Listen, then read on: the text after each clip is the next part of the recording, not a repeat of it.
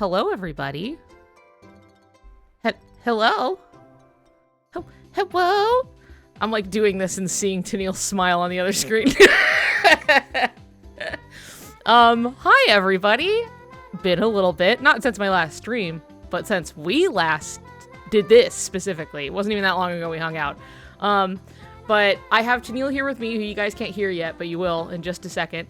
And we're finally back here to continue our Soriku TED Talk revisit, which I will swap over here so you can see. Hello! It's the both of us. Now they should be able to hear you just fine. You can speak. Perfect! Amazing! Hooray!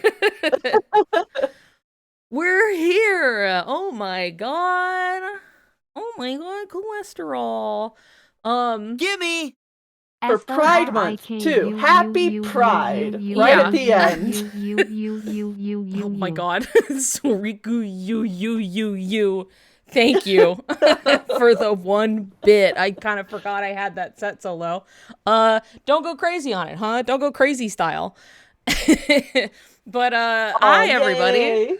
Hooray for Pride. That honestly, just so happened to conveniently work out that way. Not planned. Just like it happens to still be June, so. Pride Month should be every month. So Pride Month is all year long. Right. Easy peasy. We don't stop being gay, so it's, all the time. It's all the time. I did give in to rainbow capitalism a little bit this month. I went to Petco and they had they had a cat bed that was all rainbow, and I'm like, yes, I need that. And they also at some point, it's just like, this is for me. Yeah. They also had doggy poop bags that came in rainbow colors. Oh my god, happy Pride! Woo! Woo, Pride! I'm so happy to be gay and picking up some dog shit. Yeah, no, I get it. Sometimes you just kind of gotta. It's there and you're like, maybe I want the rainbow poop bag. I don't know. Exactly. Well, it's one of those things that were like, I'm buying stuff so that I can eventually get a dog myself. We have a dog that's here, but it's like my roommate's. It's not your dog, but. Yeah, it's not my dog, but I want a dog eventually, so I'm just kind of like buying stuff ahead of time. Yeah, like kind of whenever I can. stockpiling a little bit, yeah. Yeah, and I'm like, well, I haven't gotten doggy poop bags yet, so I guess I'm getting them now. Yeah, you may as well. If you're gonna be getting them, get the gay ones. Why not? Uh-huh. Yeah. This dog shit is gay. You were asked, do you already have name ideas? I do. I have like what do you got a list? A little baby name list? Yeah. Let's see. Where is it? Literal dog shit Pride merch. I say, I love the dino plush on the shelf. That is Groudon. Yes. Who is more or less a dinosaur, like a lava one, but, Okay. Here's some of my dog names. Starting off strong, Soriku Endgame fucking TED Talk revisit. Dog names go. So one very common dog name, but fuck it, I like it. It's Apollo. That's a cute name, though. That's just a good. It is cute. I don't know how common that is because I can't say I've ever met a dog named Apollo. So really, I see Apollo everywhere. Huh. Orion, Atlas. Cute. I'm seeing a Dion. Theme. Okay. Wolfgang. Dipper. Milo. Pepper. Piper. And there was another one I was thinking of I need to add to this list. Is Milo because is it Ryan. Thatch? That is was it another Milo one. Thatch? Yes, inspired Milo Thatch. Right, okay. That Milo, got it. And at that point you've got a whole list, so it's like once the dog happens, you can feel it out a little bit. Which one exactly. One hits. Yeah. Yeah, there is a theme with these names. Yeah. Well, okay, so you see the dog I would like to get is another Weimaraner, because that was my like childhood dog growing up, and his name was Cyrus. So like stars, gods. Right, okay, yeah. Yeah. I mean, hey, when it works, it works. But also Right. very sweet. Yeah. Nice little continuation. See, I have a thing of I've had several dogs or several dogs, yes, but like animals in general that just had human names. It was something my dad liked to do. And it often became like a two-parter name, but we've had dogs like Bill, Bud, stuff like that. And so then my cat before baby cat was named Ed. And then continuing that, baby cat's, like legal name is Fat Tony. So it's Tony technically. I've been wondering. Yeah, but like it's one of those things where like, we just were calling him nicknames anyway, and then one just really stuck and it was just baby cat. And so we're like, well, it's kind of just like his God-given name. This one came from the stars. The deep lore. We finally know baby cat's real name. His real legal name. It's on his documents and everything. Fat Tony. So, and it was named after some fucking randomly generated sim in like The Sims 3, I think. Oh yeah, that makes sense. Yeah. So like, there you go, Fat Tony. So it's just this continuing of like kind of like human names. I don't always do it. I've also had a dog named Paint. I named her Paint when I was like a child. That was her name. That's Paint. Cute though. Yeah, she was Let's a sweetheart. See. My first dog was an Australian Shepherd named Bear, and he was named Bear because my mom chose the name Bear because we had another dog named Bear that my dad really liked, and she kind of got me this dog as a surprise. And she figured if she named him Bear, my dad couldn't say no. Mm-hmm. That's funny. Really have to game the system. But honey, his name is Bear. Yeah. And then I had, we had a Dalmatian that we kind of rescued as foster and stuff like that. Her name was Lady already, so we just kept the name Lady. Yeah. And then we got Cyrus, and then we had a few other Wimes. We had Palace, and then Abigail, who we just called Abby. So, we've done a variety of names, and, our cats are Peridot, yes, named after Steven Universe, and then Kiki, Billie Jean, and Bobka. Babka. I like Babka. I had a cat named Squeaky, but he came with that name. And he was not very squeaky. He was a big cat. He was a big, fluffy, long-haired kind of tuxedo cat who was a real big, tough guy. He was a sweetheart, but he was very, especially because my mom would was like, oh, the cats go outside, it's fine. And Squeaky was like, this is my entire neighborhood, we're like, yeah, it sure is, but so he was a sweet guy, but it was just like, oh, who's this big guy? Squeaky. That was his name. And he loved walking across the piano, and we would always hear it somewhere in the house, and just ding ding boo, as he just walk across the keys. We're like, Squeaky's out there, he's playing the piano again today. I love that. Bitch Nugget the Infinite. Yeah, Nugget for short, and Chinese five spice. Well, my friend here also fosters kittens, and they've had some fantastic foster kitten names, because when you foster animals, you want to give them a unique name. They're more likely to be picked. So they've had names like, one of my favorites is Savory Packing Peanut. That's a really good one. Savory. It tastes so good, Savory Packing Peanut. And then usually they do themed ones, Bobka's litter was all all breads. So there was ciabatta, Texas toast. Right. I think you told me this. Yeah. Focaccia. Pumpernickel. Yeah. Pumpernickel. Gluten-free. And marble rye and melon pawn. Yeah. Also, Leary, thank you for the subscription. And brioche. That was the last one. Yeah. I like Canary's suggestion of gluten-free. Gluten-free. Somewhere in there should have been. Oh, that would have been a good one. Yeah. Just put that down. You can put that down your list of baby names for the dog, I guess, This is my dog. This is my dog. Gluten free.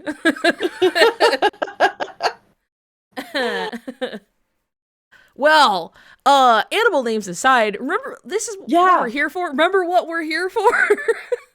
This is really the problem every time. Okay, please. So Tennelle went back through the Soriku TED Talk. I had mentioned this before, but for those of you joining us now, or even just on YouTube or whatever, Tennelle went back through to watch it, and as you can see, has a buttload of notes, an assload even, of just actual, like, down the page fucking handwritten notes after going through. Like a Neanderthal. Yeah. Yeah. Really, like, old tech style handwritten analog, if you will. But no, it has a whole bunch of notes to attempt to keep us on task, as well as just discussion points and things like that.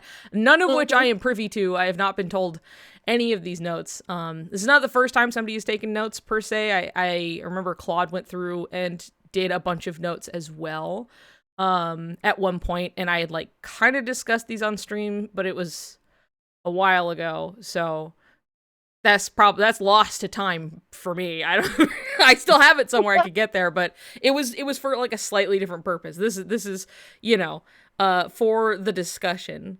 And as many people have also let us and me know that they've been like, hey, are you ever gonna fucking continue doing the Soriku TED Talk revisit? Well, here it is. That day is today. That day is now. It's right now. It's happening right this second. And we've started off really as the rest of it, which is talking about not it. So yeah, you know. The Soriku Commandments, which was a video of me going off for 5 hours off the cuff talking about. Let's see. Here we go. Yeah, the commandments. Yeah, coming down the mountain. Yeah, fucking walking down. And it was me just prattling on with ADHD really bad for a long time. And this was 5 hours at the end of like a 12-hour stream. Like this was like this. I had been going for so long by the time I did this right at the end. So I feel so like wild. I know. I was spending like once I like got into streaming stuff, I was sitting there for so long. I got a blood clot in my leg. It was really bad. To be fair, though, that was a bunch of other factors, but just sitting still for long spans of time did not help. Mm-hmm. Really kind of tipped that over the edge. So now I have to be smart and stand up and stretch my legs every once in a while, because you should do that anyway. Mm-hmm. Stamina is amazing when it comes to Take care of yourself. Take care of your body. Take care of your fucking... You only got one, okay? Don't make the same mistake. Just every once in a while, at least stand up and take a piss. I don't care. Do something. Just don't do what I did. But, anyway, I went back to check for part 2, so I'm not sure how much this will be a direct continuation of part 2, because, been a while. In fact, I'm in a completely different room in the house by the time we're continuing this, and, yeah, you wouldn't know looking. You wouldn't know. Because I put myself down here, and I just thought it'd be nice to have stuff in the background this time around. Yeah. But I also went to check to see, I'm like, how far did we make it in the video? And I saw that I had brought up the video at the start of the part 2, and then your light turned off again. And it's just gonna have to wait a little bit. Yeah. You just get to sit in the... I mean, we can still see you, but it's definitely like you're in a room and the light is off. Can technically turn this light on. Well, that's not too bad. Yeah, that's not It's terrible. not as, it's not as nice as the ring light, but it's like probably better than sitting in the dark. Yeah. This happened before stream started, so, this is apparently a reoccurring issue. My ring light has chronic fatigue, just like me. Just like you. Isn't that so fun? Oh my god.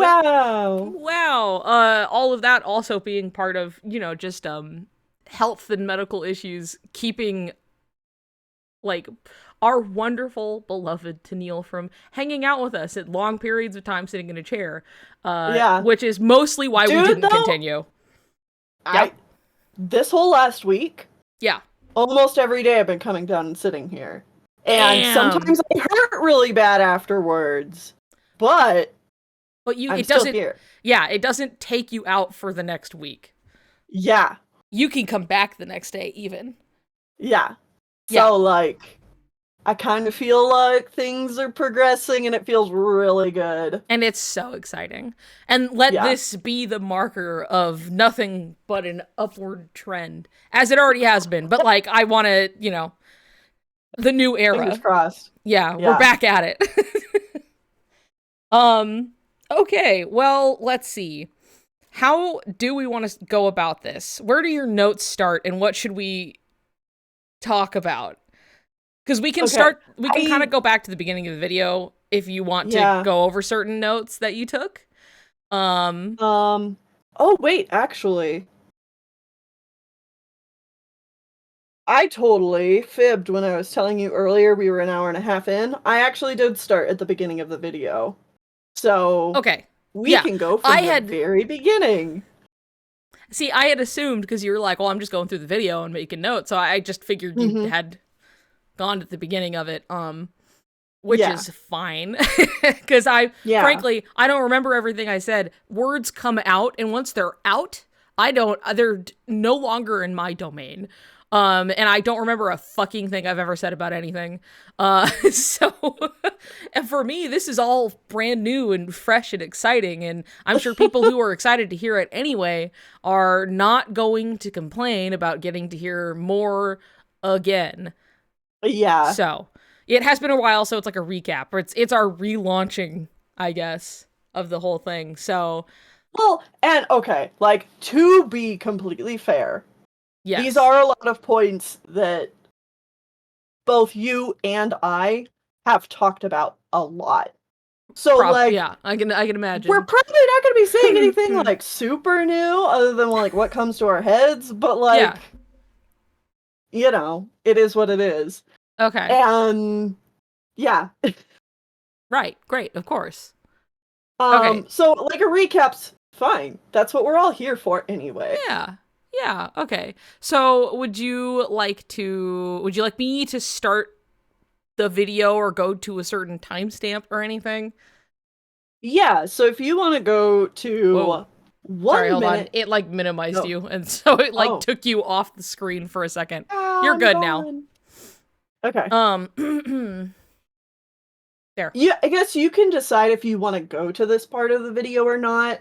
I'll just tell you, like, what's the basic talking point at that point in the video, and then we can either just, like, go off on a discussion about it there, or we can, like, go listen to the video or whatever. So, 1 minute and 35 seconds in, you talk about romance in media and how badly it's handled. Okay, yes. Okay, hold on, I'm going to test. If I click over here, why is it doing that? Why is it making you go away? Discord's been having, like, a conniption today. I don't know what it is. We've both had to restart the call, like, several times. Yeah. So, like, I'm literally just going to a different window, and then you are, like, disappearing for me. So I'm going to put you over here for a second.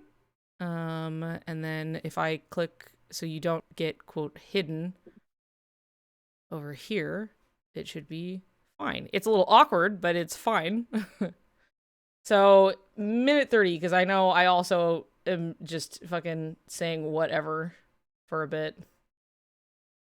Yeah, you're also talking about how, like, you would like to eventually do videos about romance in media and how badly it's handled, which is a good topic. Yeah, no, it's true. So many of these things I've been wanting to do, and then it's so on the back burner as I struggle in the flies buzzing around in my brain. So let's see. Because I mean, the whole thing will go up on Twitch, so you can watch this. The sound quality is so different. Romance in media and how poorly it's handled. And just Soriku and what I had coined as the traditional test. Oh yeah. I have this still playing. I'm surprised. It's probably because it's so quiet that I never got, like, flagged for this. I know, right? say 2 characters or whatever, anything of, yeah, I think this works say it's a same-sex couple of the same gendered couple, like, anything that would be gay. And if it was just like, now it's a cis het normal ass relationship, and then suddenly it's like it seems like a legitimate like pairing or like possibility, is like, okay, look, if you can turn, like, if it's like 2 dudes, one of them's a girl, or 2 dudes, and you turn one of them into a lady suddenly, and oh my gosh, now it seems so much more legitimate. It was probably gay to begin with. If it seems romantic in this other context, is there a way we can make it so that I can hear the video as well kind of at the same time? Yeah, because there is a delay for you. Well, because like I don't have the stream on, because otherwise I'd be hearing double of us. I see. Let me see. Yeah. Because I can screen share on Discord, but remember what happened last time? Let me see. I might be able to, like, fiddle with it. Everybody, give me just a second. I can also have the window open and go to the timestamps myself. I just don't want to lose where I am in the video, but that's also kind of irrelevant, like, because I have timestamps written down, so, like, I can go to where I was anyway. Yeah, give me just a second. As it, of course, shows me selecting my, But then, of course, it wants to show all of this, so it's just that again, and I'm gonna not do that. Hold on. It's okay. I can have the video up on my side, too. Yeah, well, hold on 2 seconds. I'm getting it set up! Give me a second. Oh, okay. Let me... It's been so difficult today, and I don't know why. Just Discord being Discord. Yeah. And it, like, won't show the meta for the revisit. The revisit. Show them, and then show... Oh my goodness.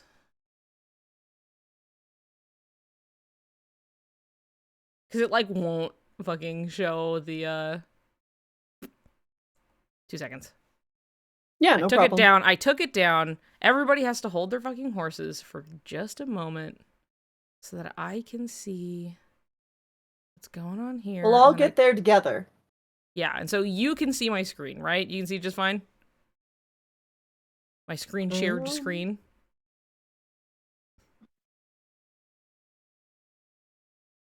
Yes. Okay. And if you have that, yeah, then I pop you back out. I can move you over here like I had you. And then I turn this back on. Hooray!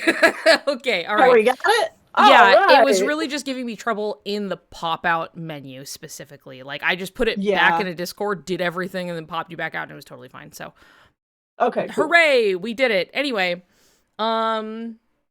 so, yeah, here I was talking about the traditional test of just, hey, if you swap any, like, 2 male characters and you swap one of them to make it, like, a cis-het relationship, then suddenly, wow, but that's romantic, but the other way. You know, that's like, well, maybe we should reconsider why we think one is romantic versus the other setup. It was probably, gay from the start, so... I think this is pretty relevant because I actually just recently watched, I'm thinking someone in like your Discord server recently did a video essay. I saw a recent video essay that came out anyway. Yeah. And someone did it. If you're here, I'm sorry I don't know your name, but it was very good and I liked it a lot. But I noticed that a lot of the comments, basically the main thing that... Sorry, really quick, was it the Compet one? Yes. Okay, if they're in my Discord, they're fucking really sneaky about it. But otherwise, they are not. But we were talking about it in the Discord, which is part of why that came up. But anyway, I haven't watched it yet. But please, do go on. So they went through all their points, and it was really great and everything. And I noticed down in the comments, a lot of the big, like, people who were like arguing with it The were dissenters. like, yeah, we're like, why can't two guys just be friends anymore? You know, it was a lot of that. And Right, of course. It's just one of those things that you always just want to clap back at them and be like, why can't a boy and a girl just be friends anymore? Right. It's also, there are two things. There's the one that doesn't actually happen. Actually, I'm going to say three things. There's one that doesn't actually happen. Two, please show me examples because I would love to see them for my own personal enjoyment. Where are all of the guys who were friends who turned gay in the story at? Like, can you point me to them? And then where are all the canon instances of this happening? You yeah, should at least be able to name 5 if this is like such a quote unquote problem. yeah, exactly. And then 3 is the like, okay, then why can't just a guy and a girl be friends, like, and like just be friends? Because I always think of the tweet that was like, every time I see somebody under some gay fan art saying the classic, why can't guys just be friends anymore? I always think of the, you know, it's just like, oh, why can't like a guy and a girl be friends anymore? Except for my thing actually happens. Like, this one actually is real and happens constantly, to a point where entire stories will get ruined because of the, like, forced need to pair people up at the end of the day, because boys and girls simply can't be friends. It'll always lead to something more, a la Persona. Persona 3 specifically, but, like, that general sentiment as well. It's fucking exhausting. Not to take away from the original point of, people always bring this up, but it is always trotted out in this bad faith argument of, P3 did this. The director at the time, he's no longer a part of things, but when he was questioned about, hey, all of the social routes with all the girls, they always lead to dating. Like, you can't fill out their social rank or anything without it leading to romance. And that was pretty much his sentiment of, well, boys and girls can't be friends. Like, they can't just be friends. Like, it will always inevitably lead to romance, kind of a thing. And it was like, here's a guy who's never had a friend, who's never been, like, friends with a woman in his life. Woo! So I always just bring that back because I'm like, oh my god. Holy shit. Well, it's funny you say that, because one of the comments in that video was also someone quoting that C.S. Lewis quote, where it's like, you know, people who can't imagine guys having friends are and assume that it has to be gay are like basically delusional, and it just proves that they've never had friends in their life before, is basically what the quote is saying. And luckily there was a lot of people also commenting back to that guy being like, dude, shut the fuck up. Like, you really just called me a friendless loser, and you think you're bringing like some kind of reason to this debate? Get out of here. Get the hell out of here, man. But it's also something that it's just like, it's always only ever brought up in the face of like, hey, people are gay, and they always have been. So it's just like, they still are, whether you trot this quote out or not, because the quote is inaccurate in the first place. It's super homophobic, and it's also just like, no matter what you think, people are out there being gay right now. It's already happening. It's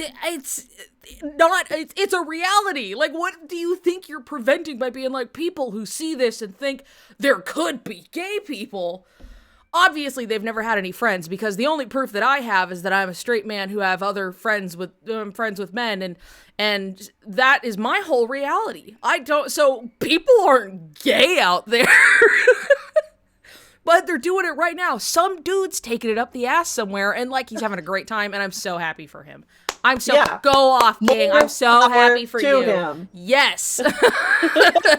So it's so silly. Like, it just doesn't mean or contribute anything. That it's like, I'm sorry, the gay people exist, and people wanting to see that reflected in virtually any media that they've ever consumed is pretty normal. It's not a tall ask, even.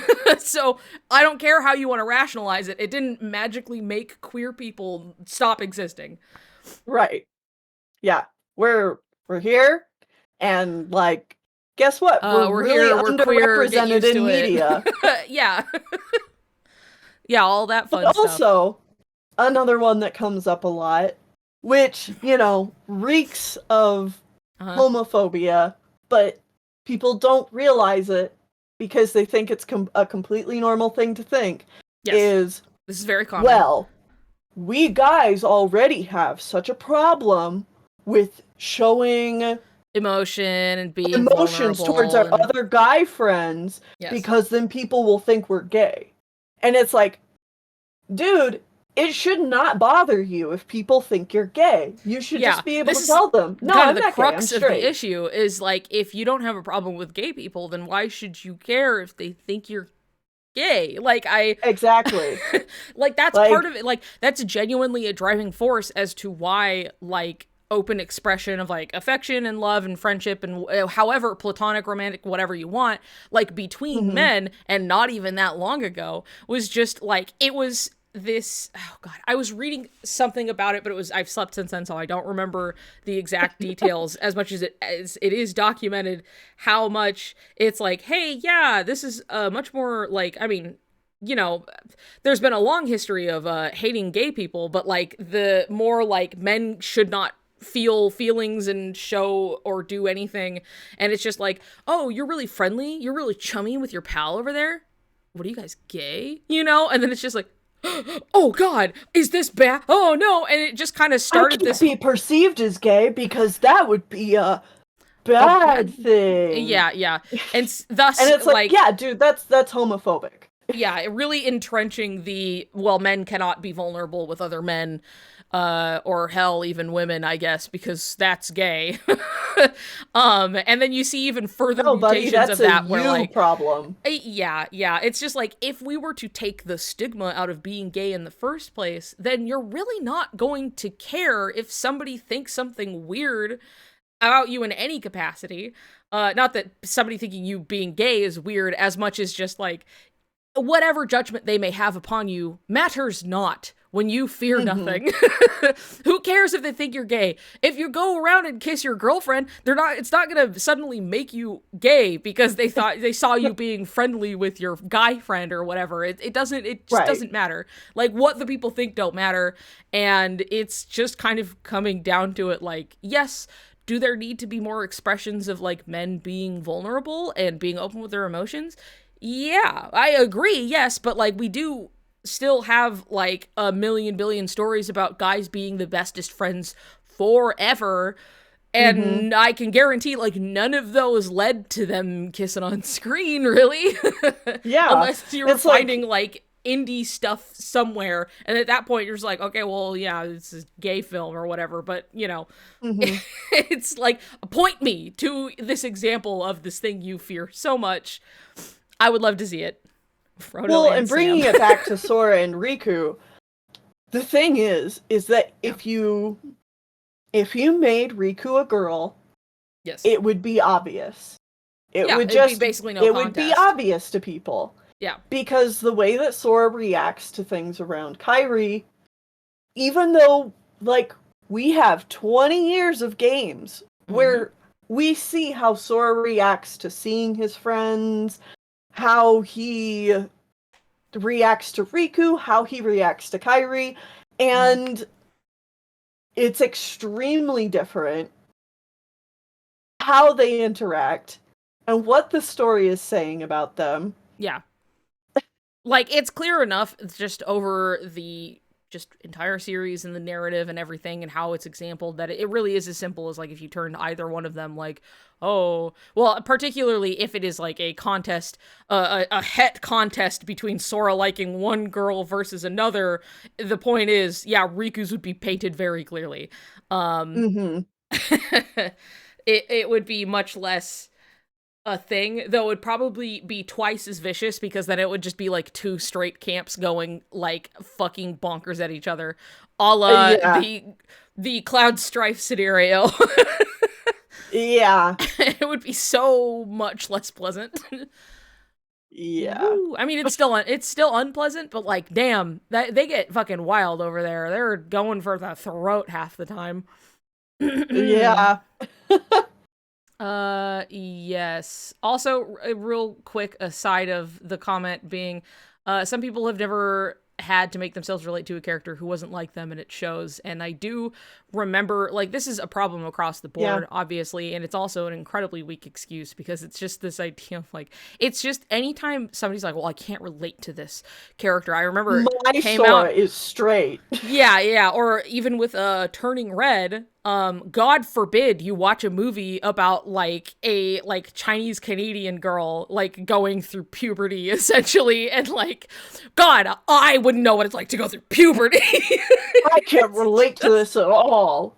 Like, it's just like, dude, okay, just have some fucking empathy. Yeah, it's like, also, you're being a little racist, so like, dial it back, man.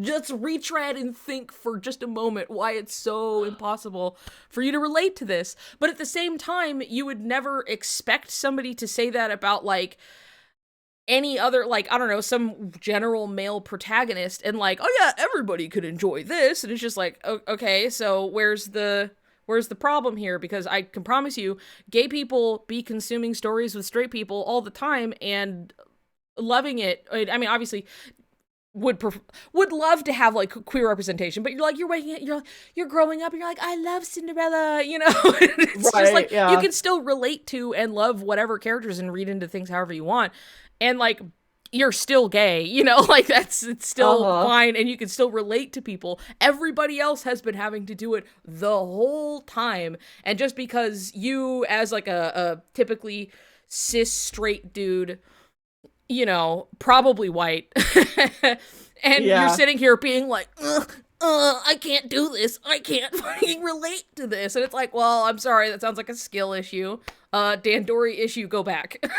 Go back to the start and try again. Hate to break it to you, but like, the whole main cast of characters in Kingdom Hearts, they're Asian. Like, yes. I don't care what you have to say about that. Sora and Riku. Yeah. They're all Asian. So. Sorry, man.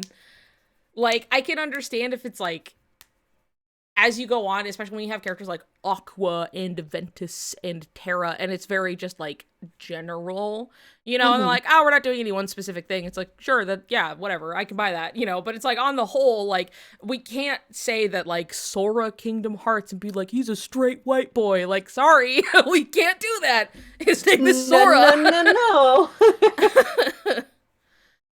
Yeah. But, have you seen Inside Out 2 yet? I have. I saw it on more or less the weekend. I saw it like the Monday after. So I have seen it. I saw it just about the same time. Wow. Yeah, but like, this is a little off topic, but just the way that everybody is now like, oh wow, Inside Out 2, it's so relatable. It's tackling anxiety and puberty, and like, this is so new and bold. And it's like, you mean the way that a lot of animated films have been tackling this exact storyline lately? Yeah. Like Puss in Boots: The Last Wish and Turning Red. Turning Red, yeah. A really big one. You could even argue Luca, because it's like a coming of age. Yeah, yes, for sure. And here's the thing, it's like, I think Inside Out 2 is pretty good. Like, I thought it was a totally serviceable, good movie. I had a good time. You know, it made me tear up towards the end. It just felt like good to see, you know, and I liked it. But yeah, now suddenly it's like so much more general, and it just so happens to be like, okay, cool, at least like, you know, Riley is like a girl, that's nice, you know, it's not just some white boy, I suppose, but like, it's still, you know, we're only like one step to the left here. Although, that being said, I would actually love to see the coin flipped and it be about a guy going into puberty, because so much is said about like, oh, women go into puberty and they just become crazy. Right. And it's like, okay. Yeah, okay. well, because typically, like, boys and puberty gets kind of just shoved off to, like, they're horny now, you know, and it's like, that's kind of a disservice. And it's not just that. No, it's not. Of course it's not. And it's also not any different. Like, there are plenty of, like, girls go through puberty and then they're horny, and it's like, yeah, but of course, you know, girls can't be horny. So, like, you know, they're just crazy. But the boys... they're just over here busy, you know, and it's like, that's all it is, because that's all boys are crazy about, you know, and it's like... Man, come on. This hurts everybody. Like, right. Let's look into the inner depths of, like, the anxieties and stresses of, like, this young boy going through puberty that doesn't simply have to do with being horny suddenly. you know? Like, that's an aspect, sure, but it doesn't have to be the only one. In general, I am really hungry for kind depictions of teenagers, because like teenagers are so misunderstood actually, and people just kind of hate them on sight, and it sucks. And I wish there was more exploring how teenagers are feeling, so that people who are cold and mean to them can be kinder. Yes, or perhaps remember what it was like when they were a teenager. But that's something I really liked about Inside Out 2, was that, like, it really does tackle anxiety from the perspective of the character dealing with anxiety. So when you're seeing these bad choices that Riley's making, like, it's a very, you know, compassionate depiction of, like, yeah, she's doing bad things, but, like, it is coming from this place, and, like, it's just, like, this is just real. It's a very real, like... thing people go through. And I don't know, I really appreciated it. I like that it was just like, you can also do these dumb bad things and then just be like, I'm so fucking sorry, I fucked up, and then, like, end on a good note. Like, you can move past it. It's not the end of the world because of these bad things happened. You're not always going to be this evil, terrible person or something like that. It's just complicated. You're going through a really stressful time, and yeah. Yes, the sirens are fucking going crazy, so... anyway, we really went places here, but we could... I think that covered that topic pretty well. Yeah. Though we didn't even necessarily strictly talk about, like, romantic depictions in media, outside of just, like, obviously traditional depictions... boy and a girl, and then so obvious because they're a boy and a girl at the same time, but like, I know I'm probably talking about it in there again. Words come out and then they're gone from me. They're no longer a part of me, and I don't remember what I said. Well, I guess another thing we could talk about on this particular point is that like, romance in media, it is usually badly handled. So a lot of people just kind of assume that they hate romance. Nomura is as bad at writing it as every other guy on the planet. Right. Yes, where it's just this, like, it's people are used to it, so they think that romance is bad, and also people are allergic to things they deem cheesy, which is often just something that is earnest, a la something like a romance movie. You know, they think, ew, cringe, romance is bad. And then they sound like they're 16. And then they also assume, like many other things, is that it is just your typical, so common, just kind of poorly written romance because, you know, 1 + 1 = 2 or whatever, and this is just boy plus girl in any vicinity of each other equals inevitable somewhere down the line romance, even if every sign is saying, no, turn around, wrongo, you know, little Lakitu, like Lakitu is there with his little fucking wrong way sign, and they're just like, it'll write itself eventually if I just keep going, you know? So it's, as a writer, it's really easy to see that, like, okay, these are choices you would not make if you were trying to convey that there is a romance going on between these two characters. Right. Yes. Like, it's so hard to, why would you write all the games after Kingdom Hearts 2 that way if Sora and Kairi are a romance? Why would you write Kingdom Hearts 3 that way if Sora and Kairi are a romance? Why is Kairi, most likely, not going to be that important of a character in Kingdom Hearts 4? Like, that's just bizarre beyond reasoning with. Yeah, that's something where it's just like, how did this guy get to make this many games, like all these games, and yet, like, granted, and no one plenty was of people like, who are hey, total what hacks, if we did this instead? Yeah, what if we just kind of like course correct? And he's like, no, full speed ahead. Yeah. We'll bring her in later when we remember, But sir, you never remember. Just fucking floors it. Yeah, I don't know. There's a point where it's just like you have to really do like total you're doing backflips, you're doing these crazy acrobatics to be like, well, even despite it all, it still will be. And it's just like, man, sir, this is a Wendy's. Like, where are you right now? Like, you're still really on this train. Like, it's okay to just leave room to consider maybe it's doing something else. Whether you think it's going to be gay or not. Like, what if maybe it's just not going to be romance or whatever? Right. We have no idea, but...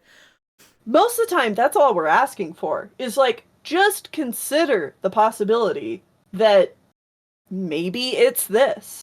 Mm-hmm.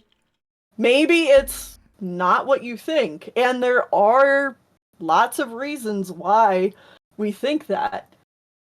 It doesn't mean that, like, that makes Kairi lesser. Yeah. It's not... To me, it's not a fight. It's just analysis. Yeah. It's I'm not trying to look at the big picture. Yeah. There's a point where it's just like, dude, I'm just looking at the story. Like, I'm just looking at the text of it. And, like, I think it's just completely reasonable to assume that maybe it's not this. They don't seem to be leaving any room for it to happen. They don't seem to be setting anything up to follow up later. And the only thing they've done is that they closed the one setup that they did have, and then they moved past it. So I don't really know. Yeah, the only real thing we have as set up for Kairi is something that doesn't even necessarily need her involvement, or really see, like, I can't really see how it would tie back to Sora's character arc, and that's just, like, what was her life like in Hollow Bastion, it's essentially just like, are we going to fill in more details of her past, or are we not? Yeah. Yeah, that's about where it's left. As far as, like, what we could expect. Like, sure, it's not saying that new things and new developments can't happen or anything, but it's just right, exactly. That'll just be, that's something that, like, what we're given, we can expect these things, and then past that is all whatever they're gonna do that we have no way of knowing about. But, like, they haven't left us many things to ponder on in her involvement in the series outside of some, like, Hail Mary, I guess she'll maybe show up later, in KH4. Wouldn't that be a dream kind of a thing? Like, what if she showed up later? Guys, what if Kairi showed up at all? It'd be like, whoa!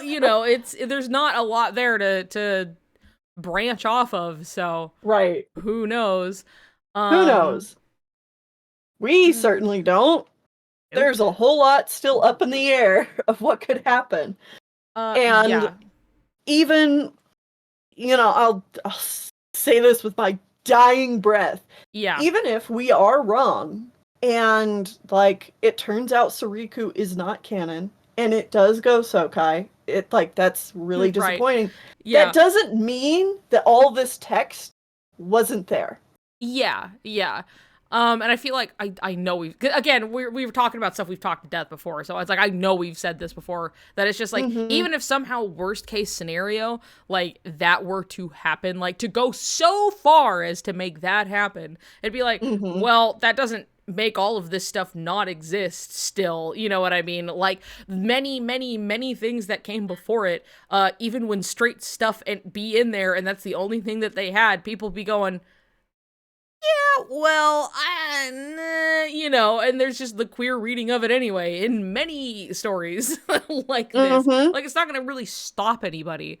I mean, it would be disappointing and also really confusing because it'd be like, damn, that's bad. You guys did not do enough for this. Yeah, this is a weird decision, but okay. But I don't even, it's not even really on the table at this point. That's just like, if it, you know, wow, if somehow that happened, like, all of this shit's still what it is, so. Which I think kind of leads still worth, like, really good into the next point. Yeah, okay. Which is at 4 minutes and 5 seconds. Okay. Riku is gay. Nice. Yes, strong start. 4 minutes, you said? Yeah. Okay. Yeah. Okay, yeah, Riku's gay. You can hear it? Yeah, Riku's gay. It's, like, core and vital.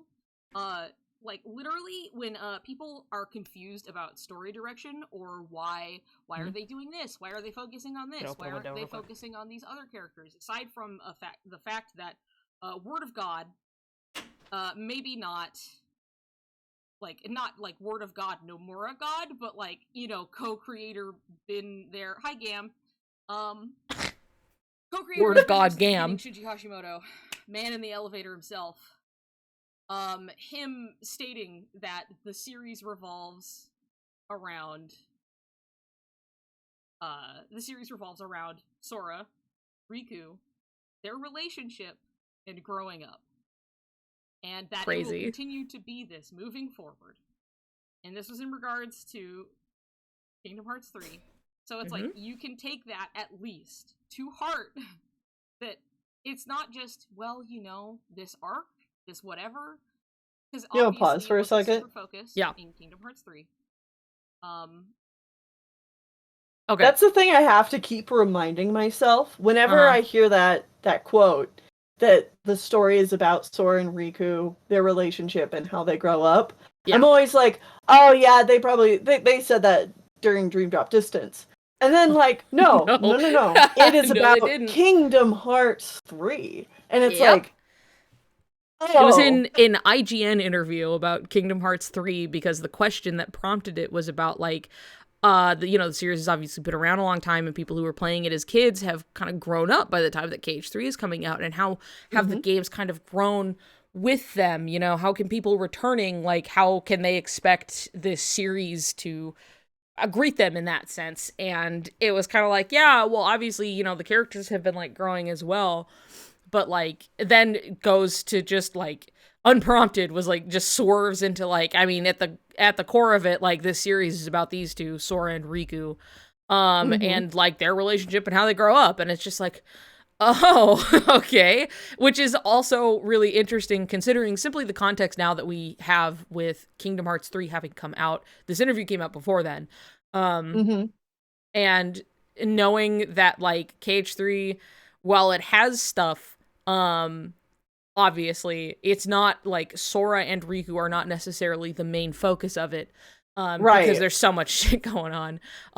But, like, to say that with your whole chest, and then we have KH3, and it continues past that to be like, all right, Sora and Riku, and you're like, oh yeah, so yeah, for real, the series, the whole series is about them and their relationship and how they grow up, which is, like, obviously, I don't have to spell it out, but the implications of, like, them and their ever-changing relationship, like, if it were simply to be about their own friendship, buddy, we made it. They're friends. They've reconciled. They haven't discussed anything, like, on the face of it or anything. Nothing, like, really, they just, other than, like, hey, man, I think you're so cool. I wish I was like you. No, man, I wish I was like you, you know, and shit like that. So they haven't discussed the things that happened to them. Something that you could never replicate. Yeah. Having you for a friend. Like, well, then I'm just fine the way I am. Because I have something you can never imitate too. Anyway. But it would have been so easy too, especially talking about Kingdom Hearts 3. For him to have said, this is about Sora, Riku, and Kairi, and how they grow up. yeah, that's the thing, is that, like, it very easily could have just been, like, oh, about the three of them, because they were kind of, like, this, there is another example of Nomura answering, like, a question, talking about, like, where he was asked kind of about the Destiny trio, and he kind of withholds from, like, addressing any one of them in particular, and just talks about, like, oh, like, you will see exactly how they feel about each other in this game. And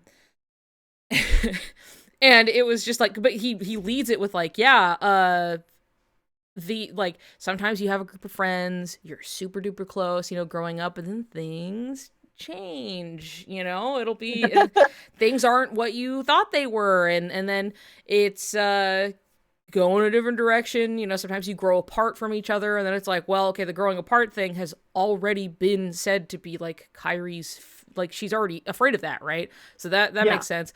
But then, like, their relationship's changing and everything, it kind of just left it to, like, okay, well, who else is this about? You know, oh, Sora and Riku and things changing, and why would we have to think, like, if we're supposed to think that Kairi is simply, she's the love interest, she's there, they both definitely have feelings about each other, why would there be any sort of reveal or needing to understand how they feel about each other in the first place when we go in? Like, what, we get it already. We get it already, right? We're supposed to. This should be obvious at this point, right? If that were the case, then, like, oh, you'll see exactly how they all feel about each other, and it's just like, okay, well, that certainly stands out as something when, I'm trying to, like, line up my thoughts here of what it is. It more or less, like, if it was already supposed to be Sokai, I don't think there would be any mystery in finding out how they feel about each other, which leans to the thing that you wouldn't expect being the other way. And I personally, you know, kind of found that answer going through Kingdom Hearts 3, where I'm like, it seems really obvious to me that Riku has feelings for Sora, that he's like, well, gonna lock this back here and just kind of accept that it's never happening for me.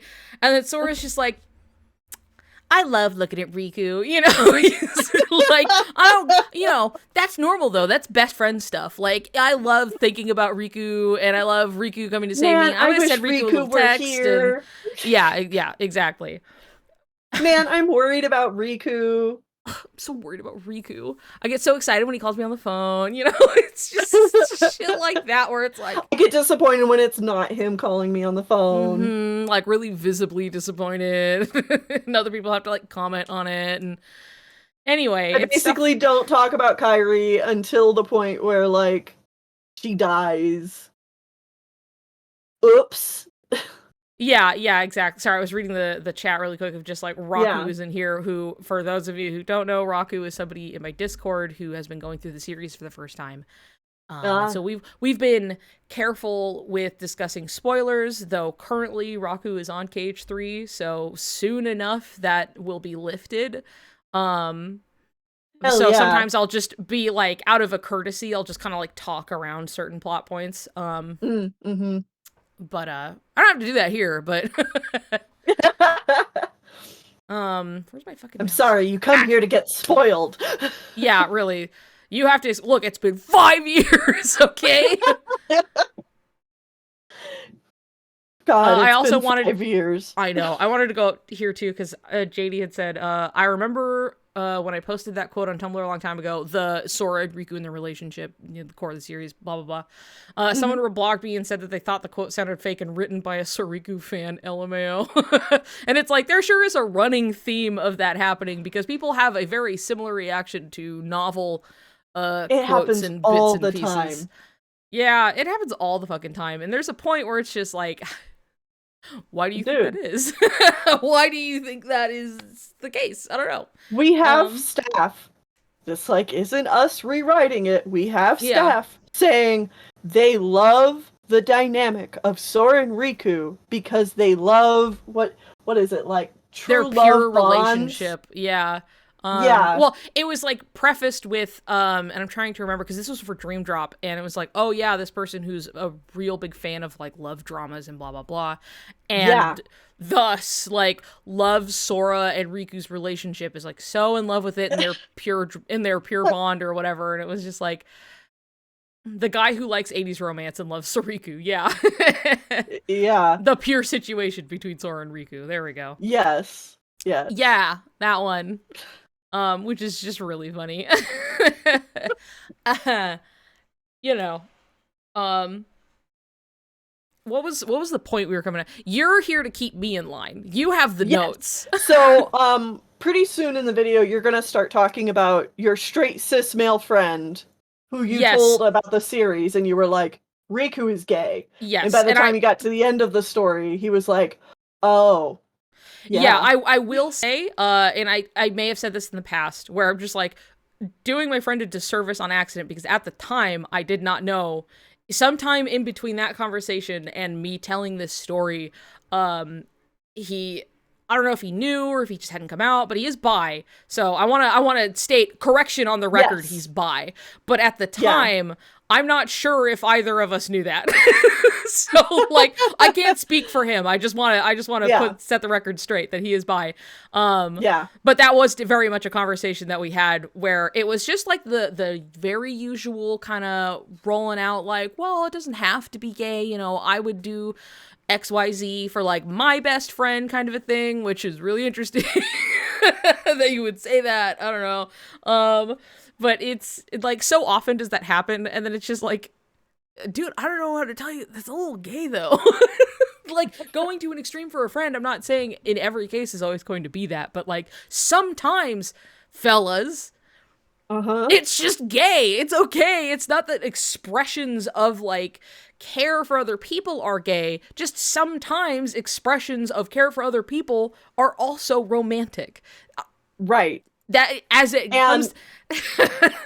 Sometimes it just is gay. Sometimes it is some straight romance. It doesn't always have to be. It's just sometimes it is. So like, yeah, it exists. It exists. Stop pretending it doesn't.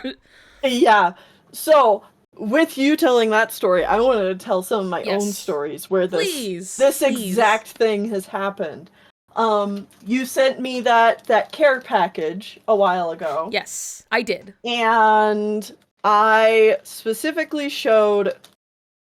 Oh yeah, okay. Please tell the story. I remember you talking about this. Yes, I showed my. Okay, you're gonna have to hold him like cis male white friend. I will. Yeah. I showed my cis male white friend who is in like he's quite a bit older. Yeah. Too. So like older generation. I showed him the gay blade. Pins. Yes. From the old Soriku Part 2 for clarification. Yes. Continue. And he basically looked at them. Fucking.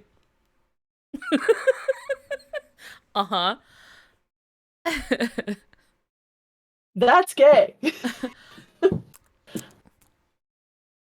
That's kind of gay. And this doesn't even have the Paopu fruit on it.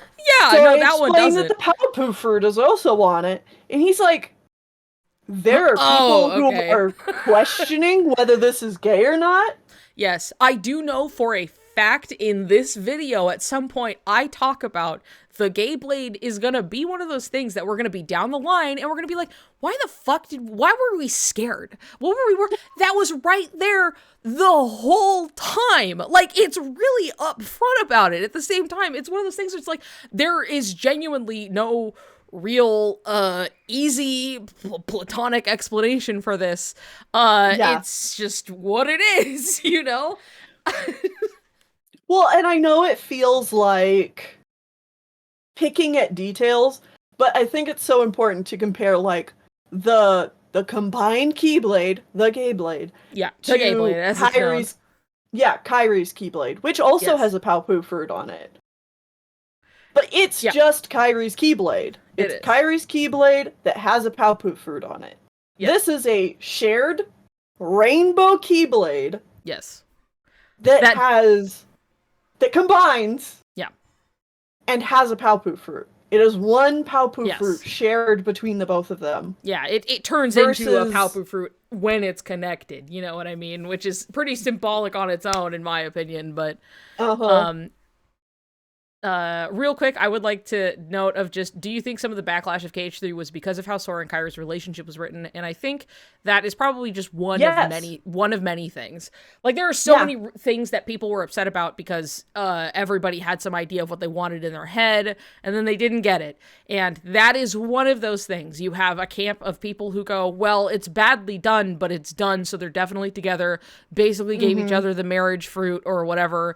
And then you have people going like, that was it? Like, some people are like, okay, it didn't happen. Why did it not happen? And then other people are like, why the fuck did it happen like that? You know what I mean? And it's just like, yeah, that is definitely one of the things people were super disappointed in. Which, if I was invested in Sora and Kairi's romantic relationship and I shipped it, that's how I would feel. I would be like, what the fuck? That's how they chose to do this? Like, okay, you know, like, you really ordered, like, a Coke and you got a Dr. Pepper, and it's like, you hate Dr. Pepper.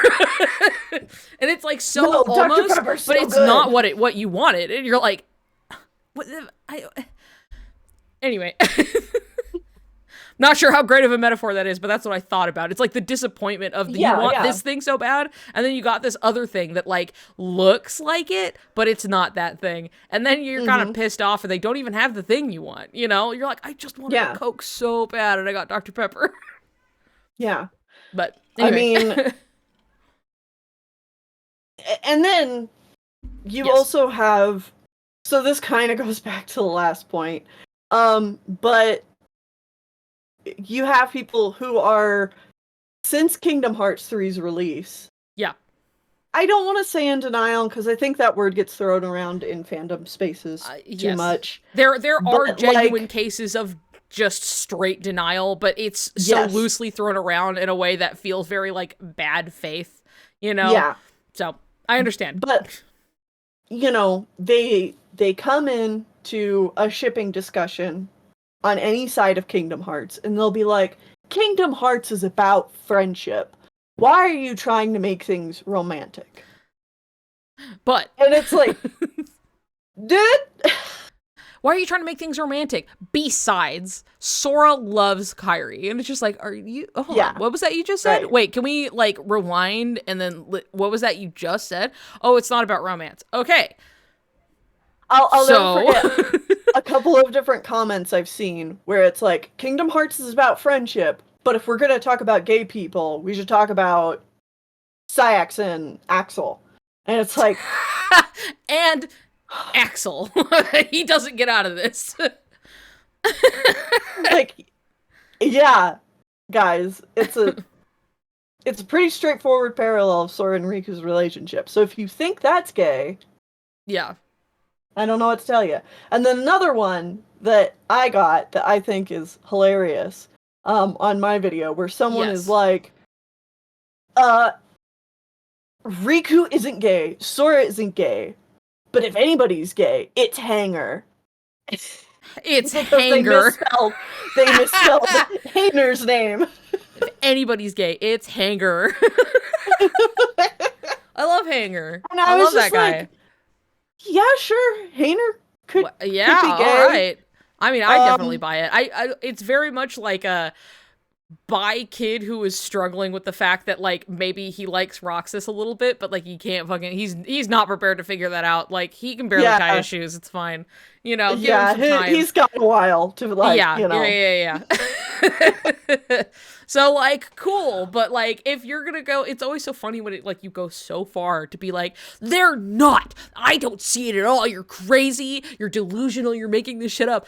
I think Sayax and Axel are gay, though, and it's just like, you're gonna fucking leapfrog over the main characters that the whole series is about to some side characters because you feel comfortable and non-threatened by them having a thing, versus this main character who it could be a mix of, like, you really like the ship, or you really project onto Sora, and you are threatened by what that might say about you, which it says nothing because he's not real and he's not you, so it shouldn't matter. But a precious baby boy. It's okay. He's a wonderful little guy, and the whole world loves him. They love that guy. God's favorite little angel, you know? That's him. That's right. Woo! But, and it's okay to be, you know, if Sora is gay, it's okay for, like, you to relate to Sora. It's okay for you. You can still relate to him, and you're not gay. It's fine. Yeah. Gay people relate to straight people all the time. All of the point, like, how long ago? I don't know. Let's say, like, 45 minutes ago. I'm taking a stab in the dark. Yeah, you can still relate to and really like a character, and even you know, just be like, "This is my boy," you know, and not be gay. It's fine. Baby. One thing that instantly comes to mind, and I think this is relevant because it's still talking about Disney, is I relate to Jim Hawkins in Treasure Planet. Yeah. Continue. I did not have a dad who walked out on me. Right. I've never been on a pirate ship. Much to your dismay. Even though, much to my dismay. But, like, I relate to that character a lot. And I think that, you know, there's a certain, like, transness about He's got some of that T-boy swag. Yeah, he's got some of that T-boy swag. He's got some of that, I also don't think he's trans. No, I don't think so either, but it's something where it's just like, maybe, let me clarify. He's got the T-boy envy. You know, he's really an example of, like, boy, the trans men want to be him so bad, you know? Me. That's me. But, like, the way that... He's got that gender. There you go. It's that gender, it's that searching for a father figure. Yeah. To show you, like, how to be a man. It's that, like, misunderstood lost boy complex, you know? Yeah, And I think, like, ultimate, like, the kind of, like... Yeah, also, like, the acceptance out of it as well. That not everybody's going to get, you know? Yeah. Yes. Like, and it's just like, you can just... Look, people have a healthy relationship with fiction and their own identity, as well as being able to see themselves in something while also not being that character, or that character being a reflection on you. Though sometimes there is, but, you know, that's just person to person. It's all, you know, sometimes you're like, wow, I really relate to this character so much. I wonder why. And then it's just like, oops, trans woman, you know, it's just like, whatever fucking works, man. It's fine. But it's just like, oh, okay, I get it. But also, I have to say that, like, I don't remember if I've said this aloud, but it's just so funny to me, but also so true in my heart, that fucking Jessica and Roger Rabbit are probably one of the most T for T couples I've ever seen. It's so very, like, come on. Come on, look at them. Yes. Look at them. It's just so funny. Anyway. Oh, goodness. Oh, is Colpin getting her special food? Special food for Colpin. Yay! I don't know what's going on. Colpin gets special food because I gathered that much at least. But... Yeah, because she's Teef's special baby. She was a foster, and Teef essentially saved her because she was very, very sick. And so as she was sick, Teef would just hold her and be like, Colpin, if you make it through this, you get anything you want within reason. I see. Right. Within things that won't kill you or make you sick. Yeah. It'll kind of defeat the point. Yeah. That's very sweet. That's nice. Yeah. Special food time. Hooray. And she's still just like this little cat. She's like a little 6-pound cat. Damn, a little tiny baby. Yeah, a little tiny nothing. baby. Uh-huh. God, what must that be like? I have a giant. Yeah. My giant 16-pound toddler baby. Just plus 10 more pounds and you'll get there. You could put him in a stroller. Yeah, oh yeah. And I put him in his little... none the wiser. Yeah, for sure. I put him in his little fucking dog harness and take him outside, you know. Yeah. God. All right. Anyway. All right, notes, man. Where are we? I actually had another reaction from a friend. Okay, please. And this is you basically... tell this. I'm putting yes. very quiet music in the background because I realize it doesn't hurt to have something. Yeah. We all like nice the background music. Yeah. Makes it a little easier to listen to. So, for those of you who don't know, the Riku is gay video was partially made in mind so that my non-Kingdom Hearts friends could watch it and understand why I was crazy. Right, yeah, that's why, because I remember you saying how much it was like, oh, you had to really address things like you were talking to somebody who just didn't actually have the source material to pull from, which I think is a good thing to do when you're explaining anything, because people often do not realize the information that they take for granted when trying to explain something to other people, which makes them bad at explaining things most of the time. So. Exactly. But continue, carry on, yes. You know, one of my friends wrote down some of their reactions while they were watching the video. And, you know, I just want to read like a couple of these because they're fabulous. Please, please. At the part where I say, please stop saying, I see them as siblings. They say, thank you, God. And oh my God, bless you for dressing down the whole platonic male friendships are so rare argument. Right. Right, yes, of course. I got caught up in the throes of, like, Cheeseland came on, music, and I'm like... Anyway, sorry. Oh my fucking God, the fruit moment, I'm gonna die. I can't believe he literally took the destiny fruit for him. What the fuck? I was like, you're like, the fruit moment, and I'm like, the fruit moment. But I'm thinking of, like, real fruit, and I was like, what? Right, anyway, you know, the Palpu fruit. Continue. I mean, I think these are funny, like, with or without context. Yeah. Holy shit, Repliku. Always trying to worm your way into my heart. Are you kidding me? Yeah. Oh my fucking God, that line is so much. The fruit moment quote. So the whole series is what was said. The whole series, the fruit moment. Sanctuaries about Sora and Riku? What the...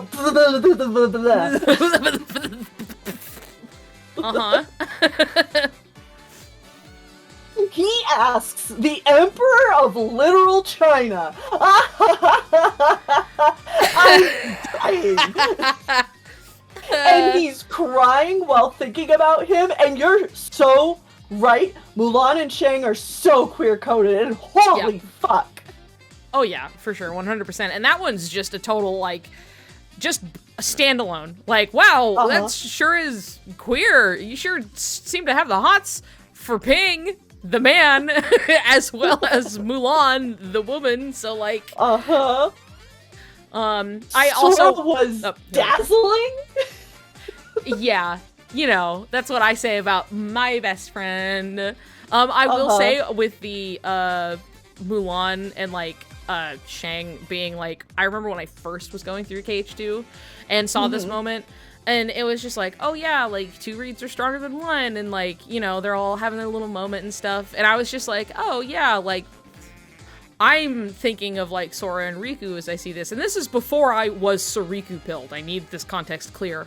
And I was just like, I'm seeing like a connection between like these two, like they're like a battle couple essentially, if you want to like phrase it that way. And then it was just like, oh, and Sora's looking, and then he starts to tear up, and he's, I'm not crying, I'm not, you know. And I was like, oh my God. Like, oh, you're emotional about Riku? That's it? Y'all seeing this?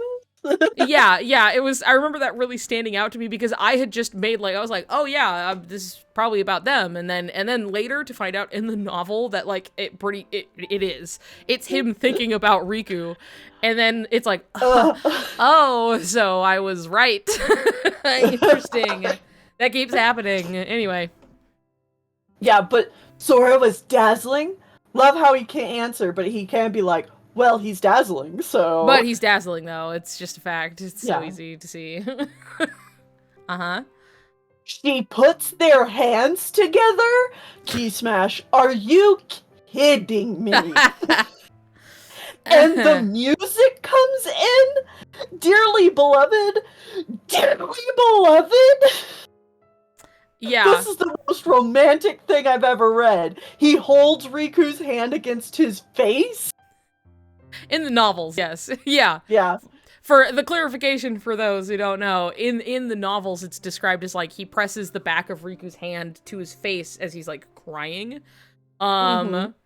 Versus just the, like, holding it and, like, I was looking for you, I looked everywhere for you. And then, of course, it goes into Sora's whole, he's going fucking through it. And he's like, I don't understand this feeling I'm feeling, but it's a lot and really intense.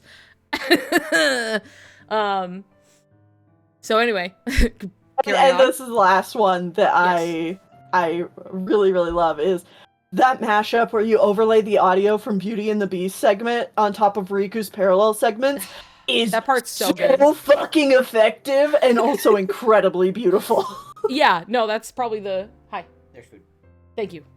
There is that's always the part that, like, when people go in and then they're like, oh my god, like that part with, like, the Beauty and the Beast parallel, the overlaying part.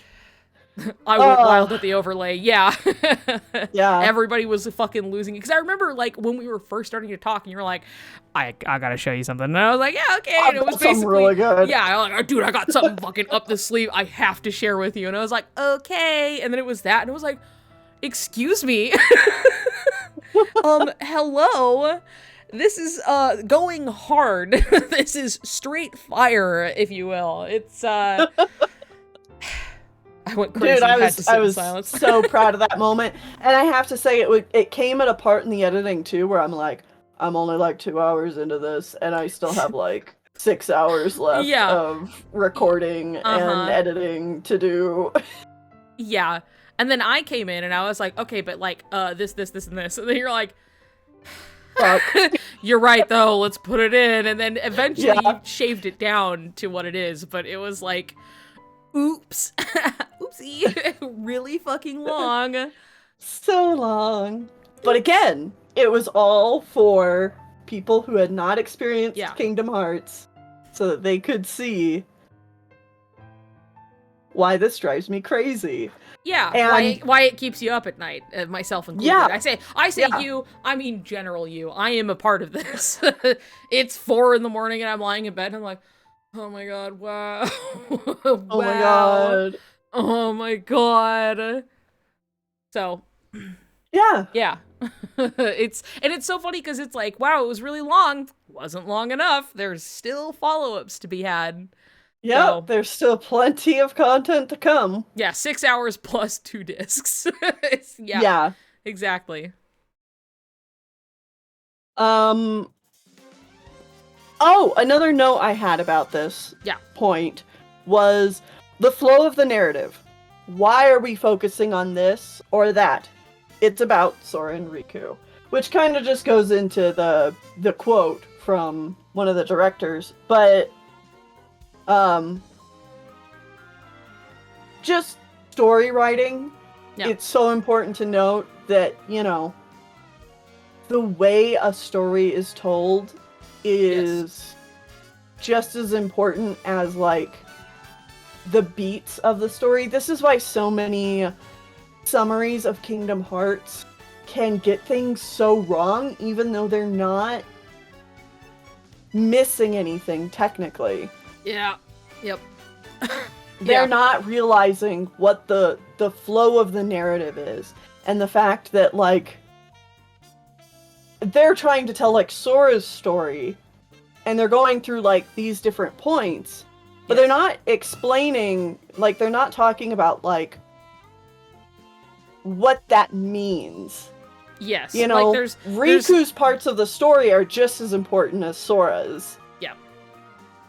Yeah, I think it's just also, like, sure, you can describe, like, the act of, like, this led to this, and this led to this, and blah, blah, blah, blah, but it's very, like, a character-driven, like, emotional story. Like, people are doing things, and perhaps, I don't know, making bad choices for emotional reasons. Like, it's just their own self-motivation as opposed to, like, and then the bad guy did the thing, and we have to stop him. You know, it's very, like, I got ripped from my world, and then, like, Riku's being a turd, and then why is Riku being a turd? Well, because he's really insecure and feeling a lot of feelings, things he doesn't know how to fucking understand, and he's feeling a lot of them right at and about Sora, and, you know, a lot of the motivation to do anything for Sora is less about fixing or doing anything for the rest of the world or universe proper, and more so about getting his friends back and maybe going home.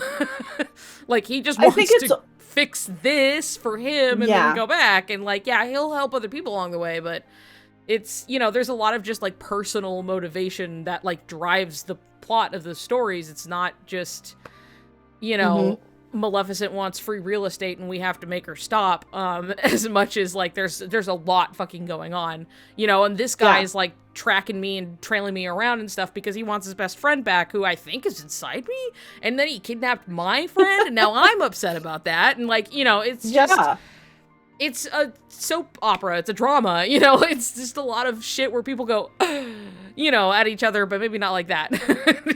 Well, and I think it's a lot of where the Kingdom Hearts is complicated thing comes from, too. Because people are thinking about the story of Kingdom Hearts through plot events, through lore, through, like, the basic stories beat for beat. When really, they should be following along with Kingdom Hearts through its emotional journey.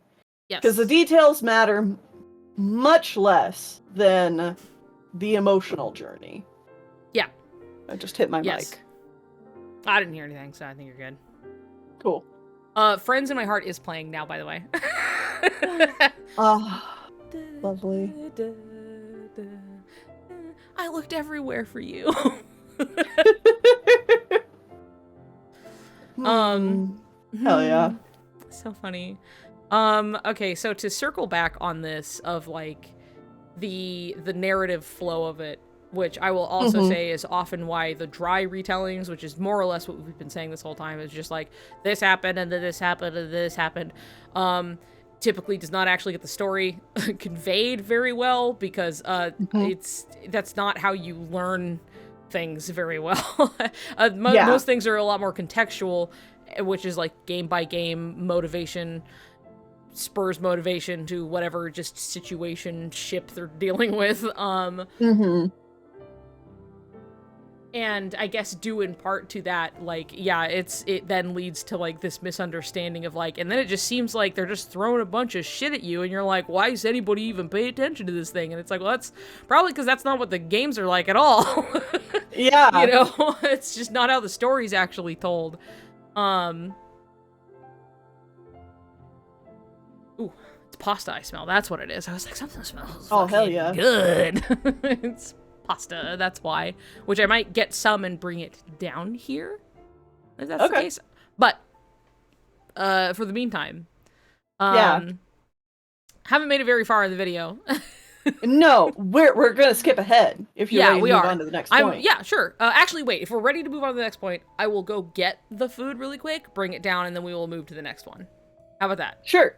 Sounds good. Sounds great. So you entertain the guests for but a moment, and I'm gonna get water, and I will be right back. Okay? Okay. Sounds good. Context matters. It's like taking KH scenes out of context and saying it's so silly. It is, because, you know, how many times, I know we've all, like, most of us have been in this situation before, where someone on Twitter, because of course Twitter is just like, ooh, you know, Kingdom Hearts is so complicated. Describe a Kingdom Hearts game in one sentence. And it's like, okay, it's a story about 3 friends who have to leave their home, and the situations that happen to them, like, along the way. And it's like, well, that's an explanation. And it's like, yeah, sure it is. If you want a one-sentence summary. Hi, I just got here. Is this video on YouTube, or do you send this to your friends individually? You want to know what's going on to Soriku. So we are just kind of talking over some points that were made in Niku's Soriku Endgame actually TED Talk. And we are just like revisiting stuff that is talked about in that TED Talk, talking about how things have changed since then, because the original TED Talk came out, I think, after Kingdom Hearts 3 came out, but before Remind. And I'm sure if Niku can hear me, they will let me know if I'm incorrect about that. But I think it was before Remind came out.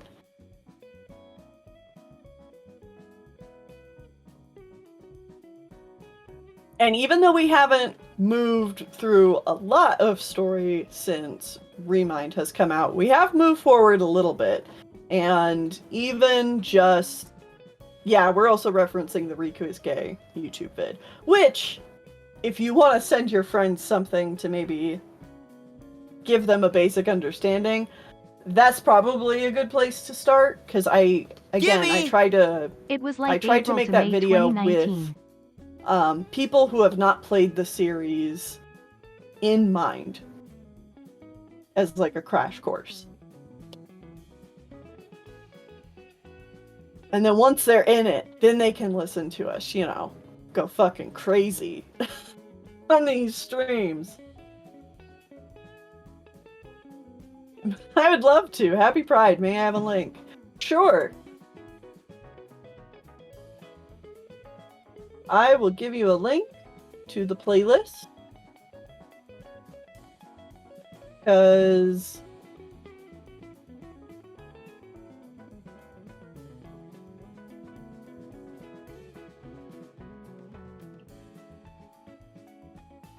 it's not just one video.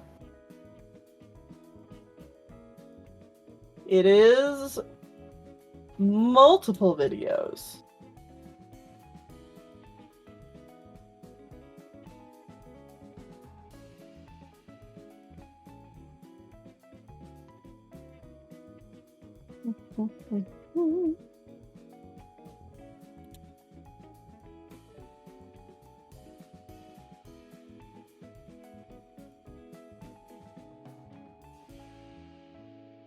There we go. The first video is very long, about 6 hours. You can watch it in one sitting, or you can break it up. It's broken up into different parts, so it's easy to get around through. So, my analysis of Chikai isn't really like my analysis. This is just like what the song is saying and what people have been saying for quite a while. Like, Chikai is crazy. The fact that they're the two separate sides of it is nuts. I had my headphones on the whole time, but I didn't really absorb anything that was being said outside of, I know you linked your video, and then you're talking just now about Chikai. Yes. I was also clarifying for people that, like, your original TED Talk here that we're rediscussing is from before Kingdom Hearts 3 came out, but before Remind. Yeah, so early. This was early on. Yeah. Yeah, as the title, you guys can't see it just because I have Tennelle's just over it.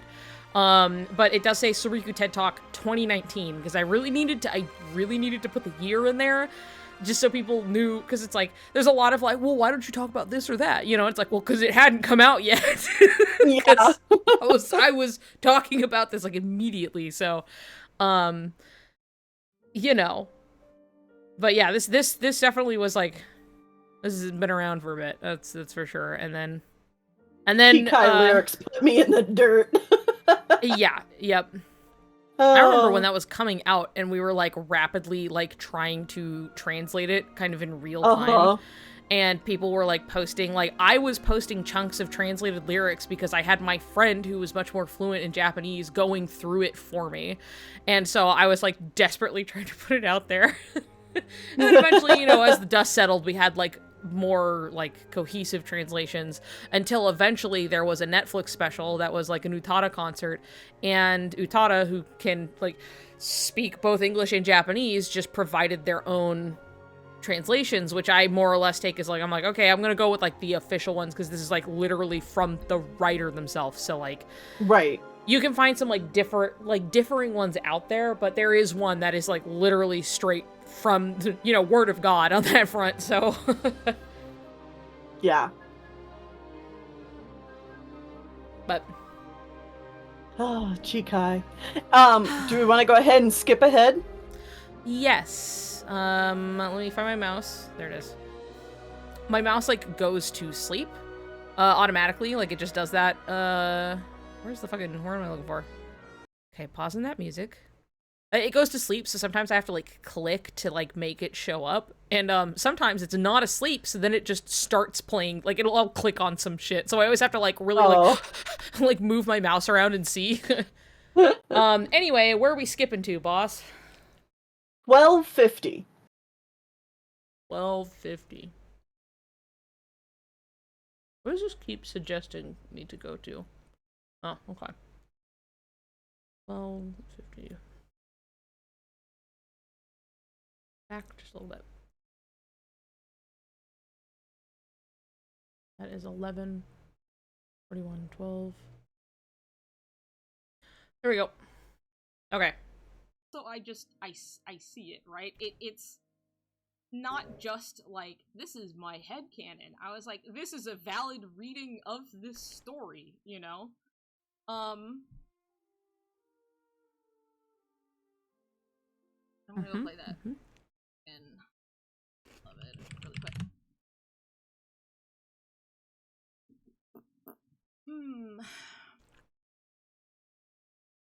Great. Strong start. Good job. Mm-hmm. Go on, me, whatever I'm gonna say. The Dearly Beloved that plays on the PS4 Pro, the Kingdom Hearts version. Oh, you know, no. the big fancy Kingdom Hearts PS4. Yes. It's the same Dearly Beloved that plays when Kairi's writing her letter. Uh-huh. And it's like so beautiful and wonderful, and I love it. But like, just as it kind of gets past, there's a part where it very distinctly has like specifically Dream Drop, like Dearly Beloved. Okay, hold on. Bits in it. So since this has happened, we got the soundtrack, which took like over a year after the game coming out to even get the soundtrack. I remember we got it just before the DLC came out, so it wasn't over a year. It was like just a little under, I think. It came out just around Melody of... No, wait. When did it come out? No, maybe it was over a year. I thought it came out around Melody of Memory, and that came out after Remind. Because that was later in 2020. Closer to like the anniversary event? It was either just before... It was around some event, so it was either just before the Remind DLC came out, which I think is more likely. Either way, the soundtrack has come out now, okay? And so then we got actual, like, track listings and all of this stuff, which provided some very interesting names for things, and we did get this Dearly Beloved, and it's on the soundtrack, and you can hear it, and it's like Dearly Beloved, like a forest memory, I think. It's a very beautiful rendition of Dearly Beloved. And it was... I have to remember where this was said, or at least I would like to find it at some point, but Shimomura did talk about it directly, being like, yeah, this is actually the first go at Kingdom Hearts 3's Dearly Beloved. Like, this was the first one, and then they scrapped it and made the one that we have. But it was fully composed, and it was very beautiful, so they found a place to put it in anyway, which is funny, because that's very much how, like, the first Dearly Beloved came to be anyway, that like Shimomura had made it, and it was like, wow, this is so great, but we don't know where to put this fucking thing. Now let's put it on the menu screen. And so she was like really happy that it still got to get used. You know, it was really simple, but it was pretty, and she liked it. And then, you know, it's dearly fucking beloved, and it became like the song for the series. It's the title screen music. But it's very notable that, like, this song that was used in that cutscene, and you only get so far into the song because the cutscene only lasts so long, but there is a full song of it. And we did finally get a taste of it when it was in the, like, PS4, like, menu, for, like, what was it? I think it was a special theme for the PS4 that you could get that played this song, and we were like, oh, it's that one song from that one cutscene, and then it goes on to the whole thing. And so hearing the full version of it, and then later finding out that it was like, oh yeah, that was the song. It may have been before, it may have been after, it was somewhere around there, right? That was like, okay, this is when Shimomura was like, that song, that was the first KH3 Dearly Beloved, and then we ended up going with something else. Like we had to get rid of that one and make a new one.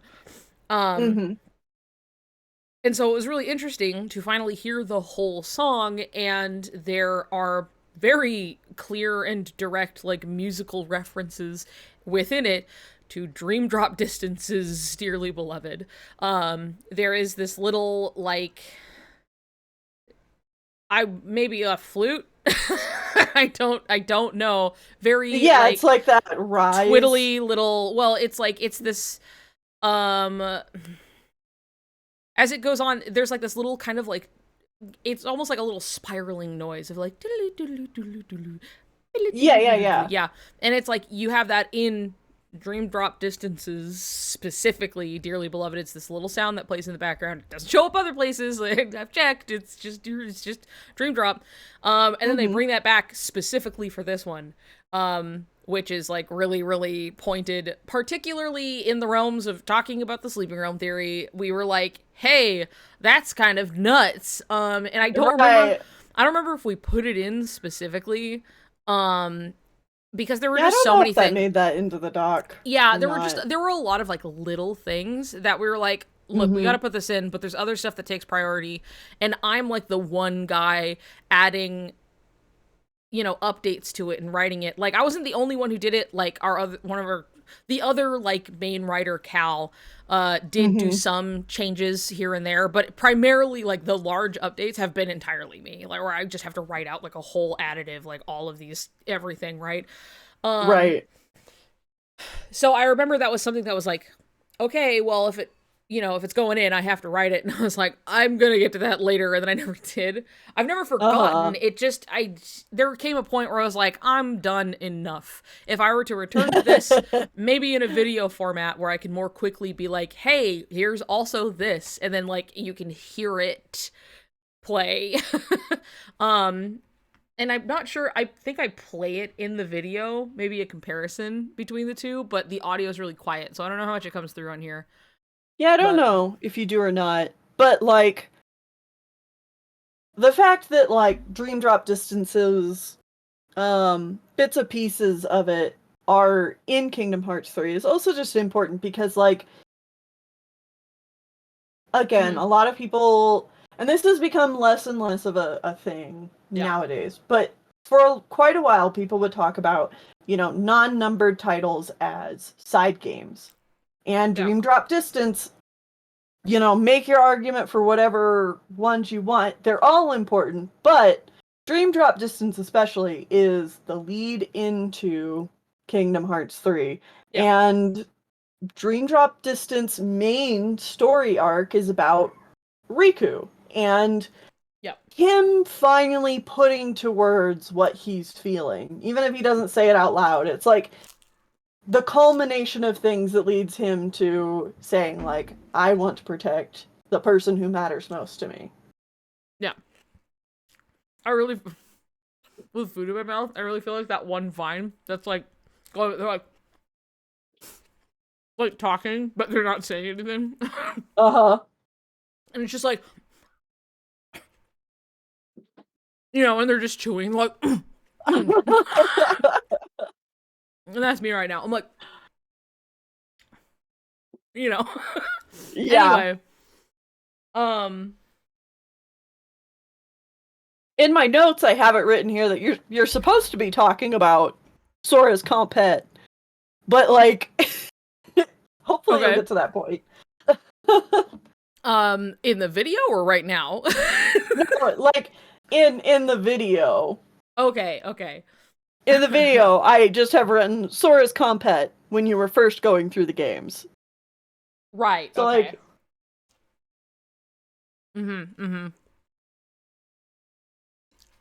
Let's see. And like only that, only Dream Drop, and you'll hear it. I'll point it out. Yeah, I think I bring it up as an example. Me figuring shit out in real time. It'll go, and I think this is part of the reason I started putting the chat on my screen, because I would talk to people, and then I'm like, I don't know what the fuck anybody said. I can't see. So now you guys get to be immortalized in my videos. Damn. Yeah. Okay. Anyway,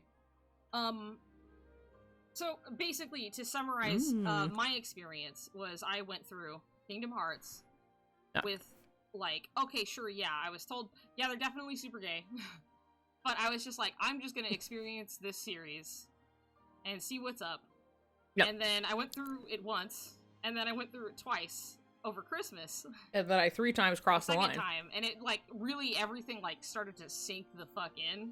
Yeah. And,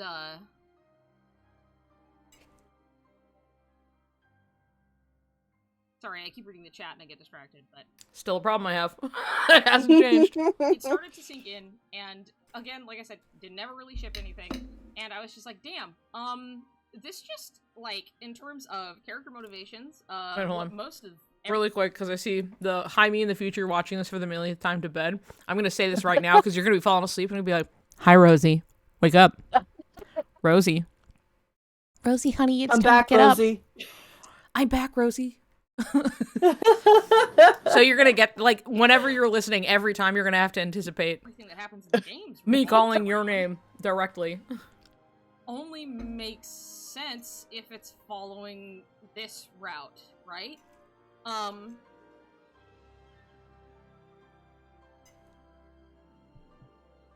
And I'm just not really...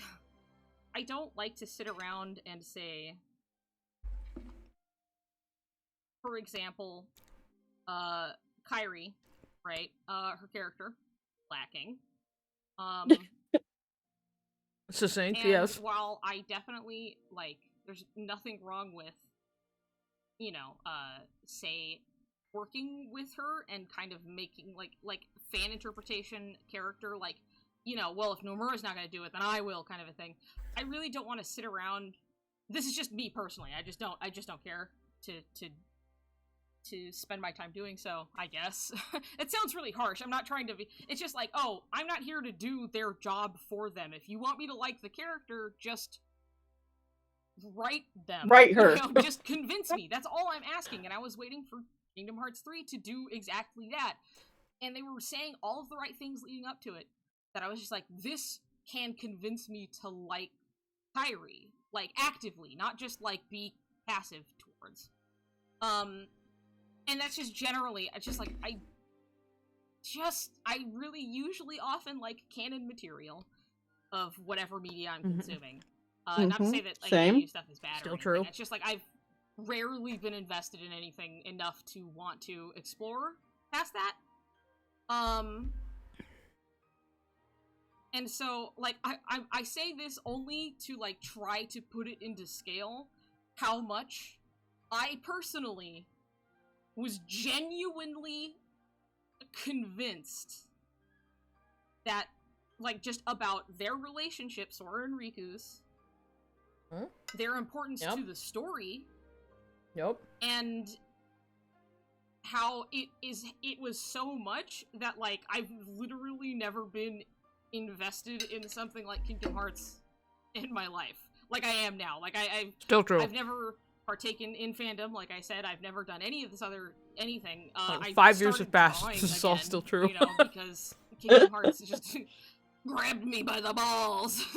Pulled me in. That and my brain started working at the same time. So, I'll chalk Yeah, me 5 years ago, I'd say the same thing. But, it's been like if you want to pause it. Now of just straight Kingdom Hearts the whole time. I don't think it's changing anytime soon.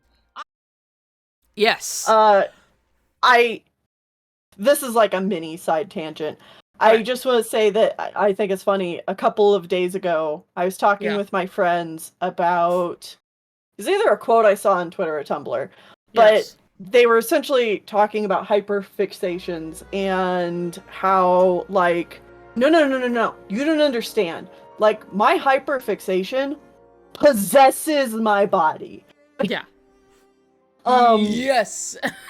Yeah. And so I was talking with my friends about it, and, some of my friends were like, oh, I have things I really like, but I don't ever feel, like, possessed by it. Mm-hmm. And then another one of my friends was like, oh, yeah, I feel the possession. And I was like, right. Yeah. And I'm like, I have, like, 3 obsessions. I have Kingdom Hearts, I have my Clouded Moon story that we're working on, and, like, Baldur's Gate. And, my brain Baldur's will Gate just, as a whole, yeah, my brain will just, like, swap from one... The water wheel is fucking... hyperfixation to the other. And it's, like, just a continuous round of one of them being the only thing I'm focusing on. Yeah. Yes. Yeah, no, I do have to say that it's been 5 years since this, and even then it had been at least probably over a year at the point of this video when I was making it, that I had, like, been into Kingdom Hearts, and then I was like, I am thinking about it every single day of my life. How far is this going to go? I've never, not that I was like, it should end soon. I was just like, I've never really been here, like, so thoroughly before. So, like, let's see what happens. And I'm like, I'm literally, like, surrounded with, like, more Kingdom Hearts stuff by the day, and, like, physically on my desk, like, hello, me from the past. Guess what you have now? Like, you have the giant, really expensive figures, and all they do is they stand here like this all day. Perfect. They're beautiful. Yeah, and it's something where it's just, like, I have many other things that, like, I am very into and things that I like to, but it's never the same level of, like, the permanent, like, thing in the back of my brain that's just, like, and it's just, like, Kingdom Hearts back there, just, like, waiting for me to turn and look, and I go, but I'm always hearing it. It's, like, doing a little shuffle, a little dance, and I'm just, like, for a moment, I just have to be like, okay, hold on 1 second, and I turn over here, and I go, oh, hello, Splatoon, oh, wee, Yeah, yay! It's not even like it goes dormant. It's like, I'm in the middle of playing Splatoon, and I die, and then I'm like, and I'm thinking about it. Like, it's a constant, you know what I mean? Yeah. Yeah, it's like, I have lots of things I have an illness, like, and I enjoy a lot. Yeah. But, like, I was also telling my other co-director that I'm like really hyper-fixated on our story right now, and I'm getting a lot done for our story, because, like, it's the only thing I can think about. But let me tell you, as soon as I hear any goddamn news for Kingdom Hearts, it's over. Oh, yeah. It's like, you really have to get your in before it gets ripped from you, because uncontrollably, you will go back.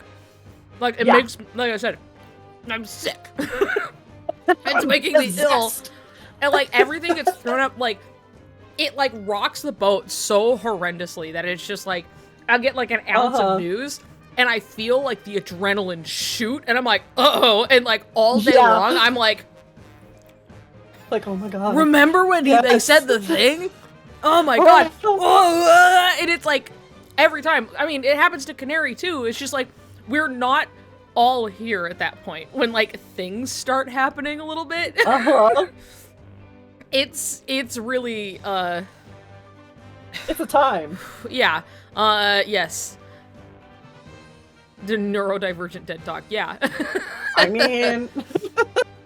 Also, Splatoon mentioned Raw. I'm like, yeah, I've been playing it, like, every day for the past couple weeks. Like, I'm like, nice, like in it right now. But it doesn't matter. It's just like, I'm playing Splatoon, la la la. Look at my phone, and I'm like looking at a picture of Riku, and I'm like, wow, Riku. Oh shit, I spawned back in, It's just shit like that. Canary's sitting right next to me. Like, she knows this is happening. She's no different. Uh-huh. So, anyway. Let's see. What's the next set of notes we're getting to, by the way? Like, me talking about Sora and Compet, I think, was where we're trying to get. And I'm like, I don't know when I'm talking about this. I'm talking about fucking Kairi. Apparently you get to talking about that eventually. Sometimes, like, I'm listening to something and it takes a while to, like, kind of get to the it's point. Like passively. So then I pause the video and I'm like, does it take a while? Yeah. Does it take a while for me to get to the point? I wonder. I feel it's funny, like, hearing this now and then, like, hearing just my own streams and stuff these days where I'm like, oh yeah, I can see how much I've just improved. Like, talking to people and having, like, stream of consciousness thought has never really been an issue for me. But I've just gotten a lot better about, like, taking note of things I was saying, coming back to, like, make my point, and keep the ball rolling without getting too lost in the sauce of my mind. So, hearing this, and I'm like, God, pick it up, let's go. Fucking God, come on, I got somewhere to be, which is right here. But, it's just interesting for me to hear, I guess. Feel the same way you're watching my own videos. Yeah, well, I mean, that's just gonna happen where it's just like you do something enough and you get better and you get faster, and this is one of those things, even if it's just me talking off the cuff, I'm even better at it now, so... Yeah. The buzz in the back of my brain that keeps telling me to check Discord for Kingdom Hearts news every 2 minutes, even though I know very well there's nothing. I know. Every time I check Discord, every time I check Twitter, it's just like, oh, someone's talking about Kingdom Hearts? Not news. No. Except for, like, what was it, like, yesterday when it was just, like, the Cage Twitter being like, oops, we just let fly every fucking tweet at once that was all different little, like, blurbs and things to convince you to be like, you should play Kingdom Hearts 2, blah, blah, blah, blah, blah, blah, blah, like, a little story summary, and all of them just being like... Tron's here! Yeah, and, like, it's so funny, because, like, who are you selling... Who are you using this to sell to? Me? Like, this is something most people, like, you're gonna convince them if you're like, The Nightmare Before Christmas is in here, maybe even a Pirates of the Caribbean if they don't know what to expect. Hey, Lion King just had its 30th anniversary. Yeah, you can do anything. But it's just, like, it's not even like, oh, like, Tron Legacy, which is much more modernized and a lot more people have seen it. It's original, like, 80s fucking Tron, right? This is, like... Not a lot of people are like, oh, Tron, Space Paradise. So, like, to use that, for those who haven't seen it, it really is just like, oh, Kingdom Hearts 2 story summary. Sora and Donald and Goofy are all together again, and they're looking for the King and Mickey, and the King and Mickey, the King and Riku and Mickey. Mickey. They're looking for them and their, whatever really small, like, plot synopsis, like, real small. And then afterwards, they're like, and there are cool worlds like Space Paranoids. Tron is here. And, like, that's it. They just ended it there. And it's, like, the only one that does it like that. And I was like, what? Yeah. And, like, Henry was like, you wrote this. And I was like, dude, I wrote this. Like, this is me being like, dude, listen to me. They got Space Paranoids. You remember? Oh, you're a little too young for... I mean, hell, that movie's older than me. But, like, Tron is here. My boy Tron is in the game. That's why you should play. Because we all love Tron. We all love Tron, the man. So, it's odd one. I don't know. But they also... It was something that, like, you have to understand it was for, like, every game entry.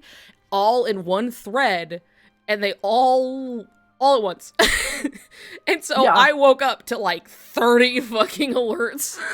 Just like Kingdom Hearts Twitter tweeted, and they're all like image files too, so I didn't know shit. I was like, what is what? And I opened it up and I was like, Tron is here! Yay! So, woo! 10 tweets within a minute. Harassment, yeah. Stressing me out. Just speaking of like, when's the next time we could expect news? Yes. I think we're really at the point where it's like we could expect news to happen at any point. Yep.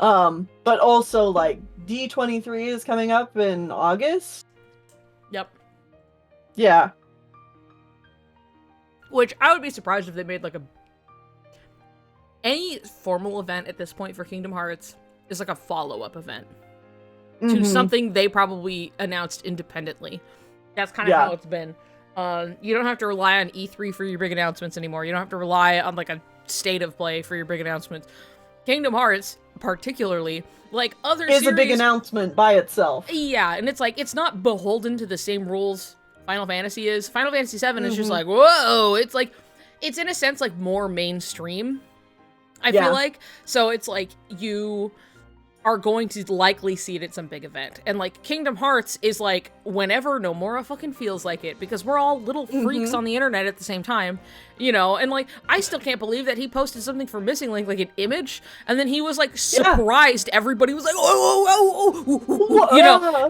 And he was like, oh, I didn't think anybody would notice. And you're like, how long have you been here? Like, you, like, also, when you leave us to our own devices, like, all you do is drop shit out of nowhere, so we're all super vigilant at this point. Like, you gotta, come on, you've set this up for yourself.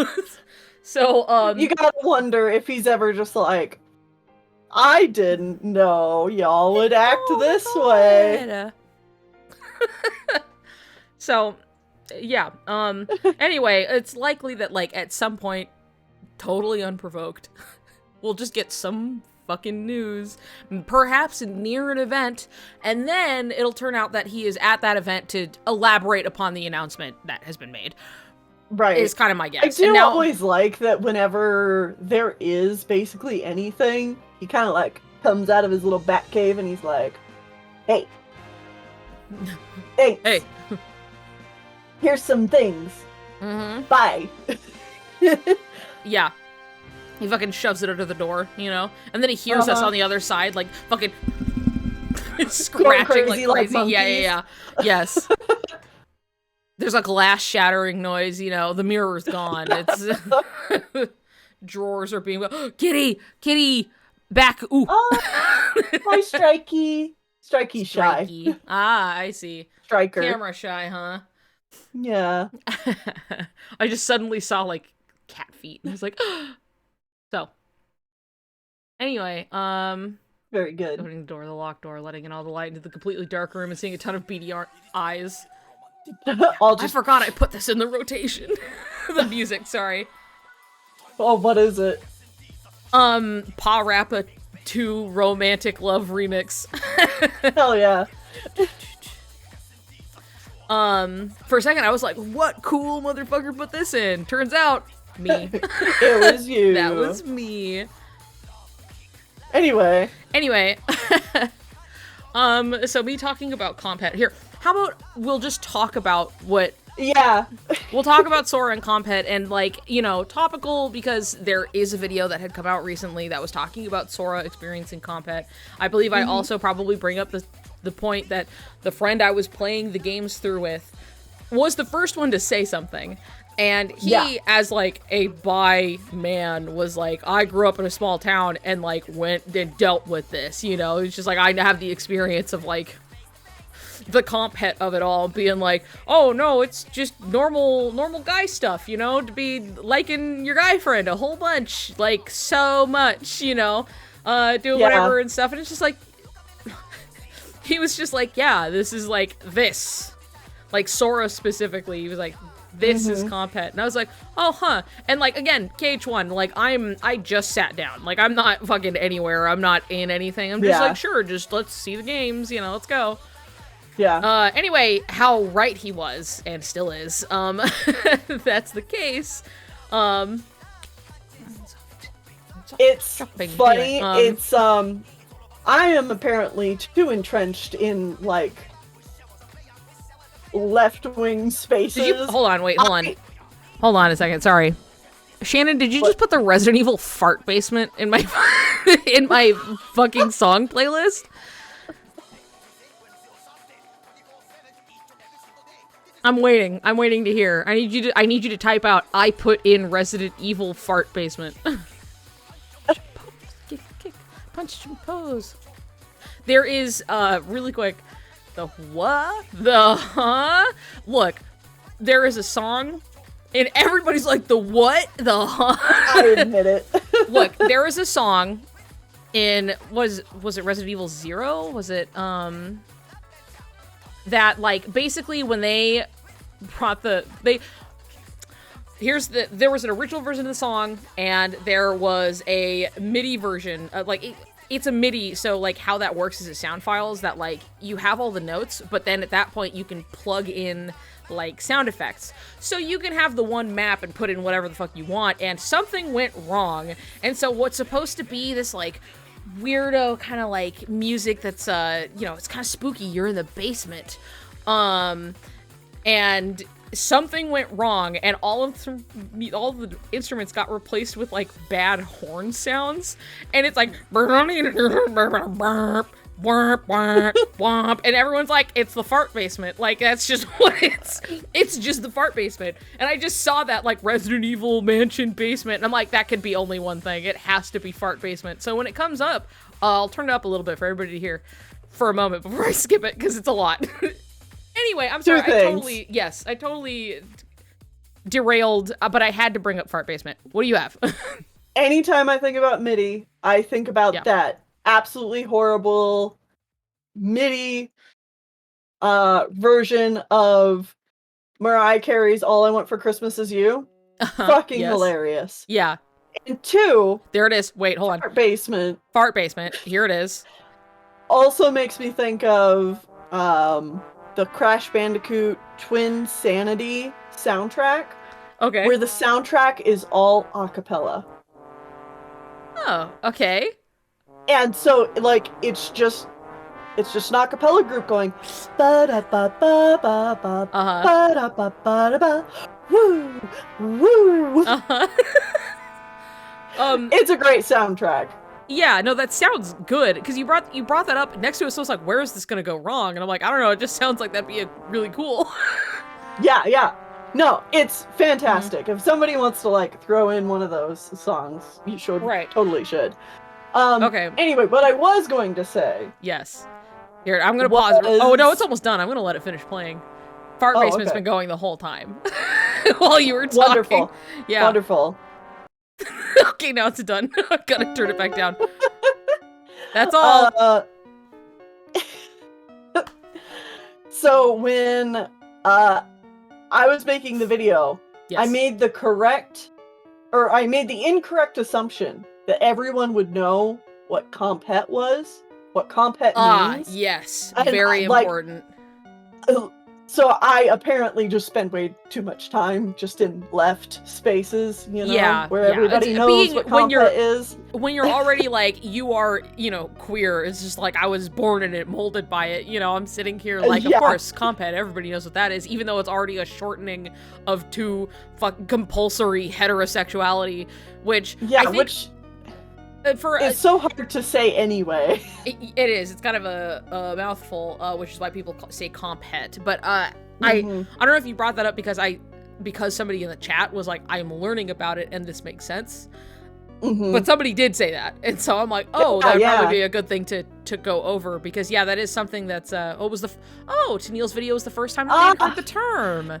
You're not the only one, because I had several people be like, compet, and so then they had to kind of, like, gain through context clues of what I was talking about. What is compet? What it was. So I don't think it would be a bad idea if we kind of explained what that is here. Yes. Just in case. Yes, which I can do that. I've done it before. So compet, as it is so commonly referred to, is a shortening of two words: compulsory heterosexuality. You may also understand this as heteronormativity, which sometimes is also shortened to het-norm, more or less means the same thing. It's this idea of being heterosexual, being straight is what is considered normal. Being cis. And being cis as well. Queer general, none of that bag. That's for weirdos. Everybody's straight and cis and also for those perhaps who do not, just to cover our bases, to be cis is to not be trans, essentially. To be cis is to be like, oh, like my assigned gender at birth is just what I am. There's have been no transition anywhere. You're comfortable with what you got going on, you're good.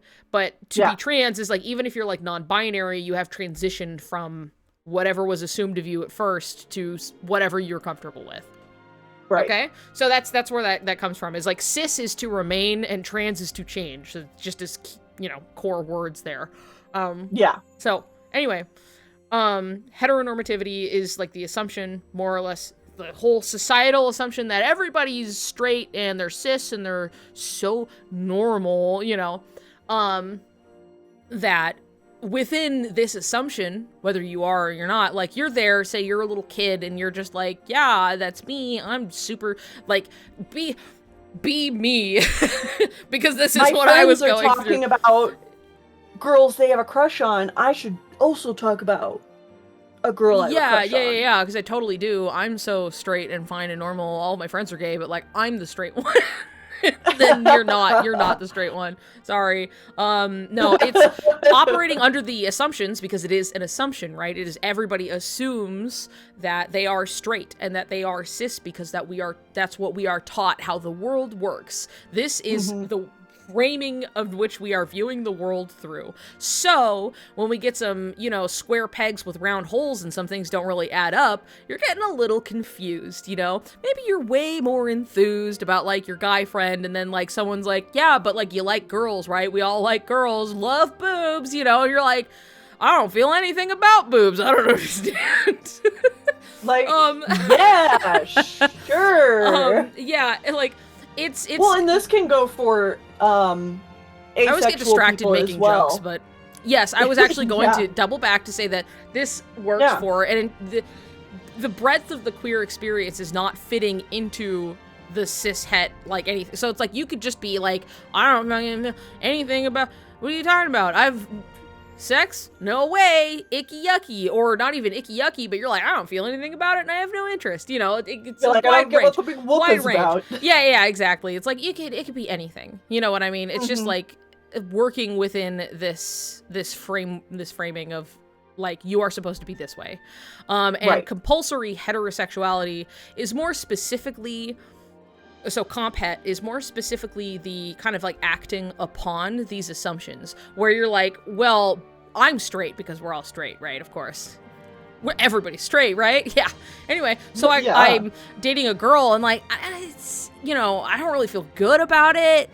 But, like, this just must be what it is like because we're all straight, right? Like, you probably don't even have, like, you even do like your guy and you really do like the girl, but maybe just not romantically. Like, well, yeah. It's like, I like this person. I don't want to hurt their feelings. This is fine, I guess. But But I don't think I'm feeling the exact same way everybody else is in their relationships. Yeah, like, you probably, at this point, especially if you're acting on, like, comp-het, you're acting within this framework of, you are straight, you like the opposite gender of you, then, like, you probably don't have the words to actually explain your experience or what you're feeling, which leads a lot of people to go, well, maybe romance isn't for me. I'm just, like, weird like that. I just don't really like, because I just don't really feel anything for, like, other people. Like, I guess I'm just different, and it's like, well, yeah, you would be right. You are different. Because you're just you, right? But, like, and whether that results in maybe you're aro, maybe you're just gay and all you've been presented with are straight relationships, and when that's all you have to reference, you're like, well, I don't feel anything about this, so I guess I just don't have any feelings towards romance in general, when it's just like, you have not found the thing that makes you go, woohoo, so, like, but that's, I feel like because again, I can't help but make, like, a joke out of it, so I'll, like, distract myself. Like, I'm the dog, you're walking down the street, and I'm like, straight line, got it, no problem, boss, and then I go and I'm, like, eating trash, and you have to pull me away, like, Nintendog style, to try to get to my point. But, as if I just I hope I've gotten the point across enough for, like, comp het and het norm is simply the framing of everybody is cis and straight. And so when you don't have anything to really explain these obviously other feelings or experiences you're having that go against that grain, and perhaps you're just still trying to go with the motions of being like, well, I'm definitely, you know, I'm normal. I'm so normal like everybody else, right? Yes. You know, great. we live in a society. We live in a society that tells you that, like, you know, you have to put part of your true self away to fit into society. Yeah. And then it's really easy to dismiss that true part of yourself for a really long time. Yes. Before it's you're really like, easy to keep going. Oh, hey. Yeah. Yeah, no, it's like usually, you know, when you finally get some other kind of information or, you know, experience or anything, and then go like, wait a second, I didn't know you could do that. Hold on. I didn't know you could kiss boys. That's an option? Oh, okay, now this changes everything, which I keep going back to this specific example because I'm thinking of Sora when I'm talking about this. But as we've explained that, like, the comp het, the whole umbrella of queer experience, whether it's just like, yep, you're like, I'm a boy, definitely a boy. I mean, I feel like dog shit all the time, and God, wouldn't it be so cool if I was a pretty lady? Like, I wish that'll never happen, though, you know, and it's just like, that's we're living in a heteronormative society. You want to be a woman, go for it. You are. It's that simple. Yeah. You know what I mean? It's anything and everything. It affects everybody negatively, including cis het people. Like, everybody takes fucking damage for this. But yeah, that's something where bringing it back around to Sora, to the point. Yeah. It's easy to look at Sora's character arc just for what it is, and if you're familiar with the concept of comp het or het norm, it's easy to see it on Sora, specifically with how his relationship with Kairi is written, because in the first game, Sora is very much being pushed into, like, obviously you have feelings for Kairi, and he's like, I do? Yeah. I guess so. You know, because Riku is there kind of pressuring him with the whole Paupu fruit thing, and giving it to Kairi. And just different, like, basically any part of Kingdom Hearts 1, it's like, well, this is the thing Sora is supposed to do, because he's a straight boy with a girlfriend. Right, yeah, or like that girl he likes. Mother 1 final boss theme. Yeah, I do know you put it in, and I was like, wait, I know this, and I opened it up, and then I was like, okay, I'm not gonna let this play through because it really is just a spooky sound for a while. So, but anyway, sorry for people being like, what the fuck is that? And I was like, what am I hearing? Oh yeah, yeah, okay, bye. Like, I'm gonna let it go because I couldn't remember if it changed, so I let it play a little bit, and then I skipped it. But anyway, yes, KH1 specifically about just it and its comp het and like going through that.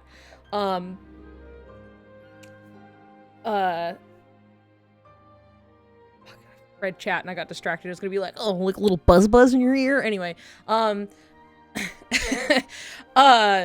anyway, KH1 comp het, but it's very much in, let's say, the ways of like, Sora is not at all really thinking about, like, it's not like Sora's like, oh yeah, like, if I would, maybe I'll share the Paupu with Kairi. Like, it's something that, like, because it's brought to him, and he has not been thinking about this at all. Like, it's very suddenly kind of foisted upon him in a way that's like, oh, he clearly wasn't thinking about this, but now that it is here, he's like, oh, I guess I should be doing this, right? Like, this is what we're supposed to do. Like, this is, you know, in the same way that, like, a lot of kids growing up be like, oh yeah, you like a girl, right? And you're like, what do you mean like a girl? And it's like, well, like, your favorite girl. Who's your favorite one? And you're like, like my friend, you know? And like, ooh, you like her, you know? And it's just this, like,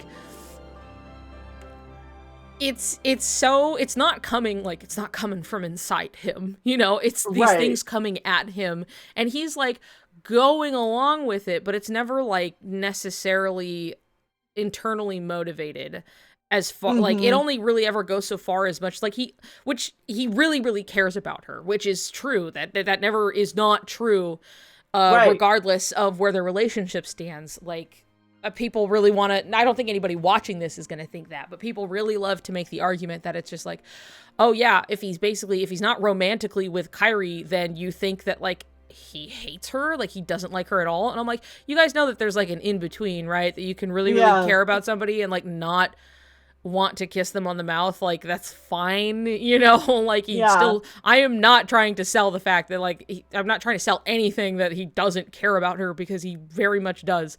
And Sora will always care about for Kairi. sure. But it's like I think that's part of what makes it so confusing for him, because he does really care about her, but then there is some element to this that's missing. Stop putting weird dog shit in here. Sorry. It's distracting. I'm trying to make a point. Which one was it? It was Sonic, what was it? Dark Brotherhood GBA, like really weirdo fucking noises going in.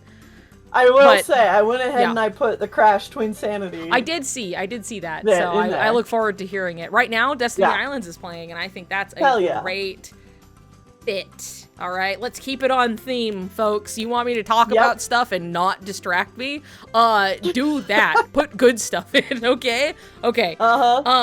Anyway, that's part, like I was saying, that's part of why it's so confusing for Sora too, because he really does care about her, but then there is that something missing that he sees it in other people, but he doesn't understand why he doesn't seem to feel the same way. And this is something that I'm missing from my Soriku TED Talk, because it wasn't out yet, because they very much continue on this line of thought in the character files. Talking about, like, it's Sora, like, ruminating on what love is supposed to feel like, which is not a very straight thing to do, by the way. Like, this is something that's, like, a little silly to look at this and be like, well, and then he's gonna go, oh, I like Kairi, duh, it's so, like... What's the point? Why would like, why wouldn't you figure that out? She basically was like making it very clear to him, like, already, like, where's the confusion here? Unless this just ain't it. This just ain't it, Chief. Like, it's where what's to be questioned when it's like the girl is clearly into you? You know what I mean? I feel like that's something that like is something I also just don't have any qualms with. I'm like, yeah, Kairi clearly like is into him. Kairi has feelings for Sora. That's not really even a question. Wherever their relationship ends up or lies or whatever, it's just that's how she clearly likes him. She wants him to like her. And I think that's even also made clear when we see her thinking about cutting her hair, and she wonders if Sora likes long or short hair. And then also goes, Riku cut his hair short. I wonder if Sora likes short hair. And it's just like... So that's a real thing that happens. The people, you read that quote, and the people who are like, I don't see how these two things are connected. And it's like, I'm sorry, you're just stupid.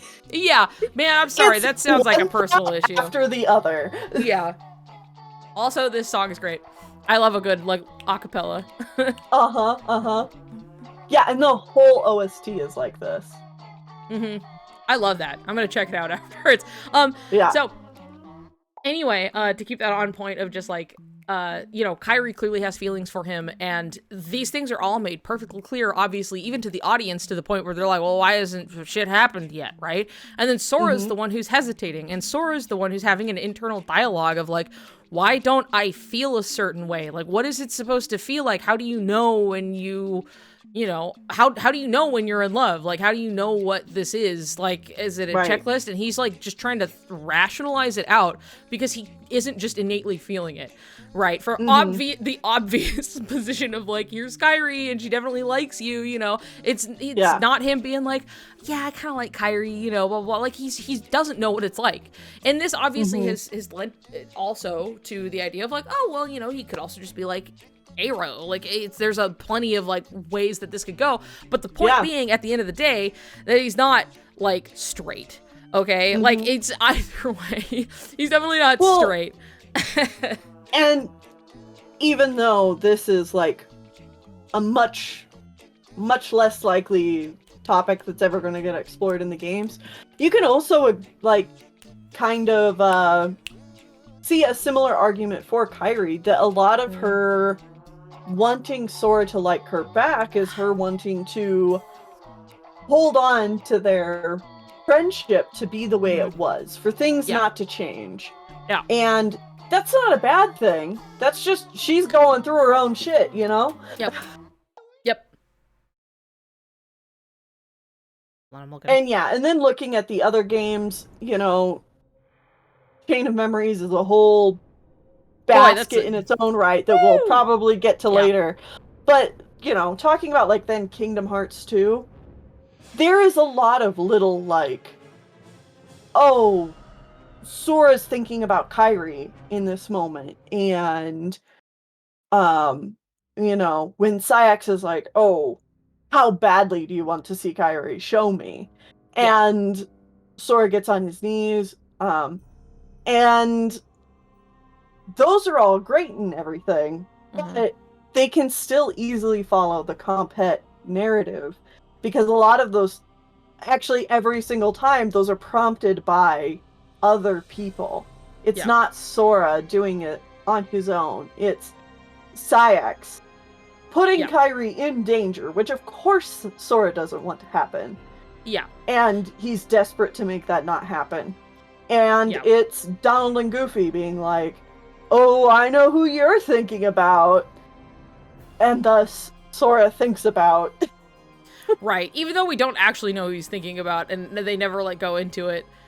Right. But, I will say also just I think even just that kind of prompting is like, you know, oh, this is who Donald and Goofy think I'm thinking about. Oh, that's kind of embarrassing. Yeah. You know? Yes. I'm supposed to be embarrassed now. Yeah. There's something. What am I thinking of? Oh no, I think I'm thinking of Germa making basically that noise I'm making, except for more intense. I was like, I was like, yeah.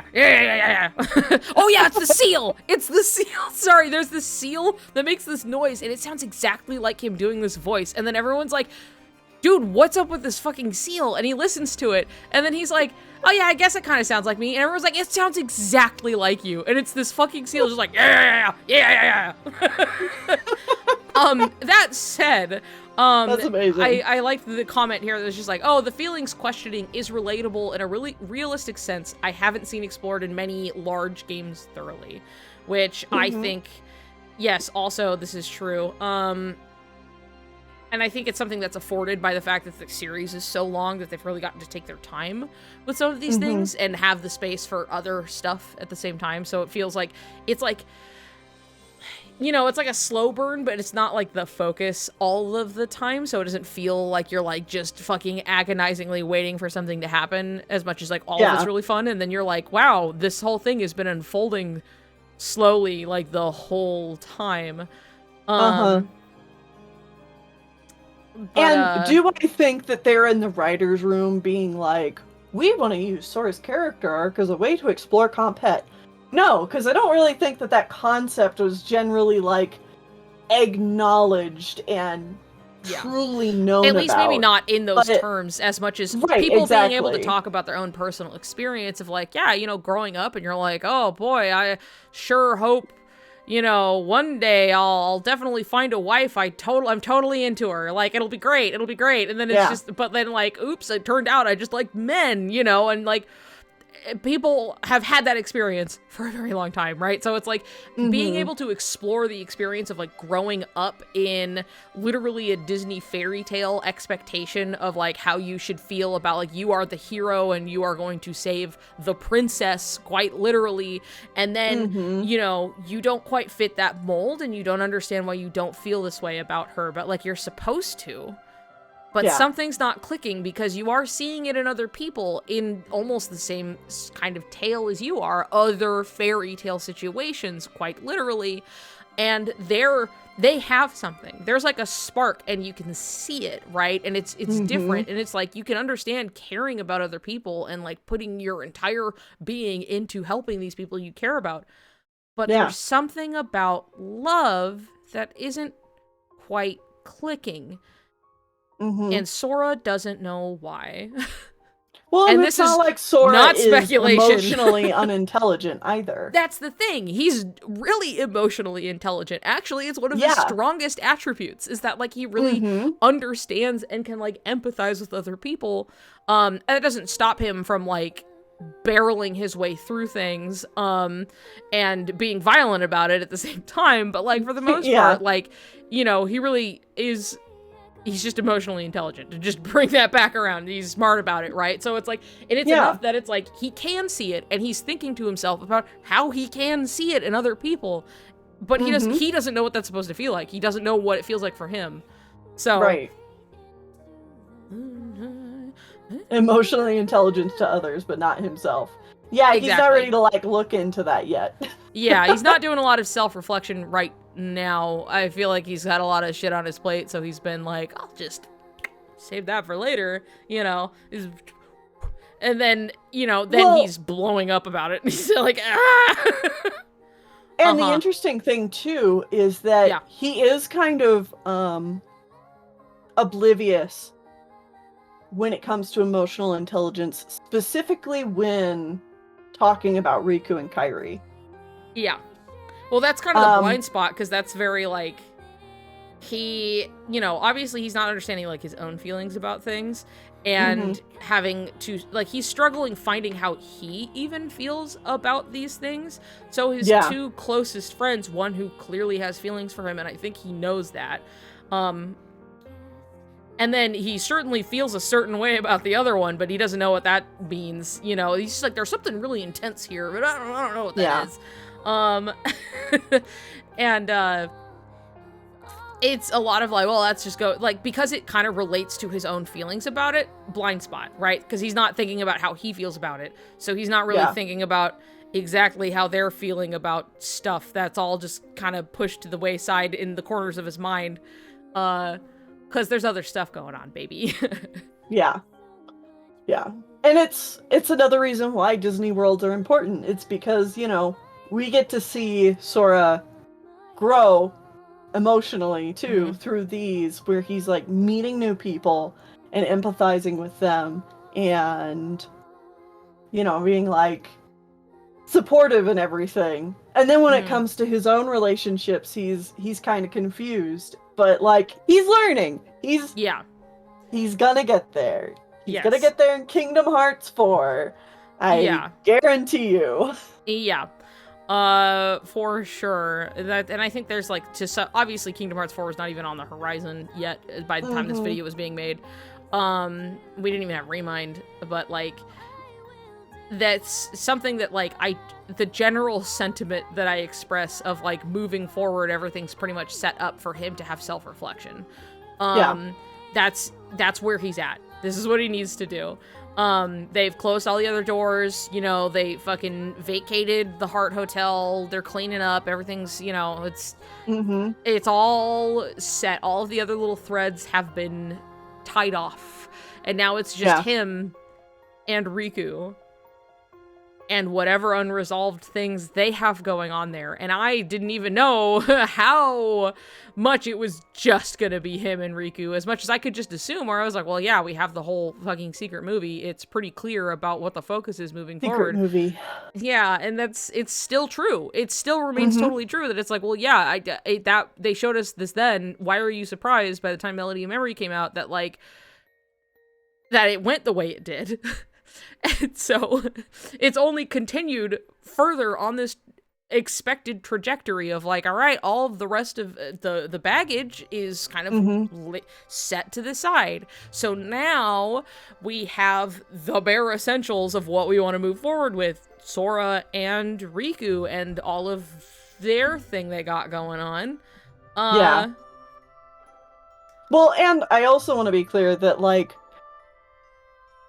so when we say that this stuff is obviously up and coming, we mean, like, it is being foreshadowed. It is something that has to be touched on. And that's clear from the character files addressing this issue directly, but never coming to a resolution.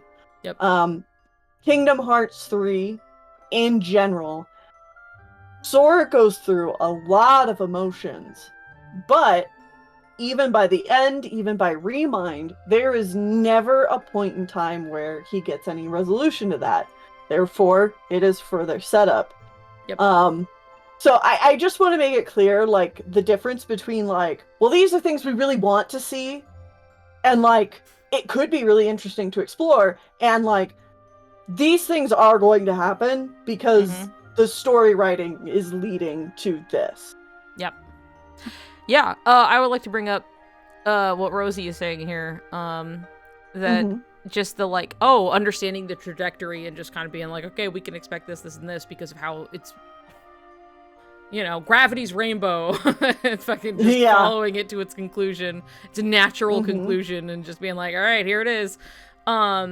Rosie bringing up, like, when me personally, had, like, predicted, like, Sora's breakdown in 3, because I had done, like, a little character analysis before 3 came out, using the MBTI system, which is, like, when you see those combinations of, like, 4 letters of, like, INTJ, ENTP, ISFP, blah, blah, blah, blah, blah. Right, like, the Myers-Briggs. The Myers-Briggs MBTI system, which, while I find very interesting, it's not in any way hard, fast anything, and also Myers-Briggs, the mother-daughter team, racist. You don't have to deal with that, okay? Like, but I thought is, like, it's about as scientific as astrology. Exactly, but it's like, it is an interesting. That doesn't mean it's not fun. No, yeah, and it's like, it's something that was specifically more like, they're interesting tools for, like, understanding, like, whether you're trying to understand yourself or, like, characters. It's, I would say it's, like, I wouldn't say it's dissimilar to astrology and how when people, like, genuinely like to use astrology, though that's never quite been my camp, but this is like, okay, let's talk about, like, how people act and where the motivations come from, if I had to summarize it, right?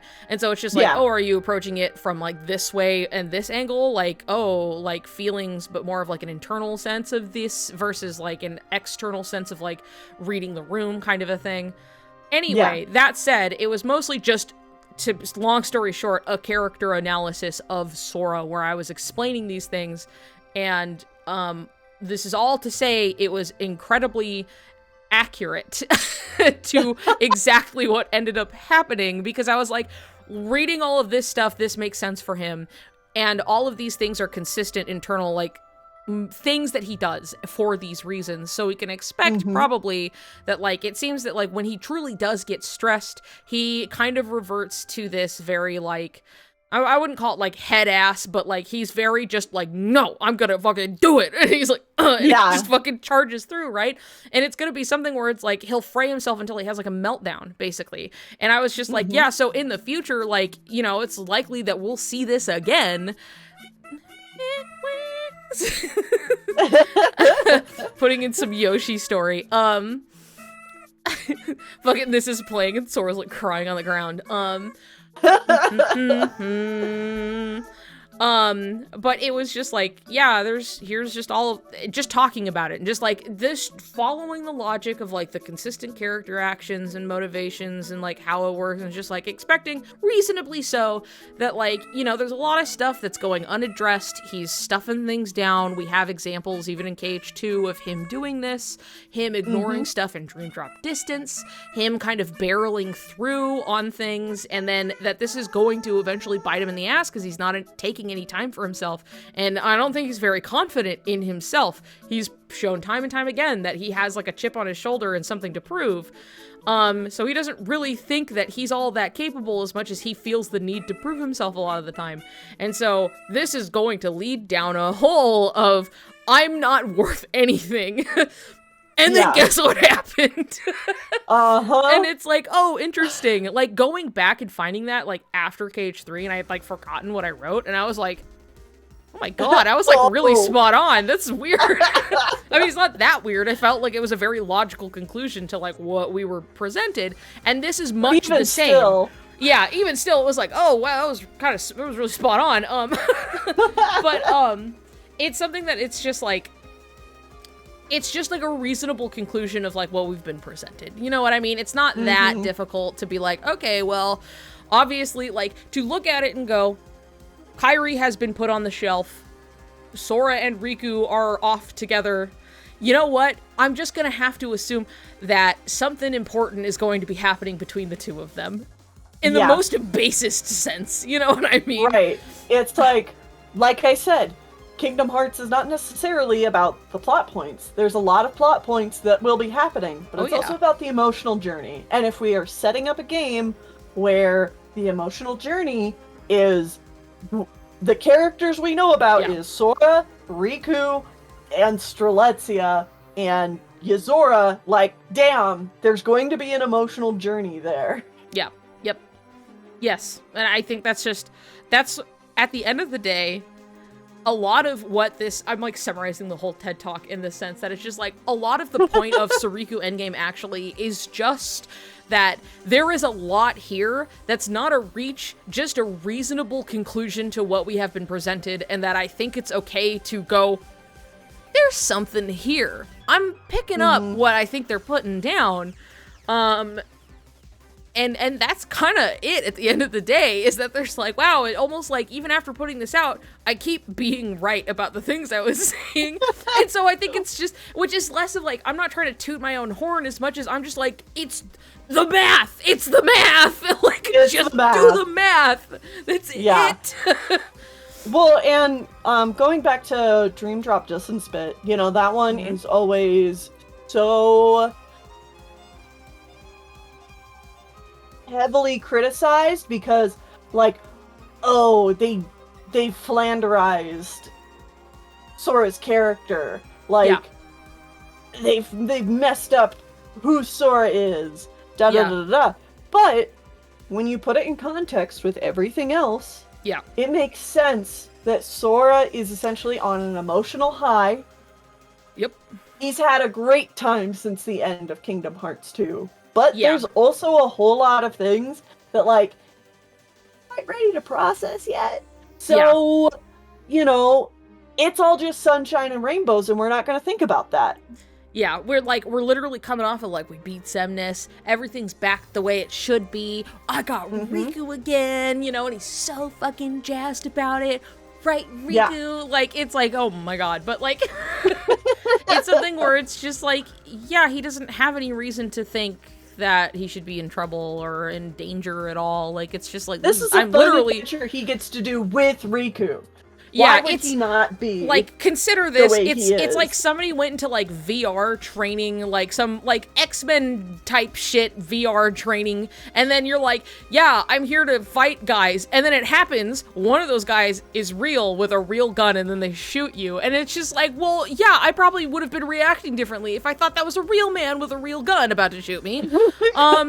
You know, and so Sora's just like, well, this is kind of weird, but, like, it's a test. It's a fucking test. Whatever. I'm doing a test. Like, it's fine. Yeah. Like, I'm here for Riku. I'm fucking Riku cheerleader #1. I'm the president of his fan club. Not gonna think too much about that, but I am, and you can't take that from me. And Riku, then, you know, #1. What has he done wrong? Nothing. We're not thinking about that. Yeah, we're not thinking about that right now. We're just happy that he's here and that we're cheering him on for his test. Okay? Yeah. Okay. You know, and then, like, bad things happen, and then he's like, what the fuck is going on? And I'm like, yeah, I would be that way too. Like, it's not that strange. It all checks out to me. It checked out to me the first time, and guess what? I also got all those questions right at the end of the game because I understood the assignment. So, if I'm wrong, why do I keep being right? Anyway. So, we actually went ahead and we covered both Sora's Compet and the next point you were going to bring up, which is feeling confident about the series direction. Yeah. Do I appear confident about my understanding of the series direction? Is that made itself clear or apparent or anything? Yeah. So the point after it for a reason. Anyway, yes, the point after it is at 32 minutes. Kingdom Hearts 3 expectations, leaks, and bracing for poor romantic writing. Okay, yeah, I can assume what this is going to talk about. Yeah. I mean, you literally just said, but like, I know the stories I'm going to tell, you know? Yeah. You're like, oh yeah, I did feel that way. I sure did feel that way, and then... Come on, video. There we go. Because, like, even though every sense in my, every human, brain, yeah, why wouldn't they ever show the gay blade again? Why wouldn't they ever explore these things that they did? And, like, why wouldn't they continue to explore Sora and Riku's relationship? Rational me knows this, but monkey brain is like, well, they could still fuck it up, right? But what if they didn't? Yeah. So, when it was there, it was just like, it felt like, oh, thank God, they remembered. They remembered us, the people who want this. And so, to be fair, I don't think they ever forgot. Relief, I guess, but it was also just exciting. I was excited. Also, I will, and I'm saying this, and I'm going to say this to all of you because I feel like this is an important lesson. I like to be very open about when I cry and what I cry over. Oh, yes. Yeah. Because, one, crying is good, it's important, and it's healthy. But two, all crying really is... Hi, Ket. Hold on. Hi, Ket from 5 years ago. Showing up. I know what I'm gonna say. That's special now. Well, I say this. I'm gonna take my plate up. I'll be right back. Is that when you're feeling an intense emotion, you're getting all of these chemicals released in your brain. As you're feeling this stuff, but as it's kind of like an overload, and you're feeling it really intensely, and crying is a way to kind of like get rid of that. It's really just like overload, and it's just removing all of this like excess. And that's why literally like any intense emotion can cause you to cry, because it's just offsetting this like huge amount of fucking emotion and shit flooding your brain. If you cry a lot, great, you're just feeling a lot, that's fine. Go for it. You should definitely absolutely cry. Crying good. It's just good. You're feeling, and feeling is great. We're just people. We're just stupid monkeys on this stupid gay earth. Like, just cry. Stupid gay earth positive. Usually it's because it feels like a loss of control. But knowing more about what actually is causing it is, I don't know, I guess it kind of brings some of that control back. So, I don't know, just never be ashamed of crying. So just know it's like I saw the gay blade and the fact that it was ever that it was like remembered and something that like I just was excited about with these characters I care about so much, and I just felt a lot, I was just so excited, so I just cried. It was just so nice, and it felt good too. So I don't know, please don't be afraid. And if I see the gay blade in Kingdom Hearts 4, I'm going to cry again. Oh, so am I. 100%. Also, just a side fact that I'm gonna love it. In regards to crying. Yeah. Actually, the more testosterone in your system, it's not that you feel any less, but like it just is different, and you just kind of cry less. I mean, there's obviously social conditioning in terms of dudes, and, like, don't cry, that's for stupid babies. And it's like, well, that's a stupid baby idea. But reading this, I did think of Riku, because he is super muscles big boy. But it's like, he feels this really testosterone comment is something that, like, I've actually, my partner has been just using more testosterone and stuff, and it's very something that, like, they have come to, they're like, I can't fucking cry anymore. Just yeah. so, like, they're like, I'll feel like sometimes my eyes will get really hot, you know, but like the tears won't fall. And it's not like, you know, it's just like, I'm still feeling really intense, but like before it was just like tears would happen all the time. No problem. And now it's just like, I am really sad by this, but I can't get myself to cry. I'm so sorry, but don't take that personally. It's just really funny. I'm not sure exactly what it is or why, but it's just like, I don't know, we just have a bunch of chemicals in our brain and they just act differently, you know? It's shit's weird. I'm not a doctor, but it is something that, like, I have seen people talk about, and then even then, like, my partner has experienced this as well. So it's I'm not necessarily just pulling it out of my ass, just so you know. Yeah, but, no, I've met several I know several trans guys who are like, yeah, crying is like weird now. Yeah. It's something's different. It's not as easy as it used to be. Which isn't even saying like you couldn't you. It's not even saying that, like, maybe as, like, before, like, you didn't even cry a whole lot, but now it's, like, times where you would have cried, like, you're like, this is hard, you're like, you know, get it out. But even then, it's like, there are plenty of, like, you know, cis dudes who, like, cry really easily. It's like, everybody has a different makeup, it's whatever, that's all.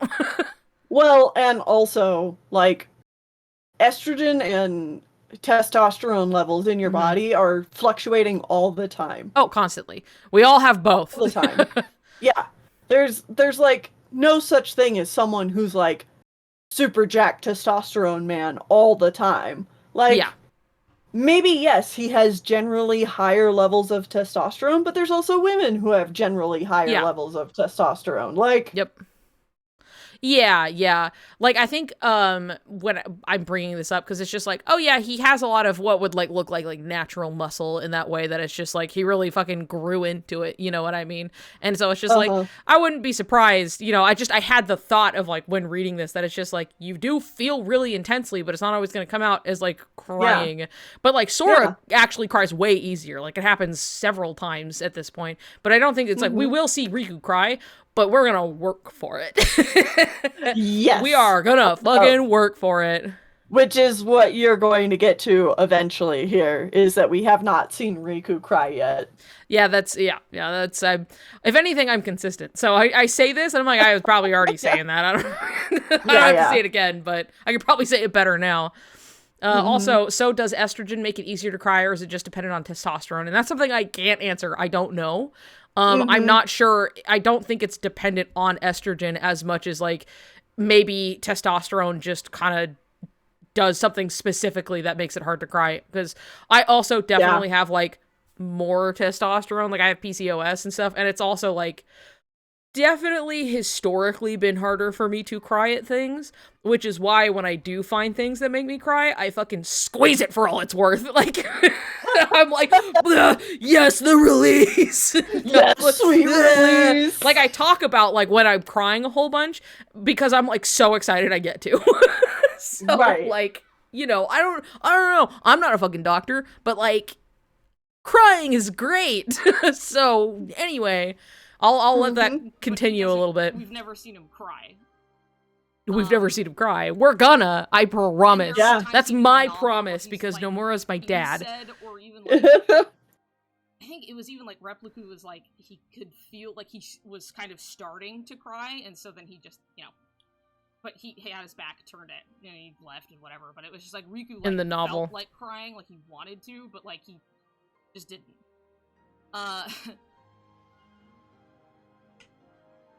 But it's just interesting.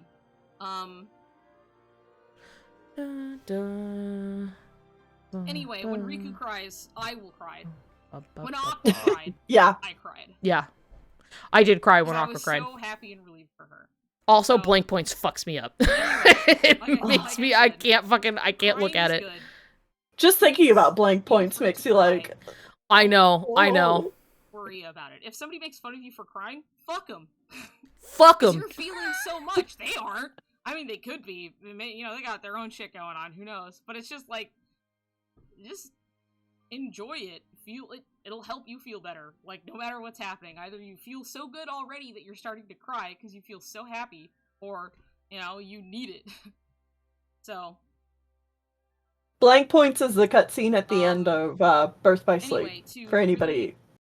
Yeah, for those who do not know, blank points, is the, like, ending, almost like stinger kind of, not, stinger implies that it's short, but it is like the after everything in the game, and then you get to see blank points, and it's very, like, oh my fucking god, blank points. It's such a tearjerker. It is, like, huge, big time. It's something that really, like, even if, like, Birth by Sleep wasn't necessarily my favorite, like, hearing, like, the Birth by Sleep Dearly Beloved, which I do think is, like, one of the prettiest ones, and it has such, like, almost like a melancholic kind of, like, it has such a feeling to it. It's really, really pretty, and it plays during blank points also, so it has, like, double the fucking, like, get emotional, let's go. You know what really kills me about blank points? What kills you about blank points? It's not... I'm not crying because I'm sad. I'm crying because I'm hopeful. Yeah. And does that feeling not really come around a whole lot? Yeah.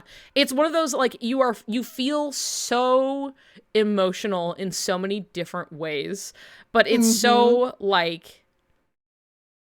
God, I don't even know how to describe it. But yeah, you're definitely crying because you're, like, hopeful. But it is such this, like, it's like everybody, like, collectively feeling this feeling together. Yes. All about, like, this one special boy that, like, you also as the audience, like, love him so, so, so much, right? And it's just so, like, I know, it's so, like, it's so, oh my god. I feel like Blank Point hit harder because I didn't see it until the PS3 ports. Yeah, that I can understand that. I can understand, like, having so much time to really sit on this and then finally getting to it and seeing it for the first time. And then being like, just fucking crying. Oh my god. Anyway. Fucking blank points. What am I talking about in here? Backtrack. All the way. Alright, me. Started, and I said I had cried when I saw the Gayblade stuff, and we were looking at spoilers to try and brace for something that would have felt bad otherwise. Yeah. And instead, we found that, and then I was, like, trying so hard to, like,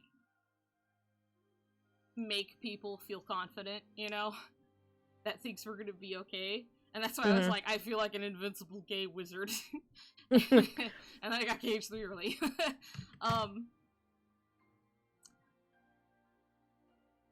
So I'm here to do this again, basically. I'm here to be the gay wizard who is also the gay shepherd, and I just want to help you feel confident. Because I feel very, very confident. And I hope that at least inspires 5 years some later. kind of hope or looking forward to the future. That I honest to God see that very easily this series could go the exact direction we want it to. And I'm kind of feeling really sure that it just might. Guess what? 5 years later. 5 years later. Guess how I still feel. I know Tennelle's busy talking and doing whatever, but, like, it's still 5 years have fucking passed, and it's like, there we go. Feel the same. Hey, welcome back. Yeah, we're figuring out food. I see. Got it. Yeah, no, I'm in the video, like, talking about, like, oh, like, I just feel confident and I want other people to feel, like, confident in this. And it's just, like, funny how it ages so gracefully, as much as, like, I don't necessarily want to come off as, like, I am overly confident in myself or just overly confident in general, as much as I just think it's okay to be, like, I'm pretty sure I feel like I know what's going on here. Like, it feel like it's made itself clear. Yeah. And it's still true, so... But for maybe those tuning in now, and maybe I said this in the, again, it's almost like the first two Soriku TED Talks don't count because I don't remember anything I said in them. But for this, whatever. but like for this context of like what I was talking about, what I was doing is that like before the game came out, there had been some massive leaks. Somebody got their hands on the like copies, several of KH3 over a month before that fucking game was coming out. I'm talking early December, and the game came out late January. That was like 2 months of this game being out there. And granted, sometime was bought by the fact that this guy sold copies, like a few, before he got caught because he sold them on Facebook Marketplace under his own name and immediately got found out. But not after, only after he sold several copies. So people started to get them in the mail, and then they started to to share stuff. And some weren't sharing stuff, some were. How does that even happen? You take it from a like warehouse, basically. Like, you know, they have to get all of these games out there before people end up buying it. Shit. Yeah, and so you steal it from where the physical copies are. And so he got a bunch of fucking copies, sold them, and then immediately got caught out, but the copy still got out there. And so some people were sharing stuff, but only like little bits because they were really reveling in the attention and everything. And because that was there, and there was so much writing on like Kingdom Hearts 3, right? That out of like a fear of the worst, me and like another friend, who I've often mentioned, Gemma, but like we were kind of like keeping an eye out on the spoilers. Well, not trying to see everything, just trying to keep an eye out for what mattered, right? So we were like keeping an eye out on things, and thankfully most of the game actually wasn't spoiled for me. Like all of the Disney worlds were totally fine. And I just got KH3 early legally, because it just came in the mail a week early. But we were looking at everything and trying to keep track of it and see what was going on. And so there were a lot of people who were kind of gauging how the game was through me and what I was finding even before the game came out. So I was like, oh, when somebody finally showed that the Gayblade had shown up, I was like, hey, great news, everybody. Guess what shows up? DM me if you want to see it. I don't want to put it out there, And so people, I found out, by the way, that there is a DM upper limit on Twitter, because I hit it, because so many people were messaging me about it. And I was like, sharing the cutscene only with people who wanted to see it. I asked, I was like, do you want to see it or do you want me to tell you? And so, like, I would have to, like, more or less be like, hey, the Gayblade showed up, in a really cool scene. It looks really fun, blah, blah, blah, blah, blah. Or I'd just be like, here's the video, boop, and, like, send it. And so a lot of people were coming to me to be like, please make me feel better. I am so fucking nervous about this. And so that's why when I'm here and I'm talking about, like, I'm just kind of trying to do that for people. Like, I just want you to be like, you see this thing? And I want you to say, yeah, you're not stupid. You're not reaching. You're not making it up, as much as people always want to tell people, you're delusional, all of this stuff, where it's just like, you are a person capable of thought, feeling. You can see with your eyes what you see, and if you go, hey, this is kind of gay, and like I feel like it keeps going this way, with a little reach. Sweet baby, sweet little Bobby. Wow. Ooh, little chin scratches. So sweet. Baby cat's on the bed behind me on his little blankie. That is like my jacket. He's just fucking camped out over there. So anyway, nice. That's what I'm talking about here, where I'm like, it's okay to cry. It's okay to look at this and go, like, thinking with my brain, this looks gay, like, but for real. And that's why I'm like, Soriku Endgame. But like, actually, I'm not fucking around. And that's how the actually came about, was I would be like, Soriku Endgame? But actually, for real, I'm not kidding. So, there's your origin story. Too, that, like, before Kingdom Hearts 3 was out, like a few months before its release, Whitney and I basically went completely cold turkey on the internet. Yeah. Because we did not want to see spoilers or leaks or anything like that. And I would also say that before playing Kingdom Hearts 3, I was a Soriku enjoyer. I was not Soriku pilled. I was like... Right. I was like, man, I love Soriku, because I love Riku, and I love Sora. And their dynamic is the most interesting part of this game to me. Boy, do I love it. And when it came to Kingdom Hearts 3, I'm like, yeah, they're probably gonna pull some Sora and Kairi bullshit. And then we watched it, and played it, and we're like, ugh. Ew. When it came to like the Sora and Kairi stuff, it's just like, oh. Ew. Weird. This is weird and I don't like it. Yeah. And I really loved the game, regardless. Yeah. And then essentially the Sleeping Realm theory came out, and I was like, holy shit, okay. Oh, now, hold on a second. Yeah.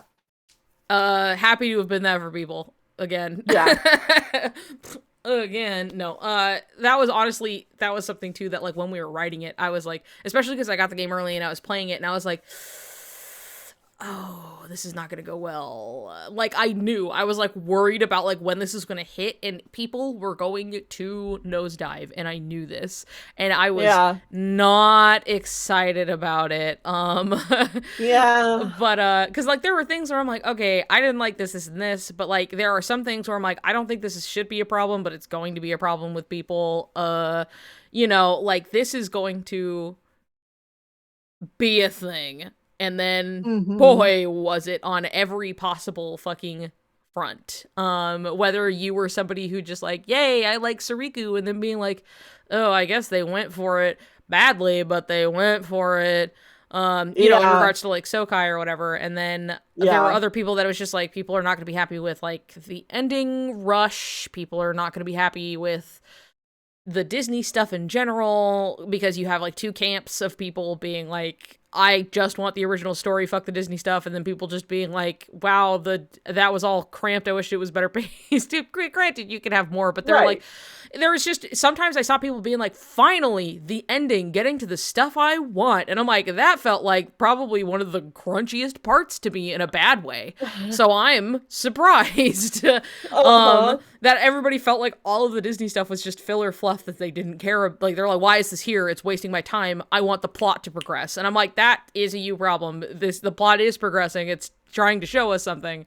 But maybe that's just me. Anyway, I definitely foresaw people not being happy with it. And so, I was, while we were writing the Sleeping Realm theory, it definitely shows the first iteration of it, because it's been since very rearranged to make for an easier read for the theory itself, where initially we had to like brace people's expectations and try to be like, please just stick around and get to the end. You know what I mean? Yeah. Like we had to remember it too. Yeah, we had to convince people to keep fucking reading, because we were like, no. Like we had to assuage everybody's fears, basically, of like, please give this a chance. It might change your mind. There's a bunch of stuff that like when you saw it the first time probably felt pretty bad, but like look at it this way. And then people were like, oh, you know, but it made for like the actual like summarizing of like the theory itself. It was a little windy and everywhere and stuff, because we were fighting a different battle when we put that out. It was a totally different landscape. I remember opening it for the first time, and what your first initial point that you make is you are talking about the sky at the end of Kingdom Hearts 3. Yeah. And when I read that, I was like, I don't know, you guys. And then, like, I got a little bit more into it, and it was essentially, I think, like, one of the other initial points you make is about the logo, and I was like, okay, now hold on. Like the sky one, like specifically, like that was one of the more easier points to convince people on, because it was like, sure, the sky stuff is here, but it was more about the fact that like all of this stuff is happening and like Sora and Kairi aren't on the tree in the background. To be like, it's not as straightforward as you think. Like all of this stuff is going on and then they just appear suddenly. You know what I mean? Like they're just suddenly there, and like, all of these other shots show that they're not there. And I think as a point by itself, it's a perfectly fine point. I think that because I'm an animator and artist as well as you guys are, I was like, well, that could just be like a staging thing. And it's like, it definitely could be, but it was like, we're mostly playing to the audience of people who who didn't even notice in would the first not place think and like about that. yeah, exactly. So there was plenty of that, you know. There are like so many things now, like 5 years down the road, obviously. Uh-huh. What are they fucking doing? Bobby's just being an asshole. Oh. But there's so much like that has become such a normal accepted thing that was like us fighting for our fucking life to be like, please look at this, please take it seriously, you know? Yeah. So like so many things has like changed even just since that came out.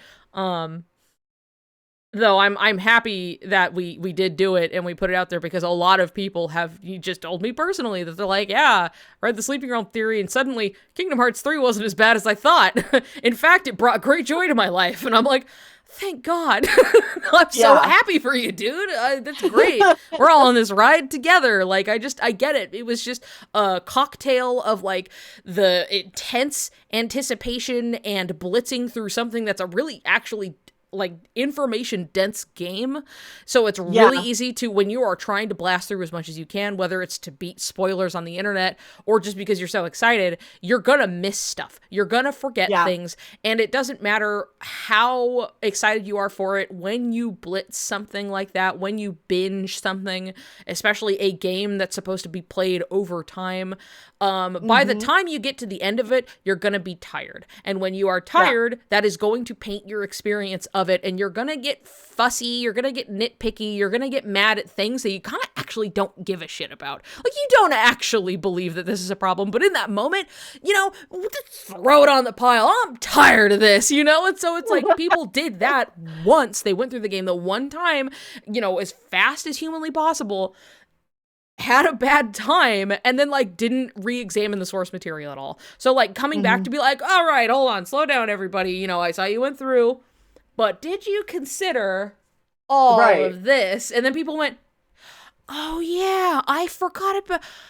Oh, okay. You know?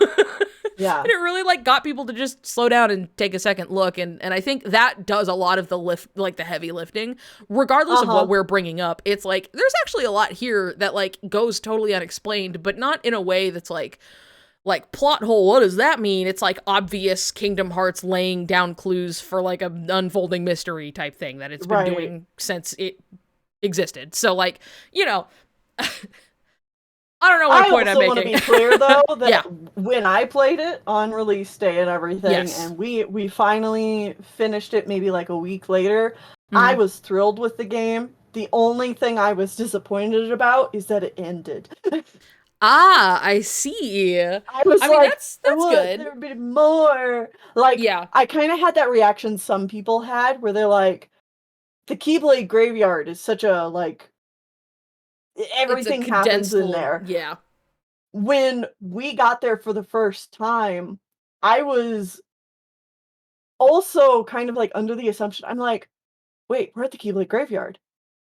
Okay, but we've seen trailers for stuff that happens here. Yeah, we haven't seen it yet, and then I'm like, is there gonna be more game after this? Like, is there more? Right, yeah. How much is there? Yeah, that's kind of what I had going into it. And so then when it ended, I was like, oh, that's it. Right. I mean, I guess in the sense of like, oh, cool, like Scala is afterwards, and you get it, but you don't even get to explore it. You know, you just get to be in a fight in it, which is why it ruled. We got to run around in it and stuff later in Rewind, but like, it's one of those things that's just like, I feel like there's just some pacing issues that like I've gone through the game several times now at this point that I'm like, okay, this isn't so bad. This is not as bad as the first time I watched it. I do think that the sacrifice scene and how everything happens really fast hits a little. It can be done a little better, but like the actual sacrifice scene in isolation, I think is really good. But like it's one of those things where I was going to say is that like when it finally hits, Sora screaming and falling to his knees, like everything past that point, perfect. Yeah, so good. But the lead into it is kind of like, oh, whoa, okay. Suddenly we're in peril. And not even in a way where like something can happen really suddenly and it's like good, because sometimes things do happen suddenly. You have no preparation for it, right? It's just like they're all there and then suddenly nobody can do anything and it's all kind of falling apart, and it's like not sudden enough, but it's not like it didn't take its time either. Like, it didn't go one way or the other. It just kind of, these things happen. Okay, and then we're at the really good scene that they obviously cared about. They cared about a lot. Yeah. So it's odd. It's just an oddball, but like, you know, the game went through so much to get here. I don't blame it entirely, but yeah. Anyway, I feel like I really got off course with all of that. I'm trying to personally be like, and we gotta go back to the video so we can make it through. Okay. Next point. Yes. At 47:30. Okay. The iconic question: is it just platonic? Okay. I think. And also, while you get that to that point, I've got to go to the bathroom, so I will be right back. I'll just set it there then. And you go. I think the point I had started talking about like the initial reaction to KH3, because I was talking about like the reactions to like, you know, the Sokai scenes and everything with that too, and that was. I'm like trying to like backtrack a little my mental pathing. I'm like, and I was talking about this, and then I said that, and then that went that way, and then, you know, the winding path of the forest of my mind.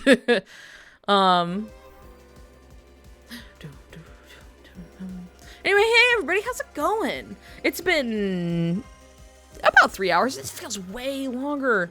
It feels like I've been doing this for like 6 or 7 hours. You're telling me it's been 3? That's like nothing. That's peanuts, dude. Gimme! Hit you with penny. For me? Thank you. Thank you so much. A penny.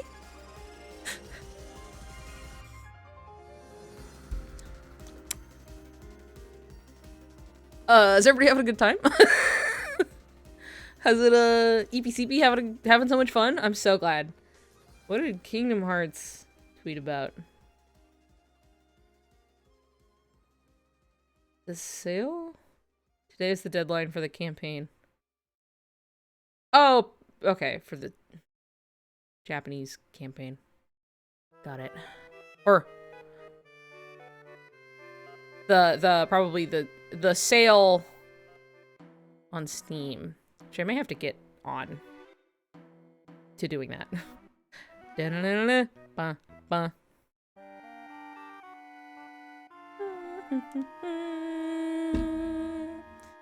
later, but I'm having a good time. Good. I fucking love this song, by the way. It's so good.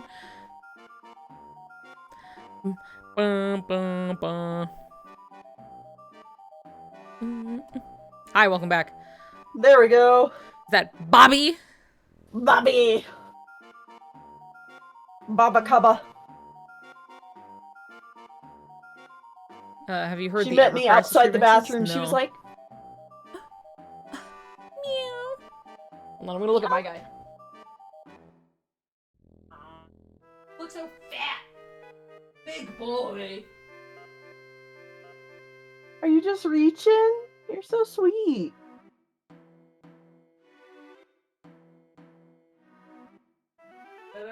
Up. He's really lying in that really unflattering but like really good cat pose where they're like kind of on their side and stretched out so they look fucking huge. You know what I mean? Oh yeah.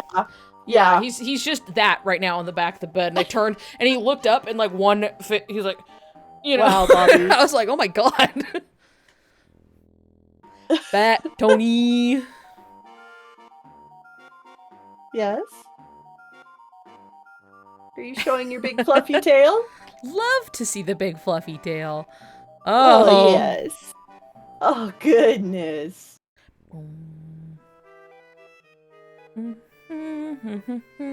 Okay. Let's see here. I'm gonna let the song finish real quick.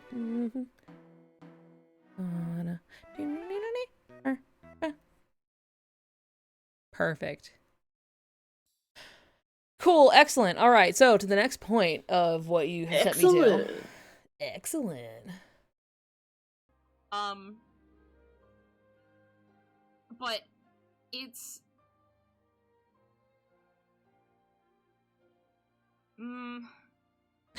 there's literally no reason.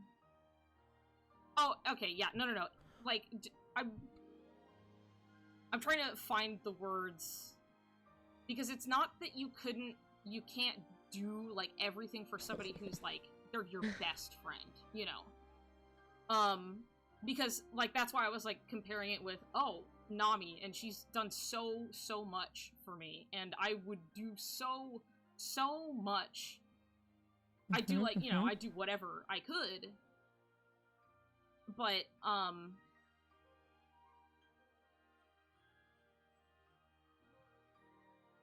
trying to remember, because I've worded this before. Because, I mean, talking to my friend Joe, like I was saying, Here, hold on, real quick. I can summarize what I'm trying to say, because I basically said it earlier, in the point of, that, like, you know, obviously you can do things, and it can be, like, out of so much of the love in your heart, and you can do even you can do extreme things for somebody who you don't have romantic feelings for, but also you can do these things for people and have romantic feelings for them. And there is kind of an upper limit sometimes to, like, what one is willing to do versus, like, how important somebody is to you, which isn't always to be like, oh yeah, you're presented with something that you could do and it would save their fucking life, and you're like, well, they're not that important to me, and then you don't do it. You know, it's not anything like that. There's just a point where it's just like, some things get out of your control, but, like, are you gonna try anyway? Are you gonna go to the ends of the earth for this person because your life wouldn't be the same without them? And, like, I can still say that for many of my friends, right? But, like, there's still, it can be difficult to express how, like, it is different sometimes. But, like, it's, like, not, it really is just that not all of these extreme acts of care for other people have to be romantic. But I think the big problem with that question of, well, why couldn't they just be friends? Why couldn't it just be romance? You know, sorry, continue. I mean, that aside, is that oftentimes when you ask that question to someone, like, well, would you do this for your best friend? You're not asking them really that question. You're instead asking them a moral question. You are asking them something about their character. So people, of course, when asked that question, are going to be like, well, yeah, because that would be the right thing to do. Yes. But when you're actually in that situation, a lot of it is more dependent on just your instincts. Yeah. And there is a specific instinct that, like, Riku has to do everything he can for Sora. Yes. And even in Kingdom Hearts 1, he's kind of working off of instinct of how bad he feels about what he's feeling about Sora. Yeah. And so when looking at it through a story lens, it's like, you need to not ask the question does this mean that, like, it's romance or platonic? You instead need to look at the writing choices that are made, because these aren't real people. These are characters. They're fictional characters. They are not in real peril. If you were trying to convey a story about, let's take Kingdom Hearts 1, for example. If you were trying to convey a story about there are 3 friends, 2 boys, 1 girl, and the boys both have a crush on the girl, and they are fighting for who is going to get her attention, who is going to win her heart. Mm-hmm. The way that Kingdom Hearts 1 is written does not convey that. Yeah. Yes. Because Kingdom Hearts 1 is instead about, there's something going on with Riku. So you have one friend who's kind of going down a dark path, and you don't really understand it, but your other friend's kind of, like, picking up on it. And she's not so sure about that. And it turns out this friend ends up fucking everything up for you and your other friend. That's what the story is about. And with all the following cutscenes, it also goes back to prove that, like, hey, your one friend who's, like, kind of going down a dark path, he isn't all right. Yeah. He's not all right, and then also he's not giving Kairi the same sort of priority until he's mad at you. Yeah. So, he's like, I'm sure she's fine, and then it's just like, anyway, look, I can take care of myself. And then he's like, how about you die? I'll save Kairi. And not you. So anyway. So in asking could it just be platonic questions? Yes. You should instead be looking at, like, okay, well, what has the story said about Sora and Riku's friendship? Like, wow, they've shown that Riku will do anything for Sora. That can very easily be in a friendship way or in a romantic way. But then you get things like, oh wait, there's several parallels written into the story, and just talking about Kingdom Hearts 1 again, like Ariel. Ariel is a really clear parallel to Riku. She wants to go see the outside world, just like Riku does. Yep. She feels trapped in the world that she is currently in. Just like and Riku in order does. to try and in a prison surrounded by water. Sorry. Yes. Literally in a prison surrounded by water. Yeah. And she is in order to get what she wants, she is willing to listen to a dark figure and do something that's incredibly stupid and dangerous and gets people hurt. And then she has to kind of apologize for that and realize what she did was wrong and help Sora fix the wrong thing. So that's like basically this is what Riku is going through. And it's telling when the story chooses to make that parallel with a character associated in the canon as a like Disney romance. Yeah. And then obviously like there are more parallels, like Dream Drop Distance is a Sleeping Beauty story. Yes. Yes, it is. And that is a choice that is made. And it's not a choice where it's like, oh, you know, this is a friendship because, like, there's lots of people who are sleeping or whatever. No. This is about Riku and Sora. This is about these two specifically. Yeah. Like, this is their fucking shindig, dude. It's I think to summarize is it platonic? The answer is read the fucking room. Look at the context, okay? Yeah. I think it's easy enough to go, you know, I'm getting an inkling that maybe it isn't platonic. If I had to summarize what you're saying is that it's just like, yeah, there are story choices, there are like reasons that these are happening, these are comparisons, there are parallels, there's the whole fucking story essentially that is it platonic? I don't think so, man. Just read the room. Also, real quick, I just like do we need more media with extremely strong queer platonic relationships? Absolutely. Do I need people in fandom to stop using that call to action exclusively on queer ships and not the het ones? God, yes. Yeah, and I think that's something that's also important to note. I think that's something that's important to note is that this is pretty much only ever trotted out in the face of a queer relationship. That it's just like, well, but like I see them as brothers, and it's like, cool, I see them as like kissing each other on the mouth. What's your point? Like, you have no more power than I do, but like, it's something that's oftentimes like, and I don't even think that every person who brings it up necessarily always means ill, because we're raised in a society, right? So they're going and they think they're just being really it's het reasonable. norm all over again. Exactly, that's what it is. So like there are plenty of people who are just homophobic and they're assholes and they're just picking a fight because they want to have an easy fight to win. And that's when you gotta learn when to just kind of ignore it, right? You just gotta be like, all right, whatever, buddy, bye, you know.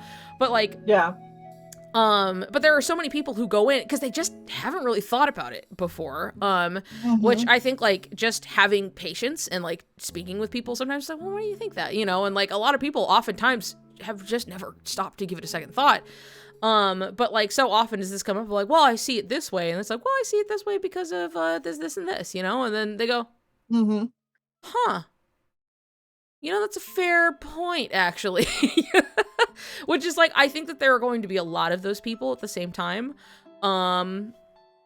When we... Sorry. Oh, right. Hold on, sorry, I'm skipping it because last time the melody got clocked a little bit. Stop put... Okay, look, I like Majora's Mask too, but like... It's just kind of stressful and distracting. Anyway, and unfortunately, while video game music usually gets a pass, Nintendo songs can be like a little... it can be really hit and miss touch sometimes. and go. Yeah. They aren't actually siblings thing sometimes feels like ignoring found family, but wouldn't you know it, the writers went out of their way to have Riku reject that and Sora to heavily doubt it. That's also true.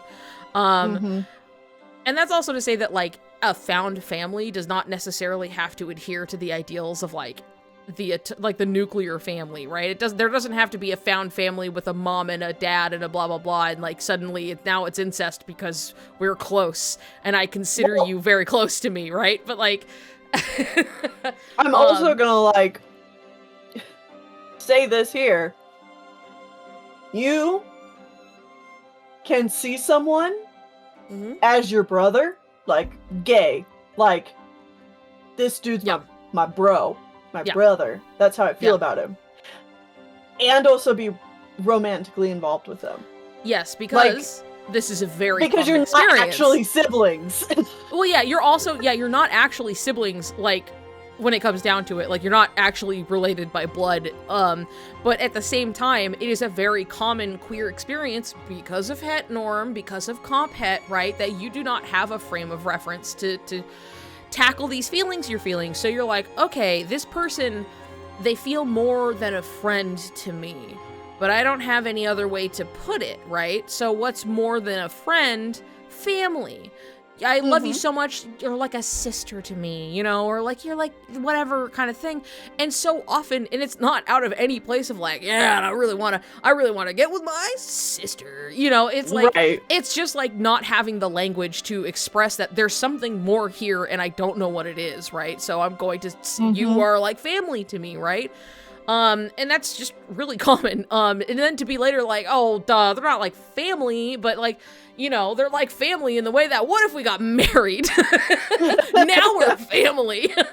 But like, you know, still family all the back same. In history, there are so many, you know, diaries of who we now suspect pretty 100% are queer people of the past who are like, yes, the love of my life, my brother in soul or whatever. You know, Which is like, of course, you know, not to say that there isn't room for somebody who's intensely close to you and doesn't have to be romantic yet. We don't have to say it, right? Okay, but like, it's one of those things where so often it's just like, wow, if you were a woman, we would be wed, you know? And it's like, okay, so what does that mean now? Like, you know, it's just people navigating situations and not having the answers that they need. But, and that's just a result of heteronormativity, of comp het, that you are working within a framework that doesn't have what you need. Because you're so straight, but I would like literally die for him, you know, like I would, I'll live with him forever if I have to, you know, because we're just so close, we're friends, we sleep in the same bed, you know, and it's just like, well, okay, all right, there's probably, like, let's think about it for just a second.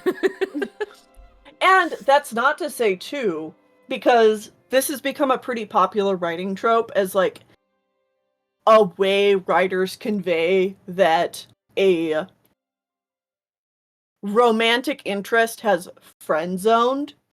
a character is to say like, wow, I see you just like my little sister. And that's like a womp friend zone trope. Yes. But when you are talking about queerness, that's a different concept. That's just a different ballpark. It's a different context entirely, because again, it is like, it's genuinely like a different context of like, oh, like, I am a boy, I like a boy, but I don't know that yet. So, like I said earlier, like, you are trying to express that, like, you're more to me than just, like, the label of, like, my friend or my best friend, right? There's something more here. I don't know how to describe this. I don't know what to put this on. So, like, you're, like, what's a step up from there? Family, right? Like, it's supposed to be, like, family. So, you know, you're like a brother to me, kind of a thing. And it's just, like, in a queer context, like, that is such a common, actual queer experience. Like, it's not, like, people want to pretend that you're like, oh, you're just fucking huffing copium about it, you know? And it's just like, no, this is just real. This is a real thing that people do and go through. Like, I know people who were like, I didn't know how I felt about my best friend, so I went, oh, you're like my sister. But it turns out I was just gay, and I didn't know how to say it, you know? I didn't know that's what it was. And that's just how it is. And, like, this is a great discussion to have. It is kind of off point because, like we've already established, Riku doesn't see them that way. Sora questions it. And the only parallels to it are just examples that, of course, Sora would also relate to these characters, like Anna and Elsa. And Woody and Buzz. Like, I think it is. Yeah, it is really important to say that, like, both Sora and Riku have gone through, are they like a sibling to me kind of a thing, where like Riku, when he was really, really young, tried to play at the idea of being an older brother figure, which is like, it's something that doesn't always like translate, you know.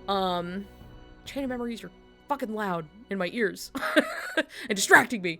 But it's something where like, oh, he was calling himself like how you put on the background music and you're like, God damn the background music. God damn it, the background music. Like, I notice the silence too frequently, so then I get distracted by it. But like sometimes like it's like the music just hits some intense note and that distracts me, so I'm like, oh my god, right? So I have to like turn it down just a little bit.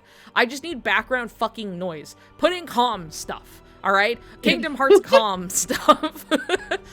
But because this shit's stressful, I'm skipping it. I like it, but like I can't right now.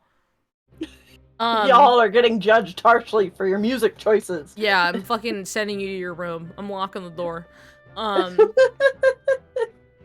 Shit, what was I saying? Fuck, hold on. Shit. Help me walk it back. So we were talking about Anna and Elsa. Oh, no, I remember. I got it. Sorry, thank you. Okay.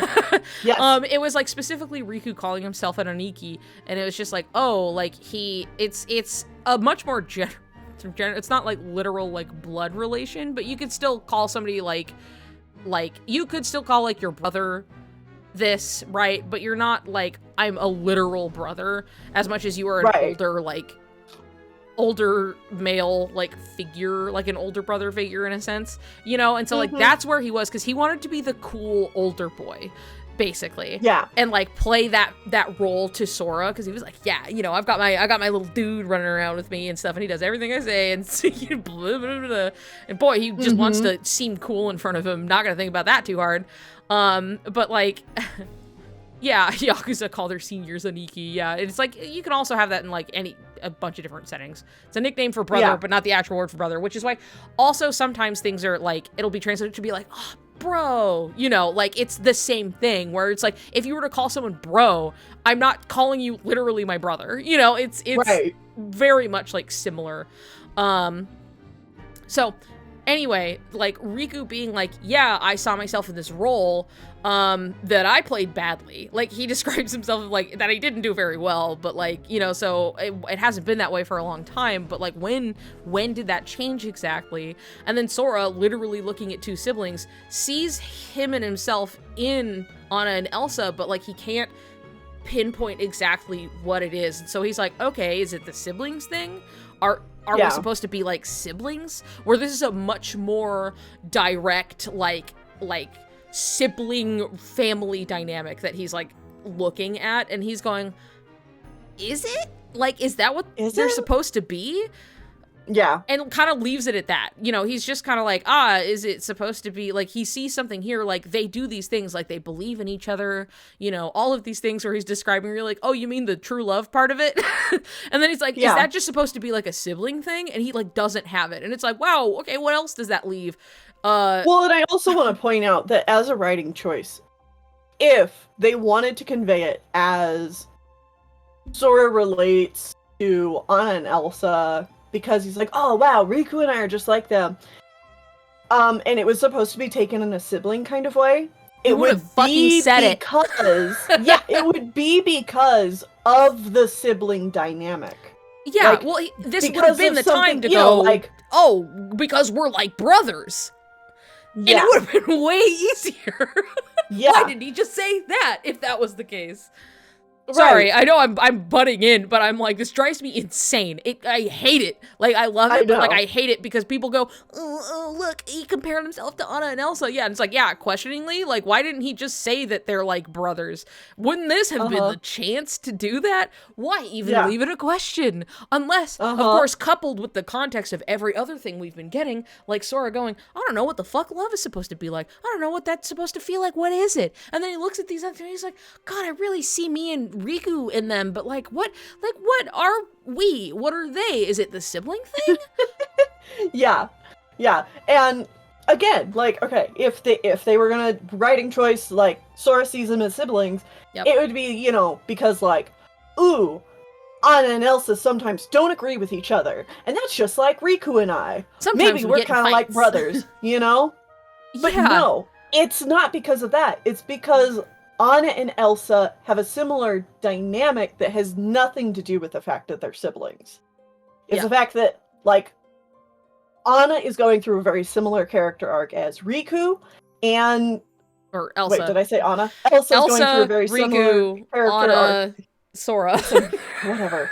Come on, God. Elsa's going through a very similar character arc as Riku. Yes. And Anna has a very similar personality to Sora's. Yeah, there's a very easy, like, through line between the two of them. Like, even just, like, Elsa and her personality and the things that she's going through and, like, her struggle is very, very easily mappable to Riku. Like, that one is something, that was, like, day one, like, literally Nomura being like, I'm gonna use this in my game, hope the movie does well, and then, like, you know, and then was surprised that people weren't surprised that Frozen was in it, and we were like, Nomura, come on, dude. Literally me watching Frozen for the first time in theaters being like, wow, this is so Sora and Riku. Wow, oh my god. Did they take notes from Kingdom Hearts? This is so cool. Yeah. Literally me. It's just so funny that, like, that was just more or less the fandom sentiment for years, and then they did actually do that in-game. They did make the direct parallel. Like, they didn't just leave it to, like, isn't this similar to Riku? Like, it genuinely causes Sora to reflect about how Elsa is acting like Riku, and it's because, from his perspective, that she cares so much that she feels the need to push Anna away. And he's like, that's just like with me and Riku. And, like, he knows Riku cares about him a lot. But, like, you know, there's a lot that's, like, left unanswered. There's a lot of things that, like, but he's seeing this and he's like, I've been here. I've been through this. And, like, I saw that look on her face and I knew. And it's almost like, wow, really, really interesting thing to draw a parallel to, like, very directly and overtly, when the whole point of the movie is that it's true love from a place you don't expect. So weird about that one, guys. Yeah. Oh, you mean the movie where the message is true love doesn't have to be a heterosexual couple? Wow. That's so crazy. What if we had true love, but we took it from a different angle, you know? Wouldn't that be crazy? That's nuts.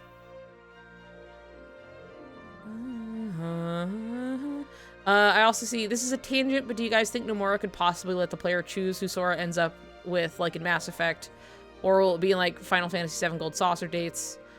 No. And no, I don't think so. I think it's too much of, like, a direct, like, narrative that's just being told. It's just, like, there's never really been, like, an open-ended choice in that kind of way. Yeah. Kingdom Hearts is not a your choices matter type game. The closest we've ever gotten to that is Kingdom Hearts 1 with the 3 choices at the beginning. And all that does is, you know, set your level up system. Yeah.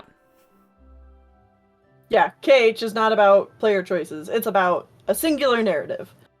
Yes. Also, yeah, Sora is very much his own person. But, I mean, as is Cloud, right? But, like, I feel like it's something that, like, even, like, to the death, they're, like, never going to, like, canonically put him with one person over the other. And that's fine. I don't care. I don't give a rat's ass who that man ends up with. And I say this as somebody who likes him a lot. And I like Final Fantasy VII. So, you know, but, like, that's one thing I'm like, I don't fucking care. And they've said over and over and over again that it's like they try to give time to both, you know, prospective girls, you know, they try to give them equal screen time and opportunities and all of this stuff. So everybody gets a little bit of something. And then nobody's happy about it. And, like, who needs them? Just like, I'm having fun. I like the whole cast. We're having a great time. You know, I don't care.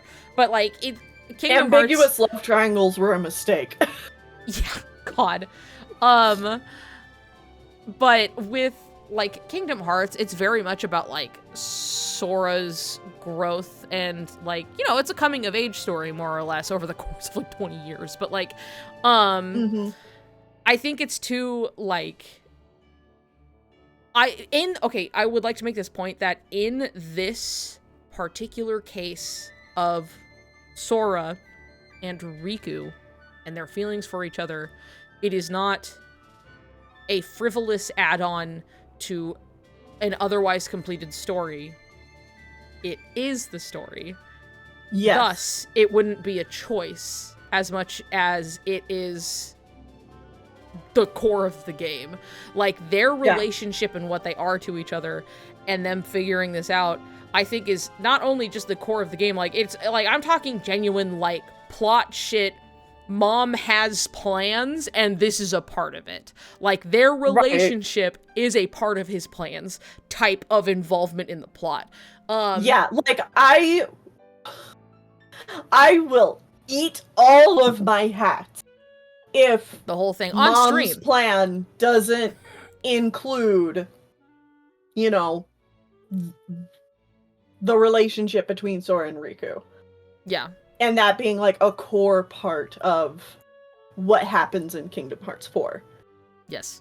I mean, and I think that's not even like, I think that would be so cool. I'm talking like the secret movie quite literally has Sora, Riku. We have put the places, like, we have set up the stage, and then Mom is up there going, like, he's, like, framing, you know, he's framing the fucking heart, and then, boop, you know, and it's, like, this is all very, like, that's definitely a way to show that he is the one behind the curtain setting things up, because he's literally, like, you know, he's like, okay, yep, and then, like, you know, and so it's like, and then it's just Sora, Riku, and then like Yozora, who's like a weird blend of the two of them, which I think in itself raises plenty of like, oh, what's that gonna imply? What are we gonna do with that? You know, it's one of those things where it's not something that's just so like, and then all this crazy plot stuff happens, and then they get together. It's like, no. Like, them figuring out like just how they feel about each other, and the like, getting together feels so, like, it's not the phrase, it doesn't carry the weight I need it to when I say this, but, like, them, like, coming together with this and their feelings and yada yada, like, is gonna be, like, a large plot point culmination, you know what I mean? Like, this is not small potatoes, like, fun on the side. Who do you think should get together? You know, it's like, well, and it's play the game or don't. Yeah, because it's not just about romantic feelings. It's about what happened in Kingdom Hearts 1. It's about what happened in Chain of Memories. It's about what happened in Kingdom Hearts 2. It's about what happened in Kingdom Hearts 3. Like, yeah, it's also about, like, the navigating, figuring out what it is you even want or what's even possible in the context of being in a literal Disney fairy tale land, essentially, you know, where, like, it couldn't be a more clear, like, painting of, like, het norm society and, like, people who don't fit that mold living within it. And, like, them navigating and figuring that out, Riku just got there sooner. Like, that was the kickoff for him figuring his stuff out, and now he's very much like, okay, I know where I'm at, but, like, this is not seeing the light of day. And then Sora is very like, I feel something, but I don't know what's going on, and I'm not looking at it. He's already sunk, and I think he has been for a long time. Like, this isn't something that just recently cropped up. Like, I think in KH1 Who's shooting at us? Oh, hello. Welcome. Thank you for the raid. Oh. Candy raid. Howdy. Hi, hello. We're talking about Soriku, okay? We're talking about Kingdom Hearts. Thanks for coming. Hello. Shit, what was I saying? Oh, right. I think Sora's been in this for a while, as well, but, like, unawares. Like, he absolutely feels a certain way, and has, but he's not had any of the words to put to it. He doesn't have the perspective to understand what it means, you know, all of this stuff. All he knows is that, like, he's supposed to feel a certain way about Kairi, and he's realizing, now that he's being confronted with it, that, like, he doesn't feel anything there. And he doesn't entirely know what that means. Yeah. We've got multiple things going on, and now he's in the place to actually look at it and go, what have I got going on under the, you know, in the trunk there? And he goes, in the hood. Like, yeah, under the hood. And he's like, oh boy, that's a lot of Riku in there. What's going on? But anyway, yeah, that's just kind of like, a lot of this game is very, like, navigating, like, it's just a character-driven journey, as much as, like, yeah, there's cool, large plot machinations and plans and other shit that's, like, super thrilling and interesting, you know? But, like, at the end of the day, it is driven by, like, these characters and how they feel about each other. So, I'm pretty sure that's going to play a large part of the plot, not just a fun little concession prize at the end, you know? Right. Well, and some of my own notes I took about this section was, you know, Disney and Square Enix tropes. Yes.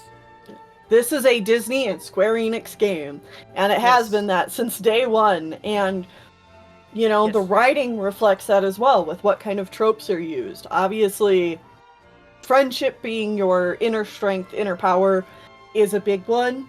But also just looking at, like, how Square Enix tells stories.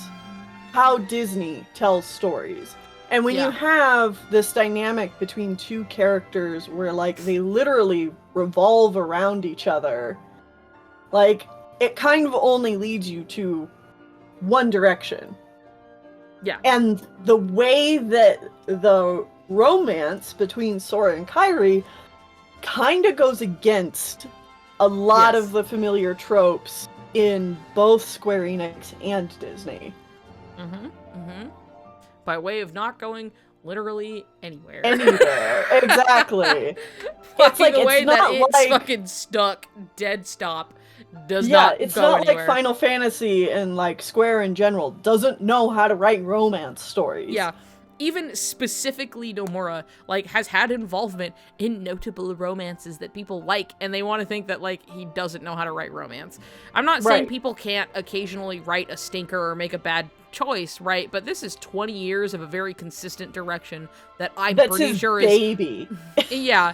That's something that's like, you know, I just don't think it's that crazy to think that maybe he does know what he's doing and he's just kind of being purposeful about it, but, like, you know, for understandable reasons can't immediately dive into the idea of, like, the two main protagonist boys wanting to kiss each other. Right. But, like, otherwise, like, there are plenty of examples of, like, yeah, just the good examples of romance. Even like one of my favorite examples to point to is just like, I think Tidus and Yuna are great. I think they are really well played out. couple. A+.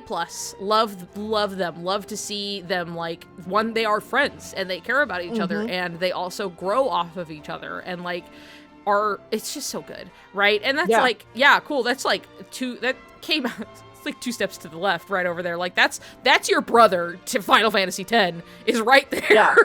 Yeah. Well, and looking at what Versus 13 was going to be, you know. Like, yes, I was actually just thinking about this the other day. Like, I was sitting on the bed behind this blue screen, and I was sitting there thinking about it, because I'll often have these conversations, like, by myself, which is why I'm always so prepared to talk about it, because I've had the conversation many times. Yeah. But it was just the, like, I think Nomura has had plenty of examples of, like, obviously caring a lot about character intent, and how they play off of each other, involving very much as well romance. And I think of like Renoa and Squall are a really good example, because he really, really paid attention to and cared about like Renoa specifically, and how she plays in that relationship as the person who can bring Squall out of his shell without having to be some kind of bombshell beauty. It's all in her personality, that she's a very fun person that can kind of run circles around him, and all of this, like, he thinks about it, like, a lot, right? And I was like, this is really interesting to read. There are interviews about Final Fantasy VIII where this comes to light. As well as other scenes that people are like, wow, that's so romantic. And it was like, it was Nomura's idea to have them have the ball dancing scene, Like, he was like, this should happen. And it's like, wow, oh my god, it's almost like that was a good idea. But with, like, what Versus 13 was going to be, like, he wanted to explore that this, like, sure, there is a romantic setup between, like, the two of them, but it's not. He wanted to explore how it was complicated, and that it's like not necessarily like, oh, and then just like, star-crossed lovers, haha, or like Romeo and Juliet, haha, it's just like, oh, when you do care about this person, but you are genuinely pit on like 2 different sides of like this thing that you're caught up in or even care about a lot, and how it's just like not that simple all the time. And I'm like, wow, yeah, that's not something we get a whole lot of. Like, I think it, like, these things and or tropes, if you will. Tropes aren't a bad thing, just like, oh, just storytelling, techniques and whatever. But like things like, oh, what if we had romance, but we explored it in this way we don't see very often, of like, it's a specific pointed part of the story, but the story isn't necessarily just about how they get together or anything. It's just a very important overarching aspect of this story between them in this otherwise like big conflict, and so it's just like, oh, cool, he wanted to do something purposeful with like their romance and what they wanted to do. And it's like, I think the guy's very very thoughtful about the stuff that he tries to do. Sometimes a little, sometimes you're overthinking things and you're a little lost in the weeds, and, then you're like... And you have to explain why Mickey lost his shirt. You have to explain why Mickey lost his shirt. You have to tell us that Xehanort shaves his head. Like, and we're like, not that important, but thank you, I guess. But otherwise, he's so, like, he's thinking about this stuff, like, so much, that it's like, nobody's, like, impervious, and I'm not saying like, wow, he's just playing 4D chess, but like the amount of times the guy outsmarts the crowd that he's playing to, us, and like gets our ass on things a lot, which isn't to say it comes out of nowhere. It's just like he sets the pieces up and then watches people walk into the trap, and I just think of everything with fucking Dark Road, and it's just like, just stuff like that, right? Where it's just like, I think he just knows what he's fucking doing. But there are plenty of examples of just like, he seems to care about like character and character intent a lot. He has partaken in Good Romance and has even been the proprietor of Good Romance. That I think at this point, over the course of 20 years, especially when there are 0 obstacles between you and a straight pairing being made canon, there is nothing in the way of just having them poorly kiss on screen. There is nothing stopping them other than themselves, which I think is an important point to consider all the same. It's been 20 years of this shit, and guess what? They could have just done it and then been like, anyway, Sora goes off to wherever, and then we continue the story. Like, why even wait? Why did they just not? Like, there's nothing stopping them. Yeah, it's not like Disney would be like, oh, no, you can't, show a kiss. We're a family company. Or whatever, you know. Disney's probably like, God, I thought, when are they gonna kiss? Wait, what are they doing over there? Yeah. Hey, you cut that out! I think it's safe to say that Nomura has no interest in writing quote-unquote standard romance. I think that's it. Also, on the note of, I have a lot of criticism about 16 and Jill, but I like Clive and Jill's relationship. I like Clive's part of Clive and Jill's relationship, and I also think Jill is a bit of a cardboard cutout that has some things going for her, and then the rest of the time she's like, and I'm here too. And that's my biggest problem with her. I just want you to know. I'm right there with you. But like Clive is so like he cares so much. He didn't have anything to do with that, but it was just somebody bringing up like Final Fantasy and romance, and it's just like, oh yeah, like Clive is he's such a great protagonist, and like he is so warm and caring, and like you are convinced Clive thinks the world of Jill, and Jill is just kind of a flat character, unfortunately. And there are like so many things that could have been, and they just, I don't know. I feel like they're just afraid to like let her to have, I don't know. It's just not great. It's something where it's like she could have been so much more, and she has cool stuff going on, and then she just is kind of along for the ride for the most part, and that's the most unfortunate part about it. I also like her design. Anyway, that said, there are like better executions, obviously, of romance, but see, even that, where it's just like, I'm not kidding, through most of FF16, I was like, are they just not gonna do it?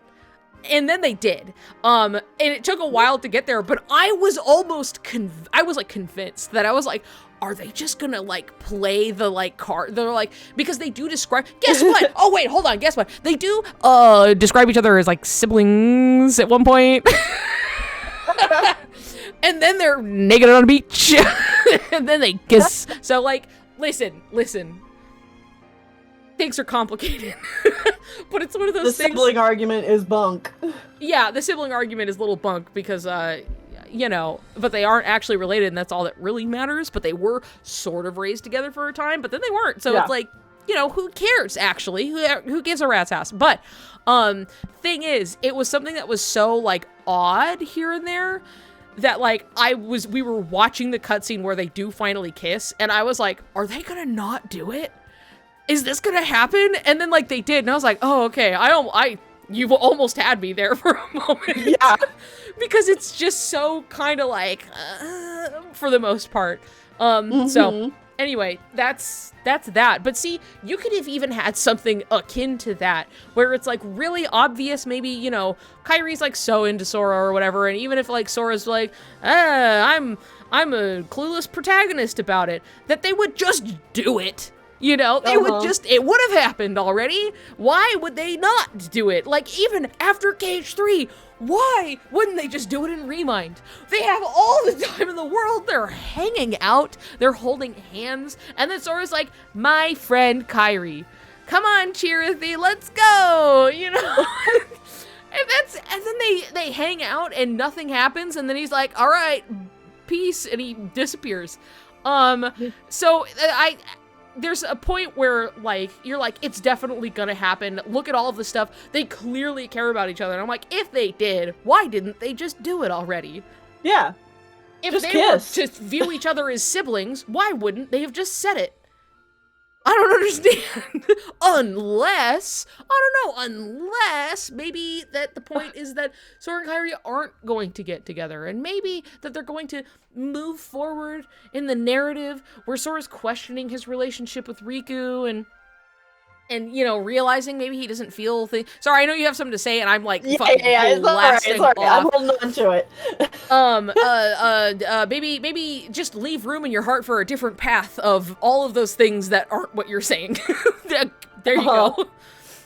I have a confession to make. Yes. So you remember how, like, a couple weeks back, there was that TikTok / YouTube short of the guy being like, Kairi is the secret third main character of the series. Yes, but I do. You wouldn't know that. Yeah. I do remember that one. My confession is that I left a comment. Oh, really? What did you say? I don't imagine you're being mean or anything about it, but like, I'm so curious what you said. I was just like, my comments essentially is something like, you know, Kyrie is secretly the third main character. Or maybe she's not? Yeah, at this point, it sounds like you're describing somebody who isn't. Yeah. Maybe she's not that. Yeah. Like it was I love just like being alternative. Maybe she isn't that thing. Alternative. No. Yeah. Maybe you're barking up the wrong tree, my guy. Yeah, I feel like that's what a lot of this comes down to, where it's like so many things where we're like, oh man.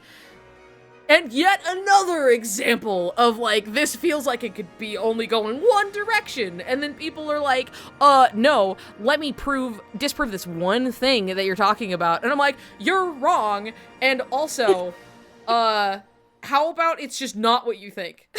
Yeah, and then right. That's like the overarching everything is like people look at any part of it and they're like, no, it's not anything you're saying because I think that this specific example isn't that thing.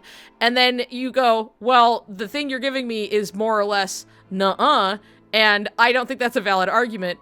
Yeah. But also, I think, like, I don't think that would do anything in the long run. But also, you're wrong. And then also, I just don't think you're right. Like, it's really... What if it isn't? Okay, what if it just isn't straight, man? What? Man, I do this for my best friend. Okay, but I would also do that for, like, the person I love. So what's your point? Yeah.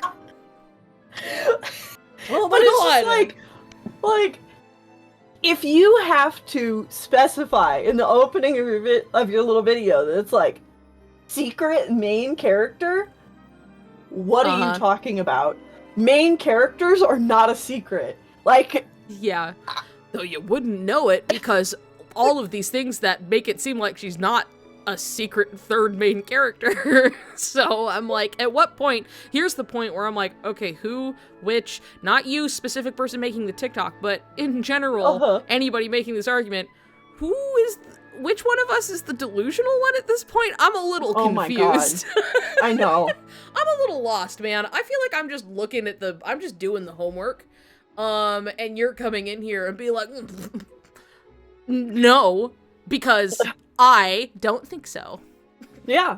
You know, and you're like, cool. I do, and I have reason to.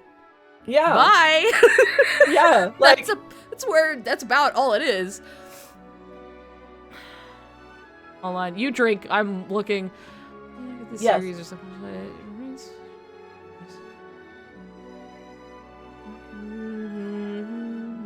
I don't get how people see Kyrie as a main character because they're just setting themselves up for disappointment. I mean, it's just that problem of like setting an expectation and then not meeting where reality is. You know?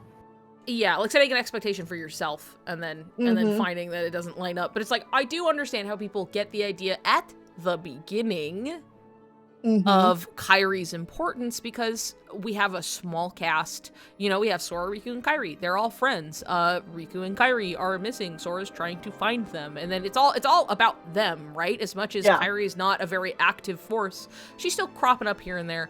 You know, I still think that, like, her just being inside Sora's heart the whole time and he's like seeing these fucking Kyrie hallucinations is a cool beat. I think it's neat, you know, but like Riku is a much more active character in his own story, sure. Yeah. But like past that point, especially 20 years down the road,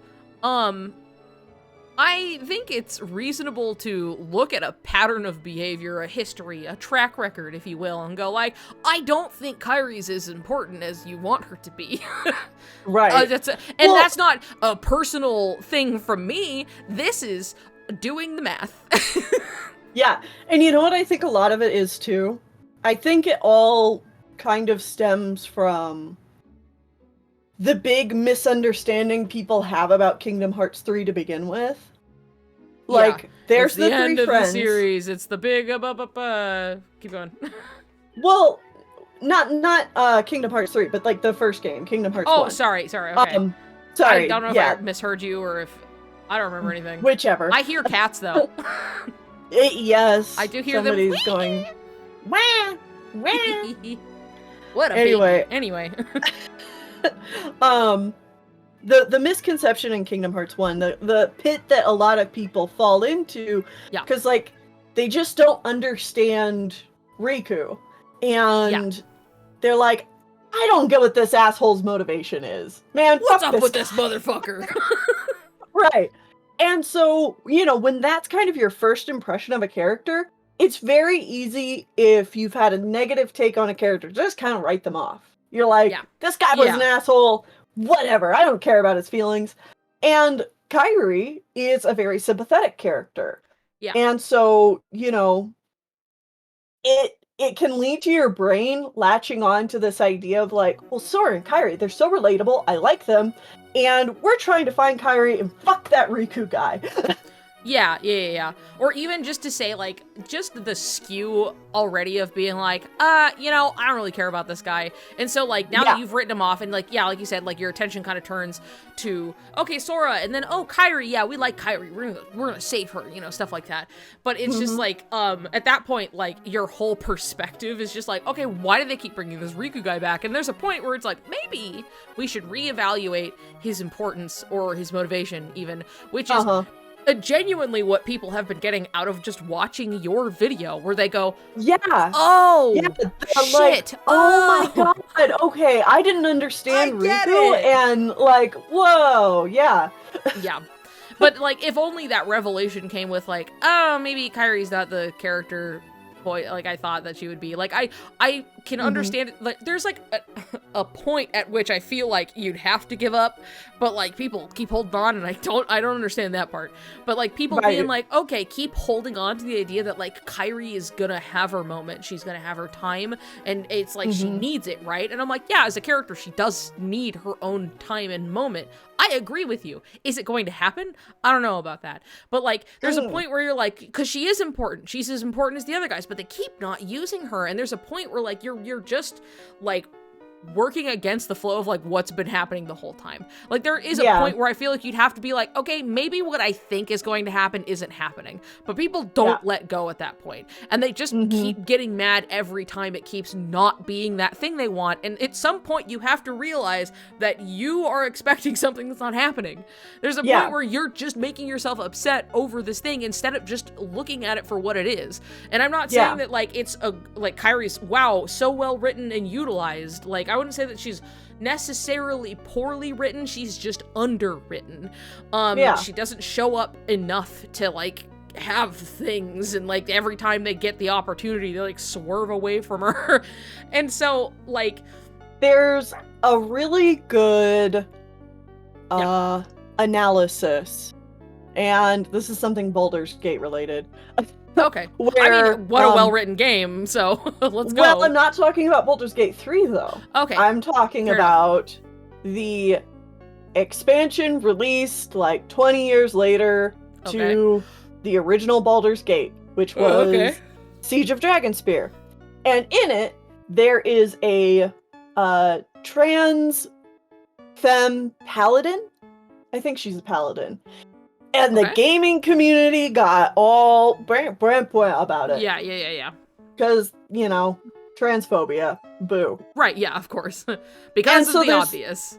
Yeah, and so there's this really great video essay kind of about this thing that happened and people's reactions to it.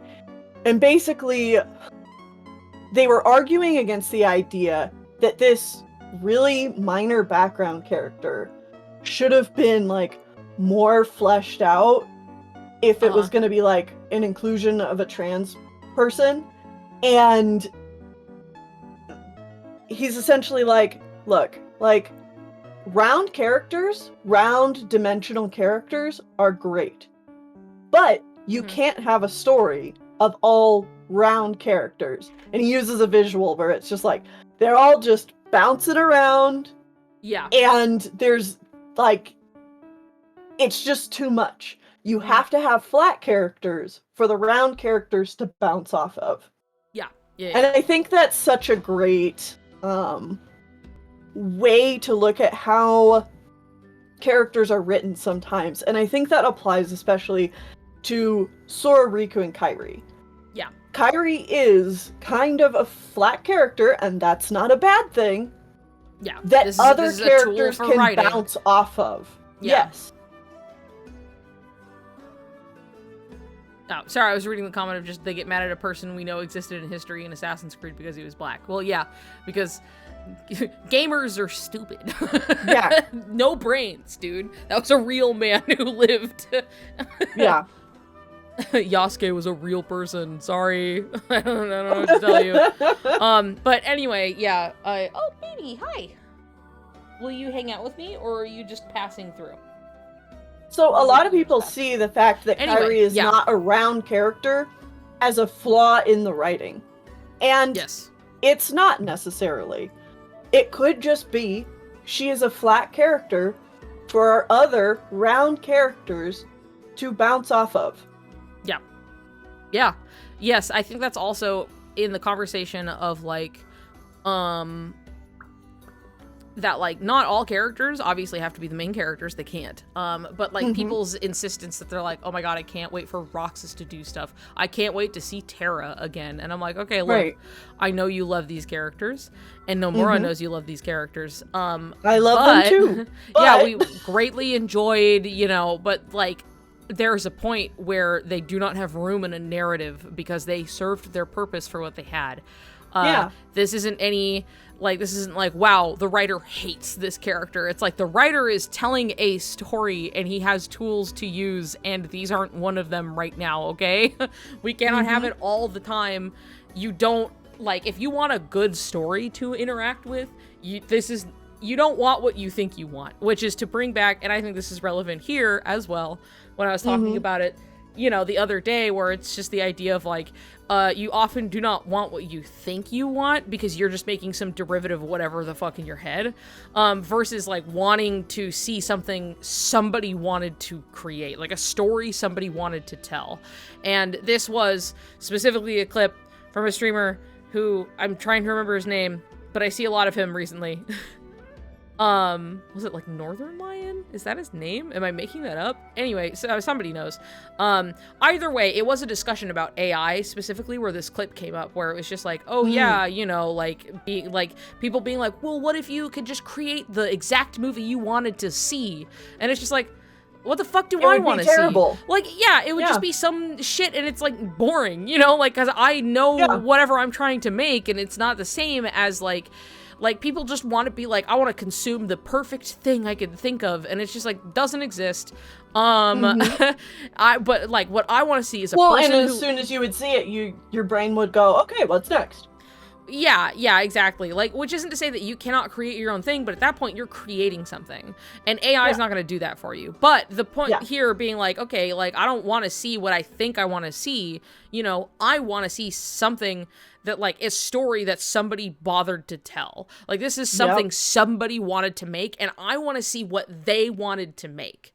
You know what I mean? And that's different. And I'm here in the way that I want to see whatever Nomura wants to make. So I'm not going to get hung up on the like, oh, and I want to see so-and-so show up, or like, boy, it would be cool if this thing happened. But like, I'm just down to see whatever the fuck happens. Like, I'm just on the ride, you know what I mean? I'm just here to see whatever he's telling. And it's the same with just like all of these side characters and all this stuff. And it's like, if you get too hung up on this thing you think you want to see instead of just enjoying the story for what it is, not saying that there's no room for criticism, but like there's a point where you're or to be excited about like some expectations. Yeah, of course. I'm not saying you can't have expectations or you can't have criticisms, but there is a point where you're just kind of hurting yourself when you're holding so hard onto these expectations of these things you think you want, instead of just letting the story naturally grow from where it is, or just do whatever this guy wants to do with it. Right. So like, it's one of those, that's all. That's the point. I went, hi, baby. Yeah. And, you know, I still see people from time to time be like, wow, I can't wait until everybody in the cast of Kingdom Hearts 3 comes in Kingdom Hearts 4. And it's like, dude, that's not gonna happen. No fucking way. Like, we No have way. no confirmation of that, but with everything we've been presented, that's not even gonna be close. Yeah, in fact, I think they've made a pretty big point of it that it's just Riku who left. And I think that's just a totally reasonable thing to go like, yeah, I think they kind of just want to focus on these two characters because, you know, if they wanted everyone to go, everyone would be going. But instead, they had a whole scene of Kairi not going and then Riku going by himself.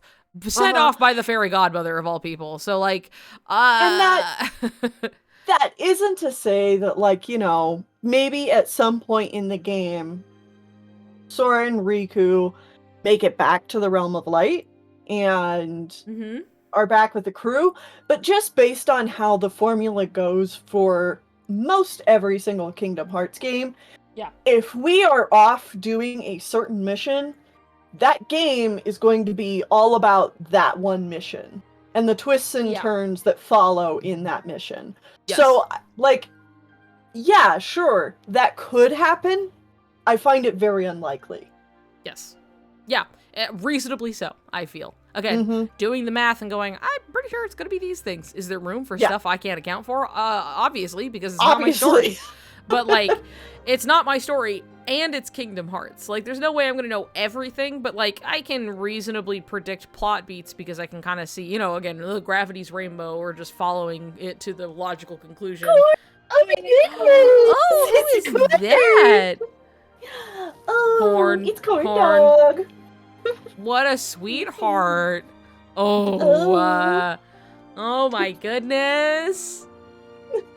That's a baby. That's a baby. That's a little baby dog. He's corn and he got the juice. Nice. He's fucking fueled. He's fueled. He's got the corn syrup, baby.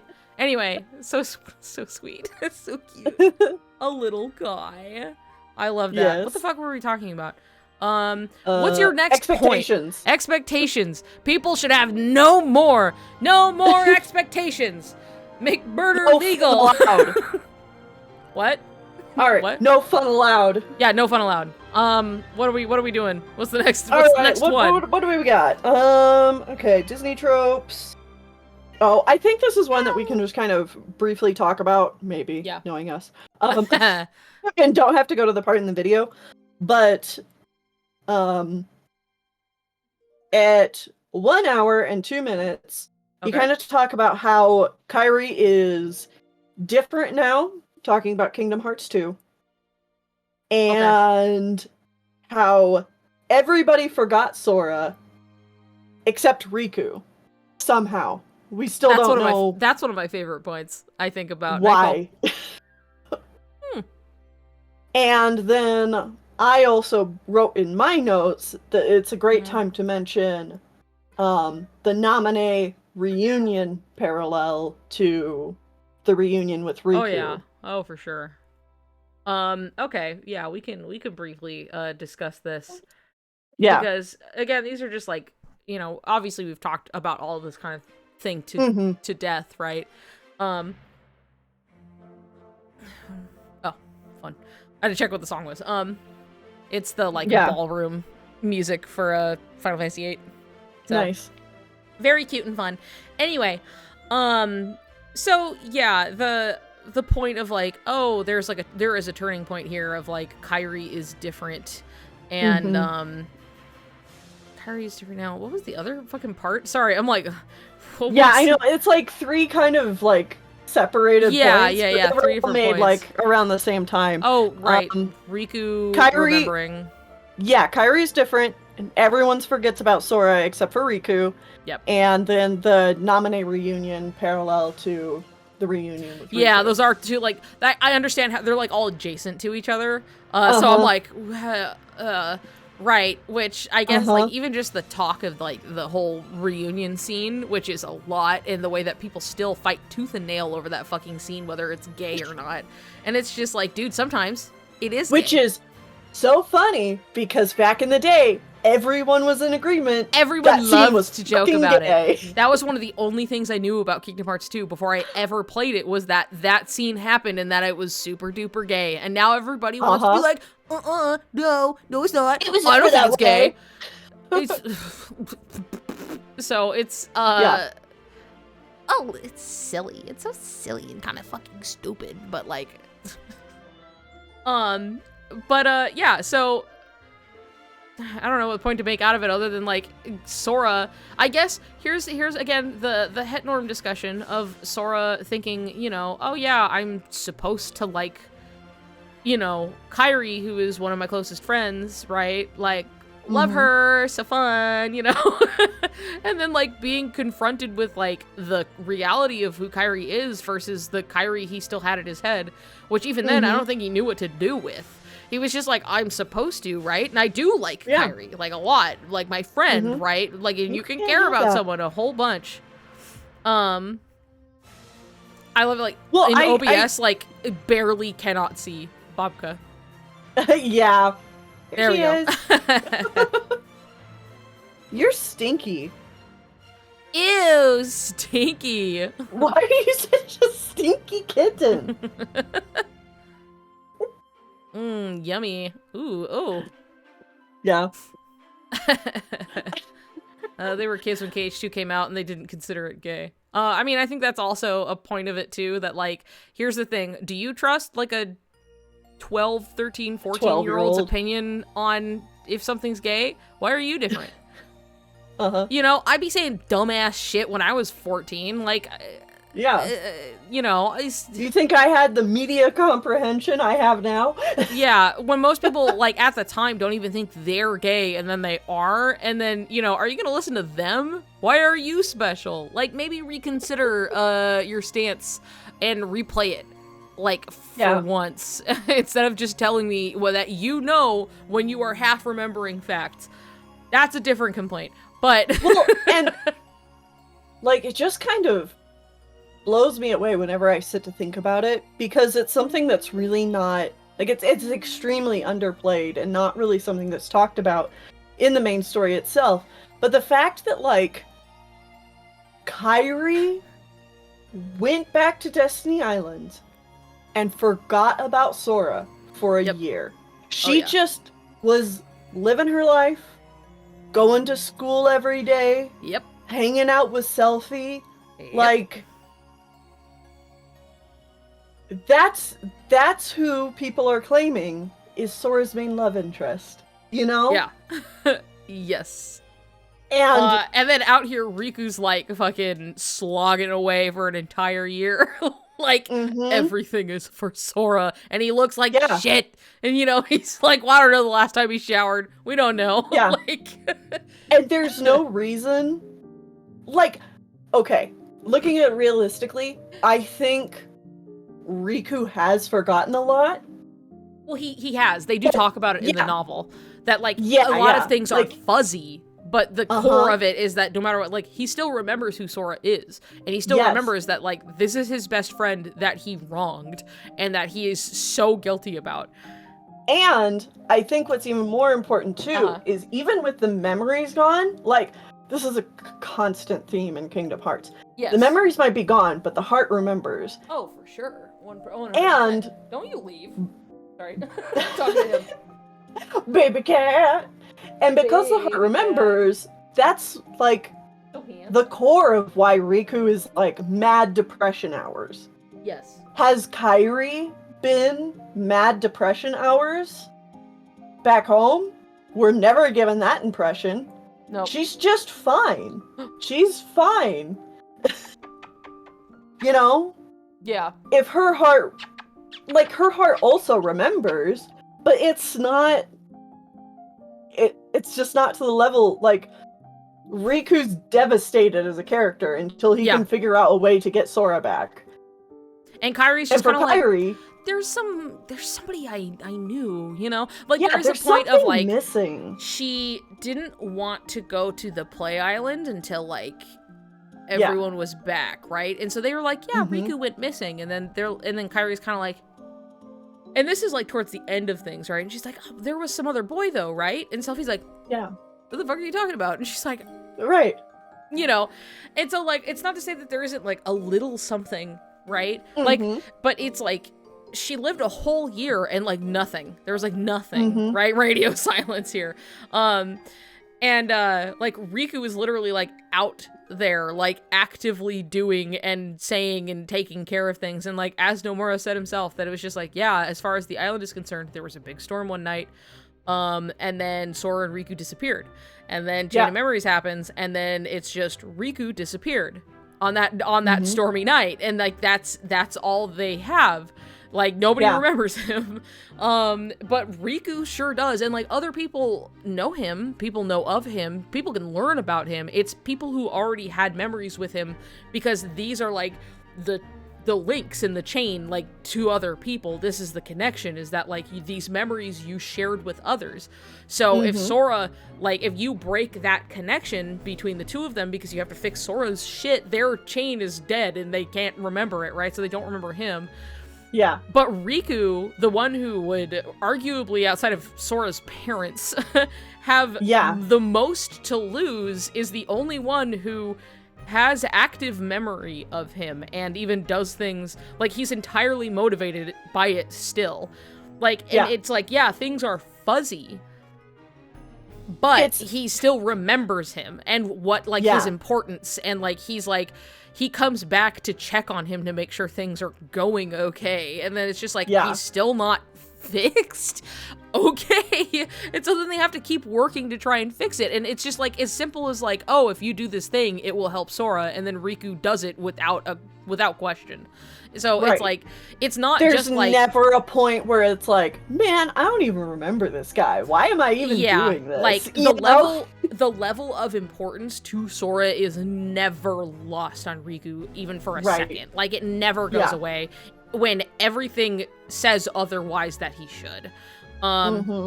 Which is really, really pointed, in my opinion, that I think people kind of take for granted, because it's just like, the story's still going, of course Riku's a part of it, I guess, you know, and it's like, yeah, of course he knows what he's doing, and you don't really think about it, but you're like, wait, shouldn't he not know what he's doing? Like, when, you know, Kairi doesn't know who the fuck, like, she can't even remember his name, and this is after he's getting his memories back, and then, you know, and then we get, like, begins with an S, you know, and she's like, oh, Sora.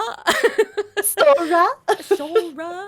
Anyway, so funny. I know, it's silly. It's just like, one of those things that just doesn't quite translate the same. Feels really clunky in English. But I was gonna add on to that too, that, like, again, sure, yes, that is something that makes sense as a writing choice if you're looking at it strictly logically.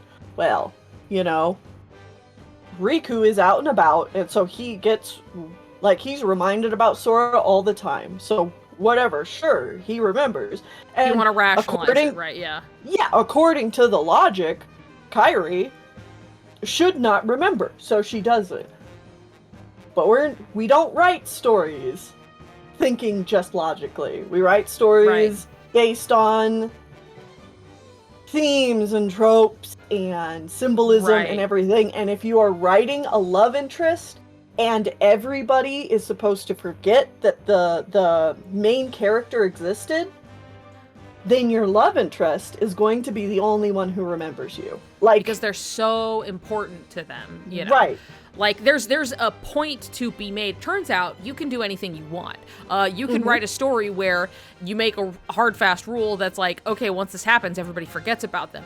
And yet, despite the odds, this person remembers them because they're so special and important to them. And so you're like, wow, because it's been established as a rule, that means that this must be really powerful and important. You know, that's how you're telling a story. You make the rules and then you choose when to break them. And this is something where it's like, yeah, sure, you could rationalize it every which way to Sunday, but sometimes, and by sometimes I mean all the time, most of the time, 98% of the time, happy accidents happen, but most of the time things are done pretty intentionally. And something like, oh, everybody on the fucking planet, universe, sorry, fucking forgot who Sora even was, and Riku, who, again, if you want to rationalize it, should be the guy who would lose the most out of it. And he should still basically also have amnesia. yeah, basically. Like, it should be like, his whole childhood should be like a fucking blur at that point, right? So it's like, it's something that's like, oh, yeah, that sure would make sense, but for some reason, he's the only guy who, like, still actively remembers him. Like, that's his best friend. He calls him his best friend. And that's a romance trope. Turns out, ladies and gentlemen, that's a romance trope. Hey! Put that I wish I had up on the board. Where's the fucking... This'll do. Ding. There we go. Sorry if that was really loud. No, it was good. Okay, cool. So yeah, that's something that drives me personally insane. One of my favorite little points in general is just the like, yeah, why does Riku remember him and nobody else? That seems pretty pointed and significant and yeah, and like, not to mention how everything plays in the novel is out of this world type of like, this is super gay. This is insane. This is him like looking at Sora in the pod and Namine's with him, and he unconsciously reaches up to touch the boy and his hand gets stopped by the glass, and that's when he notices he was reaching. Come on. And that's like one thing. You're that's just so fucking embarrassing. And the thing is they write this stuff and it's like, it's a good romance. This is good romance. This is good shit. And I'm having a great time, right? But like, I just, I think it's reasonable to think that it is a romance. It's, I even love, they even have a scene of, when Riku picks up Roxas and in game, and he's like, do you feel Sora? And then in the novel, he's like, what did I fucking say that? He's like fast walking away, and I'm like, not exaggerating. He's just like, why did I say that to him? Why did I say that? And he's just like, oh my god, He knows. I wonder. He knows he's fucking embarrassing. It's so funny. It's so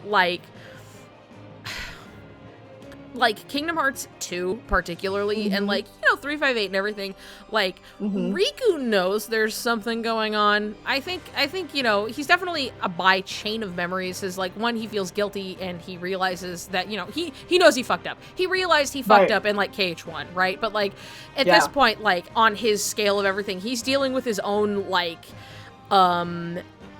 he's mad at himself, it's a lot of there's plenty of self-loathing in that guy, but there's a lot of I have done wrong by somebody I care about, and more than anybody I want to do right by him.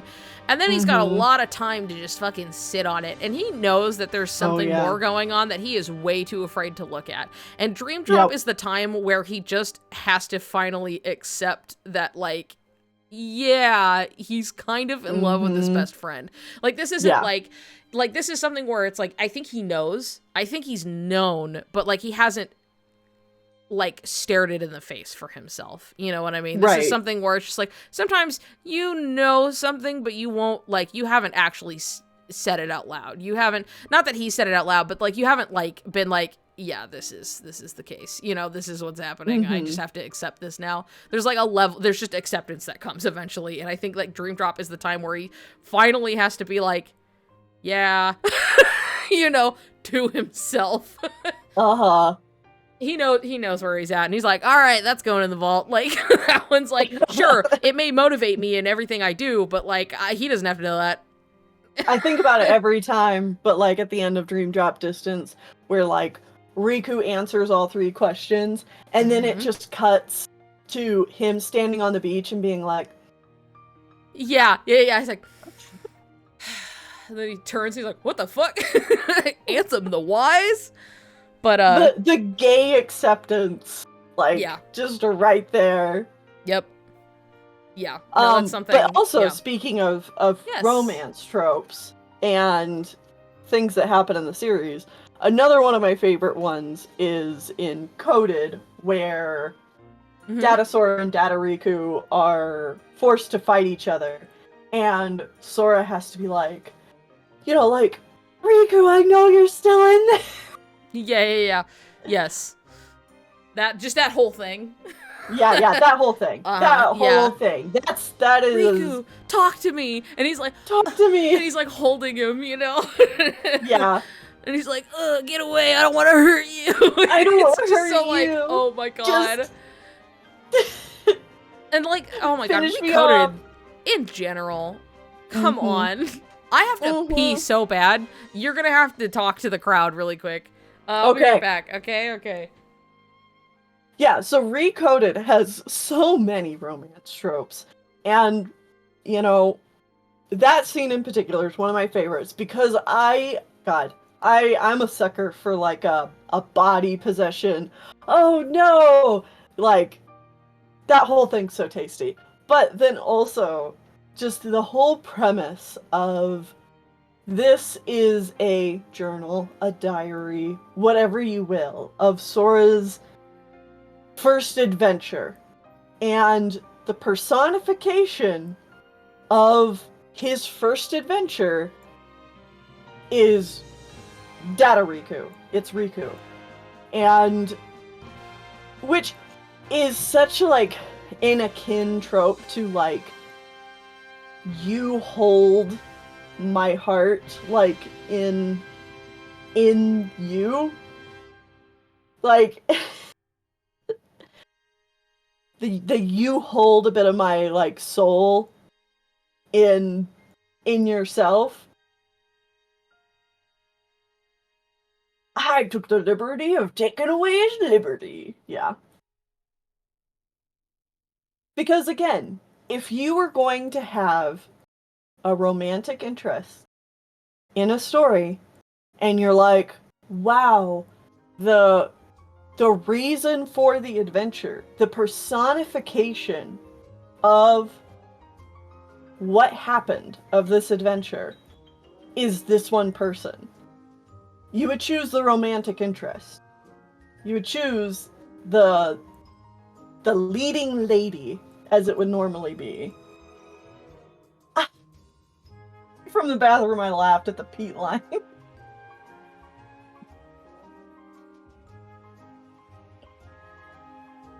Jim Cummings is so powerful.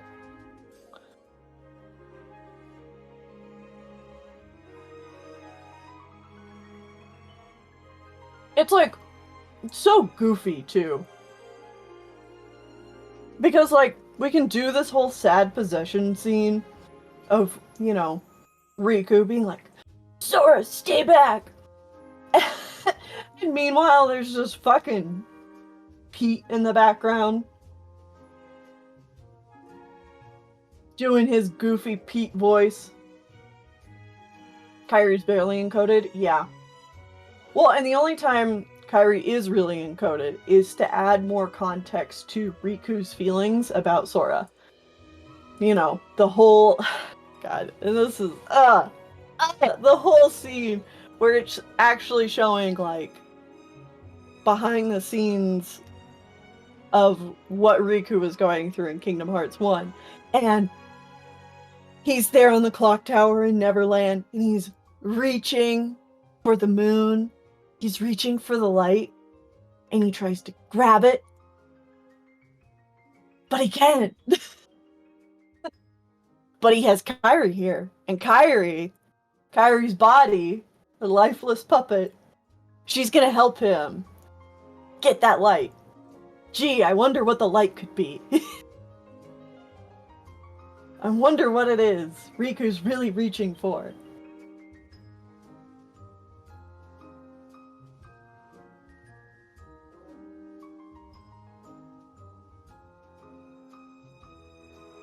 He and his poopy pants.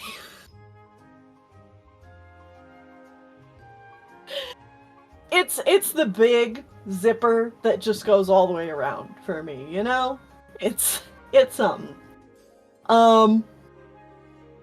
Brought this up earlier, but genuinely, why did Sora blush at Herc and Cloud complimenting him? Yeah. Sora's just like that, you know?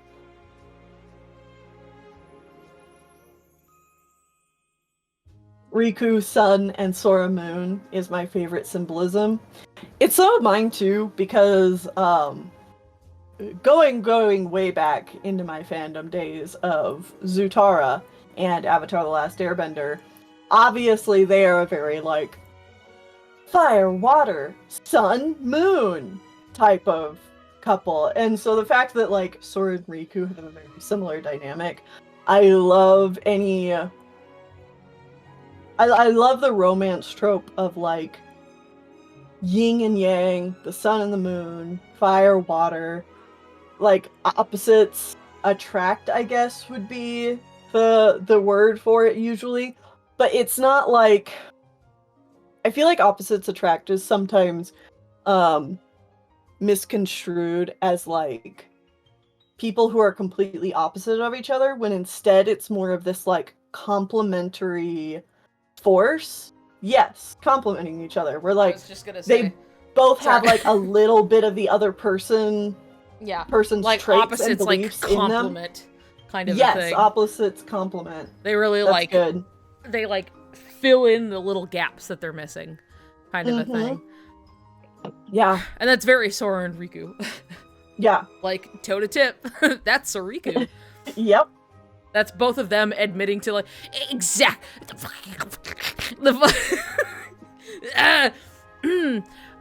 you know, I was jealous of you. I wanted to, you know, be like you, just following my heart. And it was just like, oh, I have my fair share of problems too. Like what? Wanting to be like you.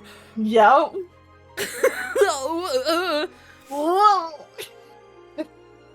Killing me. Absolutely killing me.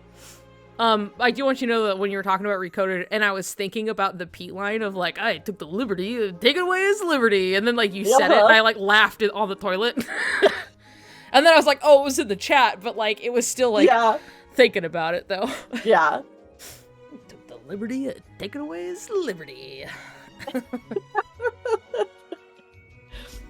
And it's like, it's just Pete saying goofy Pete shit, and you're like, oh, that's so sad and dark, actually. I know, it's like really fucked up what he's doing to him, and he's like grabbing his entire head and like fucking moving around. You're like, he's like, I'll just put more bugs in him, I don't know. And he's like, get your hands off that child, Pete. I know.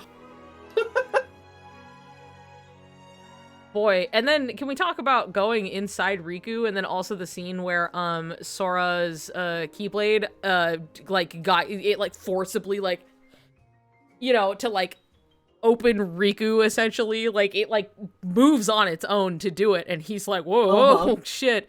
And then it's like done to parallel exactly the Kairi being on the floor, like he's lying there, you know, and then Sora mirrors the like before he stabs himself thing, but like it's just him going in, and he like gives Donald and Goofy a smile before going on in, and it's all like, why would you choose to do that?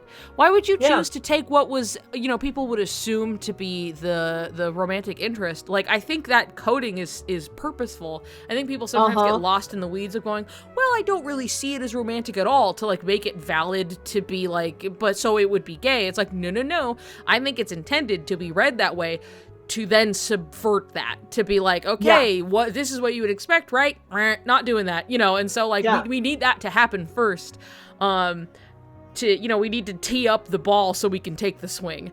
And so, you know, they sure do kind of set all that stuff up, and then they go, what if we put Riku there now? And you're like, that's insane. You're crazy. And I think you know what you're doing. Yeah. I think you know exactly what you're doing by removing Kairi entirely from the one game where she would be relevant, i.e. Quote, I use this loosely, a retelling of the first game, end quote. But then just be like, Riku's actually the important one. He's the entire encompassing thing of the story that's all about Sora, as he says himself, that the journal is about one person, and that's you, Sora. Funny that it's you, Riku, being the journal anyway.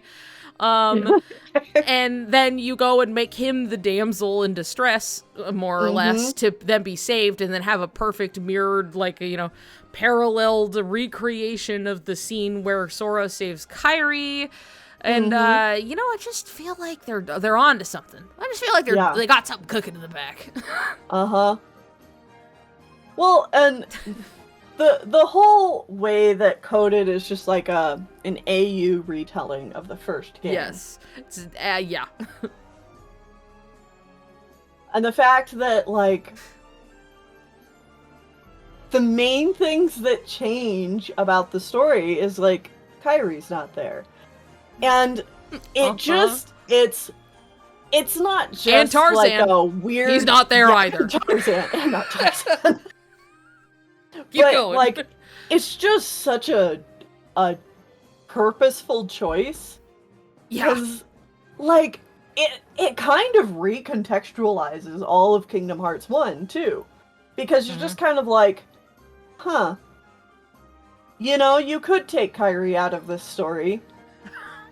And it would basically be the same thing. Yeah. Which, again, that's not hate on Kyrie. It's just, you know... The unfortunate reality. Looking at it. I'm using my eyeballs. It's not like, whoa, wouldn't it be fucked up if they did that? It's like, you know, they did that. Yeah. They actually went and made a whole game that was that. Yeah. I don't know what else to tell you. You know, the idea of like, I'm gonna make a whole AU and I'm gonna write Kyrie out of it. Oh man, Sorikus, they really hate Kyrie because she's in the way of their gay shit, but they need to get in touch with reality. And it's like, I'm actually gonna, hold on. Take a breather. This game exists and Nomura made it. Yeah. It was just, they just took Kyrie out entirely, and then they acknowledged her in one scene that was a scene that wasn't about her. And it was about Riku, and that scene was super gay. So, like, I don't know. I feel like your beef is with the guy making the series, not me. I'm just calling it as I sees it. It's just right here in front of me. Don't shoot the messenger. I'm. Oh, but Recoded isn't important. No, that one's Recoded's not important. Dream Drop Distance is, you know, it's OC and bad. Yeah. So don't pay attention to that one either. Anyway, and then they shared the fruit, so that's all that really matters. Even though, like, I don't even know why Sora was like wondering about Riku in the first place in that scene. Like, it's stupid. It's just bad. I don't even I'll take it. What I guess. Riku's deal is. Like, who even I don't even know is why this he's guy? here. I don't even know why he's here. Dead? Why didn't he just die? Yeah. Love that too. Where where we point out something that's actually in the games, and then people are like, well, you're just delusional. Anyway, I hope Riku dies. I was gonna bring up the fact that, like, before KH3 came up and everyone was like, Riku's gonna die. Riku was gonna die at KH3. That's where his arc is leading him. You know, he's finally, he's made it to the other side, and he's gonna die. And, you know, completely outside of the fact that I think people should re-examine... Over my dead body. Yeah, I mean, over the fact that, like, point aside that I think people should reevaluate what they think a character redemption arc should entail, which shouldn't always end in them dying and paying for it, essentially. And that, like, life continues on after your mistakes. Really funny how that didn't happen at all. And you know who died? Kyrie. Like, everybody did, but Kyrie super did. Oh, no, of course not. No, she's got, she's gonna train. That's really important. Yeah, for sure. Yep, yeah, and then she's finally gonna finish off screen somewhere, and then, she's gonna come in, she's gonna save the day. She's gonna come in. Riku, he's gonna go there, and he's gonna fail, because, you know, last time I thought he was gonna die, anyway, now, this time, though, this time he's going to... Yeah, now, I just mistimed the whole thing. He's gonna go, and he's gonna die, and then Kyrie's gonna show up, and it's finally gonna happen, you know? It's finally gonna happen. Obviously. I'm only putting it together. I'm only this mean-spirited because, like, this is exactly what these people talk like. No, it really is, and this is, like, directly to us. Like, I'm sorry, people listening in, like search us out. Yeah, like, anytime you want to talk about it online, or, like, whether, it doesn't matter where the fuck you are, though Tumblr is a little better than other places, because it's mostly just boiled down to people who kind of know how to interact in a fan space at this point. Still not a good website, but none of them are. So there's really no winning there. But like, it really is just like, especially if you have videos on the internet, God forbid you put your opinions on a video on the internet like we're doing right now. Why would you spend so much time talking about this? Can't you make your point in like a couple of minutes? Can't you just make your point in just 2 seconds? Like, the level of, like, because obviously, you know, you have your video that's the entire discussion, and title of the video is Riku is gay, and people see that, don't watch the video, obviously, they're never going to do that, but they go in, and they immediately have to say this weirdo shit to you. But also, I've gotten this on Twitter so many times where, like, I have genuinely tried to like engage with somebody who came in with, again, I think a lot of these, there's a lot of people who just regurgitate things that they think and they don't actually think because they've never really thought about it, right? So they're just kind of saying whatever. And so when you just take the time to be like, why do you think that? And then they go, I don't know. And so I've talked to a lot of people like this who give me they come in and they're just so like, they're swinging. They come out swinging with like a styrofoam bat. There's like nothing in that thing. And I just go, I'm like, so what, I'm like holding the bat, I'm like, oh, okay. So why do you think that? And then they go, oh, I don't know. Like, I just think, cause they like shared a Paopu in 3. And I'm like, okay, and nothing. And this is not an exaggeration. This is a conversation I actually had with somebody where I've done this multiple times, but I always remember this one person because they were just like, I just don't see it. And I was like, well, what do you think? By the way, it's a lucky emblem. It is. Is that from like a rod of some kind? It's just a twist tie. Oh, okay. It looked like something that would snap onto like a curtain pole or something. No, I've just been messing with it and twirling around and stuff, eventually I made Mickey Mouse. I'm not even a shipper and I got called a fetishizer for being interested in Soriku theories. Yeah, that's what happens. God forbid you just look at a story and be like, maybe this one's gay. And they're like, you're a freak. So, freak. You're a fucking freak. So the point I was going to say before was that, anyway, Sora and Kairi should make out. Yeah, I can't wait for them to have babies. They're gonna have 7 children and they're all gonna be princesses of light. Yeah. So, anyway, the point is, I remember speaking to this person and I was just like, why do you think that? Like, I'm not trying to be antagonizing. I just want to know why you think, like, whatever it was I said, and they were like trying to counter it. And I was like, why do you think that? And they basically said, I don't know. They're like, I don't know, I just think it's more likely, and, they shared the fruit, and that was about it. And I was like, damn, dude, I could make a better case for this than you. This is like, you are actually, like, you're so not actually invested in this. You just saw something and felt the need to put your opinion out there. And, like, I don't think people realize how antagonizing that really is, especially when it's non-stop challenging your queer perspective of, like, I'm just living my life and everything in life wants to tell me that I'm wrong, stupid, I don't know what I'm talking about, or you're a freak, you should die, stuff like that. Right. And so on the internet, you don't need to see that. You can't even, like, you don't even care enough to have something to give to me when I asked. So why did you say anything in the first place? I feel like I do this all the time, even when we're here streaming. I'm like, well, you could look at it this way, which would be very Sokai, but here's why I think that's not the case, And, like, part of analyzing media is also recognizing other takes of media. And I'm like, really, like, some people are very like, there's one reading and it's this. And I think that's like a very limited way to view media. Well, yeah.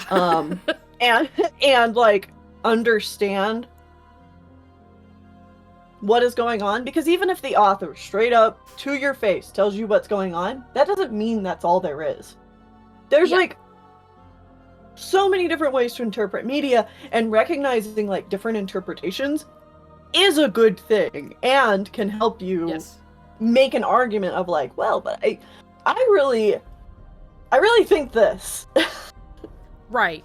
Just to have about any form of, like, discussion and, like, thought-out response. Like, instead of just going, and that's it. That's all there is to it. Like, it's even just to have the secondary thought of, like, oh, I can see how somebody would see that, though. You know, like, it's not that hard. And so, like, it's always, like, strange to see somebody, like, flabbergasted by, like, I can't believe people ship Sora and Riku. It's called Soriku. They call it Soriku. They call it Soriku. And you're just like, what the fuck, dude? Like, one, not only has this existed since its inception. Yeah, welcome to planet Earth, dude. How have you been in space? Because you were not here. But, like, it's, they call it Soriku.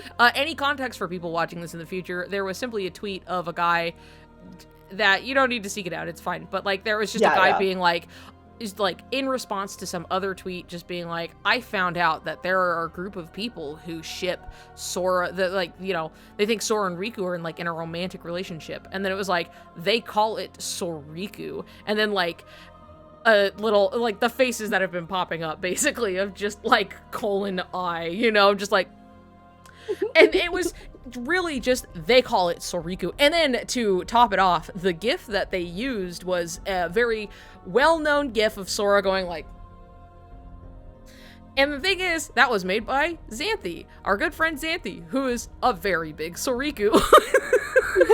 And so, like, it's something like, dude, Sorikus built the house you live in. I'm sorry. Like, I don't know what to tell you, but this is not it. He's wandering around a museum looking at everything and turns to the person with him and goes, and they call this a museum. Yeah. And the guy's like, yeah, I run it. Yeah, man. They're like, this is a museum? What the fuck? This is freak shit. And the guy's like, yeah, I run this, but okay. So anyway, like, it to circle back to what that, you know, stemmed from, of just being like people who somehow do not have, like, I understand, again, we live in a society and the being queer is, like, purposefully kept away from people in the first place, but there's a point where, like, you are an adult man on the internet playing a game basically made for queer people, and then you're like, what the fuck? You know?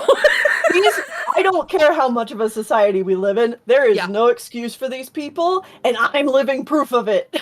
Yeah. Oh yeah. No, for sure. You can because I grew up in the fucking most conservative Amish community, like, literally an Amish being community. Center Not an was exaggeration. still far right, you know? Yeah.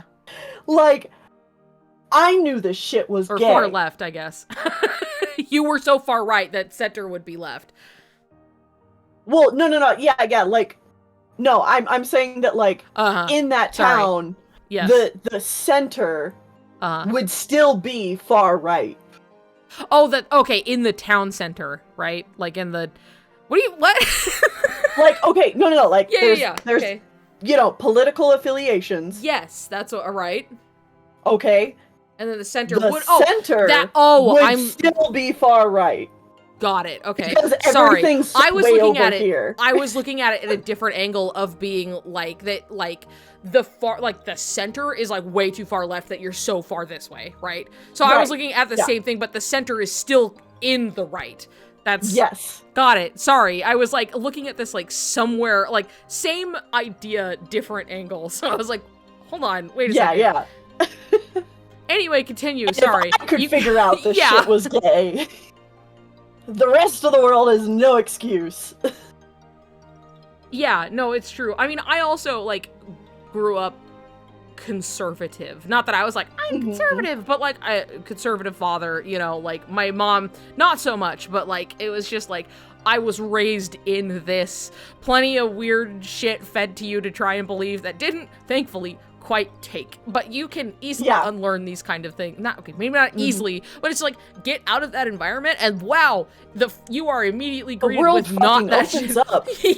Yeah, it doesn't take a whole lot to take one step outside of that and go, huh, well, this is crazy. But, like, that's my point of being like, you cannot be an adult man on the internet already playing Kingdom Hearts and then being like, what the fuck? There are people who think this is gay? Yes, Yeah, it's like yeah, day yeah. one, buddy. Like, Yes. look at the outfits these characters wear. Look at the subject matter. Yeah. So, you know, it takes all kinds of people. They're out there for sure. But yeah, even farther back, point being, Terminally offline. Terminally offline, and like in some respects, great, but maybe not terminally. So, you know what I mean? Yeah. There are some things that there are some advantages to be had by the access to knowledge and people and things from around the world. You know what I mean? Exposure is pretty good. But, yeah, point being, at the end of the day, which is how we got here, was the fact that these people are real, they exist, and they have talked to us directly, and they all fucking sound like this. And they're all really petty about it. There are plenty of people who are purposefully, like, really petty and snide about it, and then they're, like, always so factually, like, provably wrong half the time that it's, like, really funny to see. Which isn't to say, wow, I'm always right. It's just that people go in with their whole chest and then they say wrong shit, and you're like, I could Google that real quick. Like, what are you talking about, dude? Not hard to disprove what you're saying, but it doesn't matter, I guess. But yeah, there's plenty. They are out there, and they say these rude things to us. And so that's like one of the few times that, yeah, it's like when I'm like really genuinely being petty and being like we were, it's like, oh yeah, they do say these things to us. when I put on the, look at me, I'm an asshole. Yeah. Exactly. Sheesha. I think this goes great into kind of the next point, which is at 108. Fantastic. And this isn't a one-off, whoopsie. It's consistent. Yes. Very, very true. I remember I really go off into a whole thing of being like, it is so consistent over the course of all of these years. And I remember I bring out like the highway analogy of being like, look, there's a tiny dirt road path of like, but what if? And then there's like the regular turnoff of like, it's gay, take a left, you know, and it's like one of these things is a lot more likely than the other, and I think that's fine to like consider, like, just because like there is a chance of being like but what if everything goes against everything that they've shown, and then they do the worst thing imaginable? Hi, baby. Hello. No, you don't just get to jump up here and leave. Hello. Hey, oh, baby how's man. It going? Oh, he's so comfortable and happy. Can't you see? Oh, wow. Look at these fucking beans, dude. Little beans. Look at how big he is. Hi, baby. He's just like sitting and just waiting. He's just waiting to go. Yeah. Oh, I feel that tail looking around. You know, I know this is a point we made in another stream, but the whole fact of consistency is like, you know, there's been so many opportunities to course correct. They know Soriku's. I think we talked about this the last time we streamed, like specifically. Probably. We were like the fucking course correction. Oh my god, they could have done anything. They could have done anything. They could have, you know, so many times you see this with specific shows or different media or whatever, where there's like a whole big shipping fan base for two particular characters, and then the showrunners see that, and then they're like, oh, these people are getting the wrong impression. We need to put them in their place. And so, like, the next thing that comes out, they'll very pointedly have the characters be like, and I'm not gay. Yeah. You're like a brother to me. Yeah. That should take care of it. Best friend and nothing else. We're Boy, like I sure do love girls. Woohoo! Hoo-haws, am I right? Yeah! Love it. Yeah. there were and still are, you know, but like there just every opportunity to perhaps course correct always passed up 100%. If not everything obviously leaned into in the opposite direction. Like, hey, you know what would have been a great course correction? The whole seeing the two sibling characters and then going, wow, that's just like me and Riku. But they didn't do that. They didn't do it in the game. They didn't do it in the story where Sora's literally wondering about it. They didn't, obviously they didn't do anything that could have even implied Sora has feelings for Kairi at all in KH3. Didn't have him really thinking about her at all outside of like contextually like, well, duh, she's involved kind of a thing. Like, oh yeah, remember that time that thing happened? And then Kairi, and then they added Donald and Goofy to like, oh, they wished me back with all their heart, so you should do the same for Roxas. And it's like, why did Donald and Goofy too? I thought it was just Kairi. Like, I feel like you're actively taking things away from her at this point. Again, so many options. All of us queers are like, we get it. We get it. We're not doing anything. We get it. Let her have this. Yeah, like, you didn't have to. You didn't have to do that. It's fine. I felt that one was fine. Or the fact that even the novel is like, was it really Kairi that saved me? And you're like, why are you throwing this into question? What the fuck is going on? Uh-huh. Well, okay, and yes. The recontextualization of the very ending of Kingdom Hearts 1 in 0.2. Yes. Where, yeah, sure, Sora's like, I know now, without a doubt, Kingdom Hearts is light! And, but in 0.2, it's like, ooh, what if we see it from the other side of the door? And it's like, wow, Kingdom Hearts is light, and we get all these flashes of Riku. And you're just like, come on, man, we didn't need that. Yeah. Oh, you just... okay. Like, that was something that you could even kind of read from just, like, KH1, where it's like, okay, Kingdom Hearts is light, and it opens the door, and then you're like, okay, and then Riku's there. Or you could even be like, maybe it's like the king, or there's just Kingdom Hearts, and it's, there's anything, but then they're like, what if it was Riku, though? What if Riku was this big ball of light? What if Riku was so full of light, and then we kept showing him as light, and then we did it in Sora's heart, and then we did it in Birth by Sleep, and then we did it in Dream Drop Distance, and then we did it in KH3. Just like, game after game after game. Same point. What if we kept doing this? What if we had Terra literally look at him and go, Light. Was I brought here to meet this boy? Like, I don't know how many times we have to do this, but we sure had to write a whole section about it for people to even consider it. So, again, and the consistency. And yet you say Riku is the light, and again, God forbid. I'm an angry asshole. I remember seeing people being like, yeah, if I see somebody saying Riku is the light, I take that as like a flag. That's a red flag for me. That means that they've like, they've really dove into that theory or whatever, and it's just like, okay, you're weird, but fine. Okay. I can't change your opinion, but have fun being very surprised at what happens in Kingdom Hearts 4. Yeah, I know. It's just something that it's like, you turned it into this like phantom discourse thing when it's like, look at the game. They show him. It's how many times do I have to show you Terra looking at Riku and saying, Light, was I brought here to meet that boy? Literally like saying it out loud. This is not a reach, my guy. This is just the game, which is, of course, everything we bring up every time is going, oh, right, this is just the game saying this. We are simply the messengers. Let us not forget Kingdom Hearts 3's opening, just straight up being a shot-for-shot of the Kingdom Hearts 1 opening. Yeah, they make him a big ball of light. Just a big old ball. Yeah, that's weird, isn't that? Isn't that so strange that they make him a big old ball of light? And like, what could that imply? What could that be?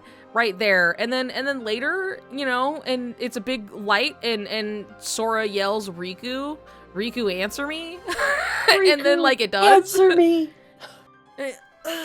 And then and then it makes some noises or whatever, and then he goes in. Yeah, he God, gets all, crazy, like, surprised. That opening could not be more blatant if it tried. I know that's probably one of the things that makes me want to like chew through concrete.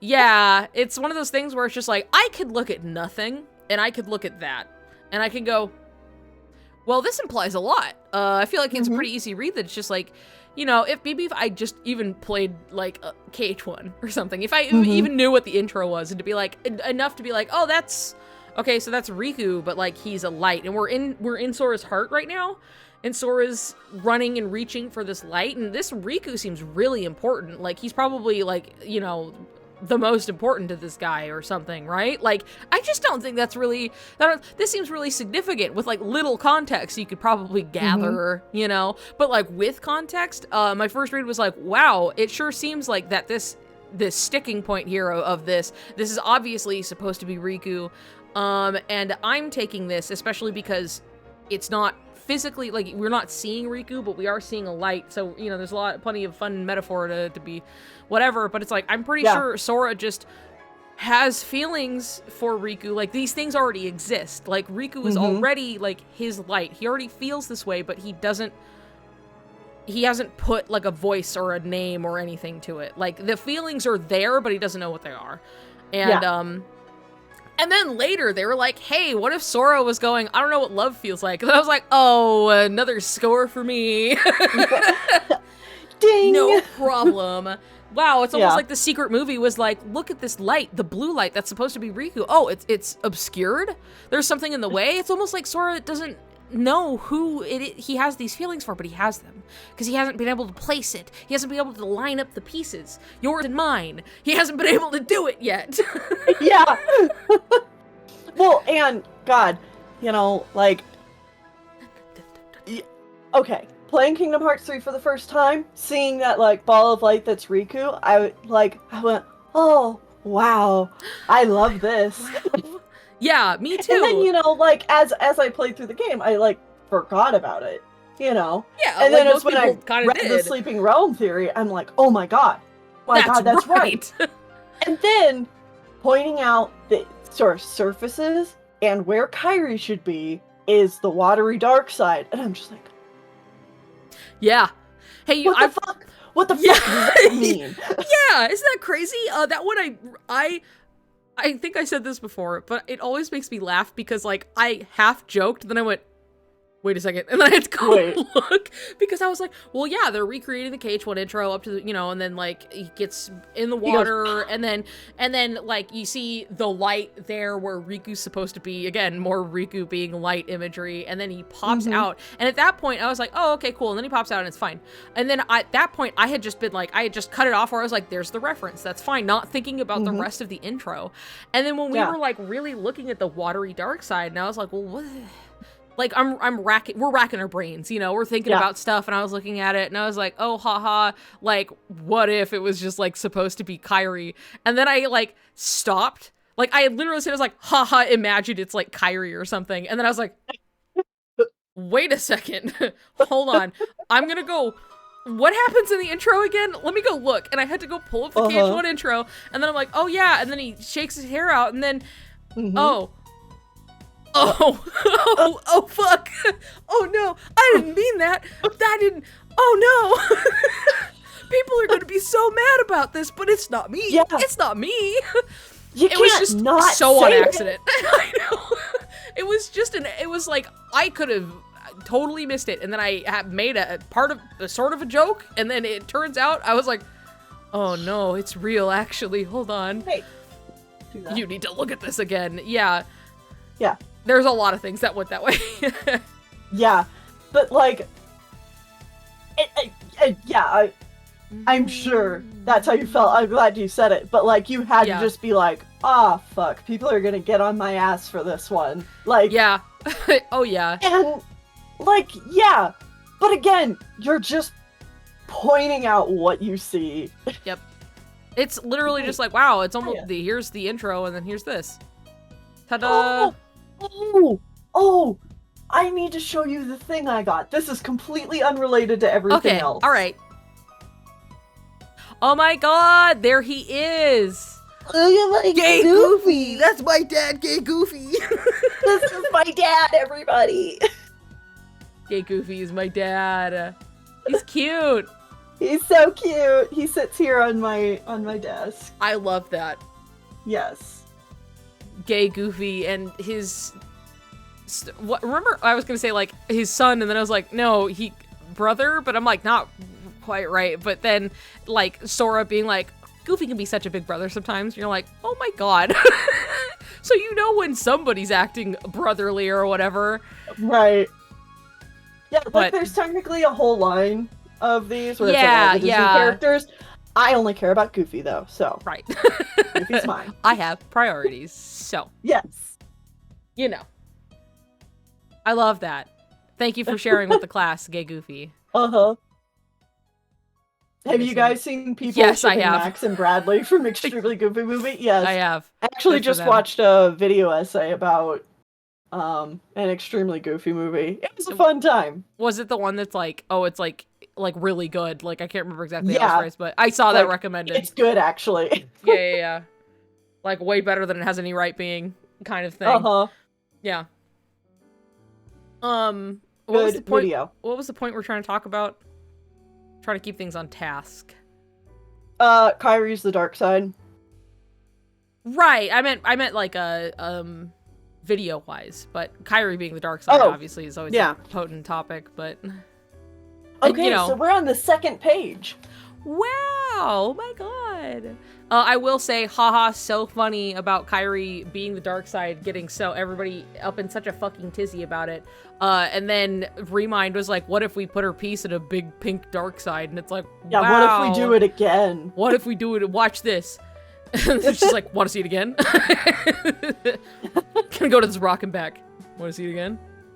It's almost like they read the Sleeping Realm theory and like, we're looking right at you. They're like, you like that? Would you like a round two? Yeah.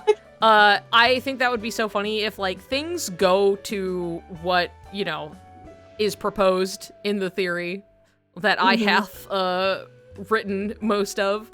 And people go, they just read the theory and then they just did it because blah, blah, blah. I'd be like, God, you wish you were me.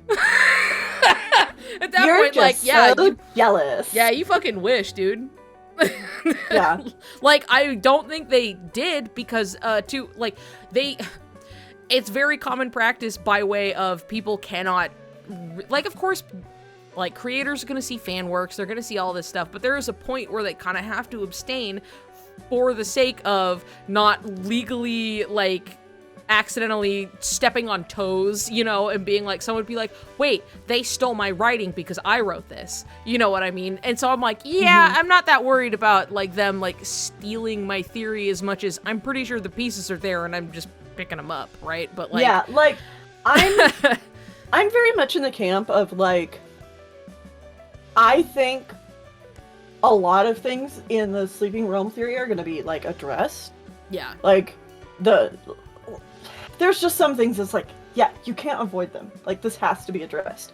Yeah. And, like, I'm, because, like, I'm very, like, well, who fucking knows, what Nomura's cooking up.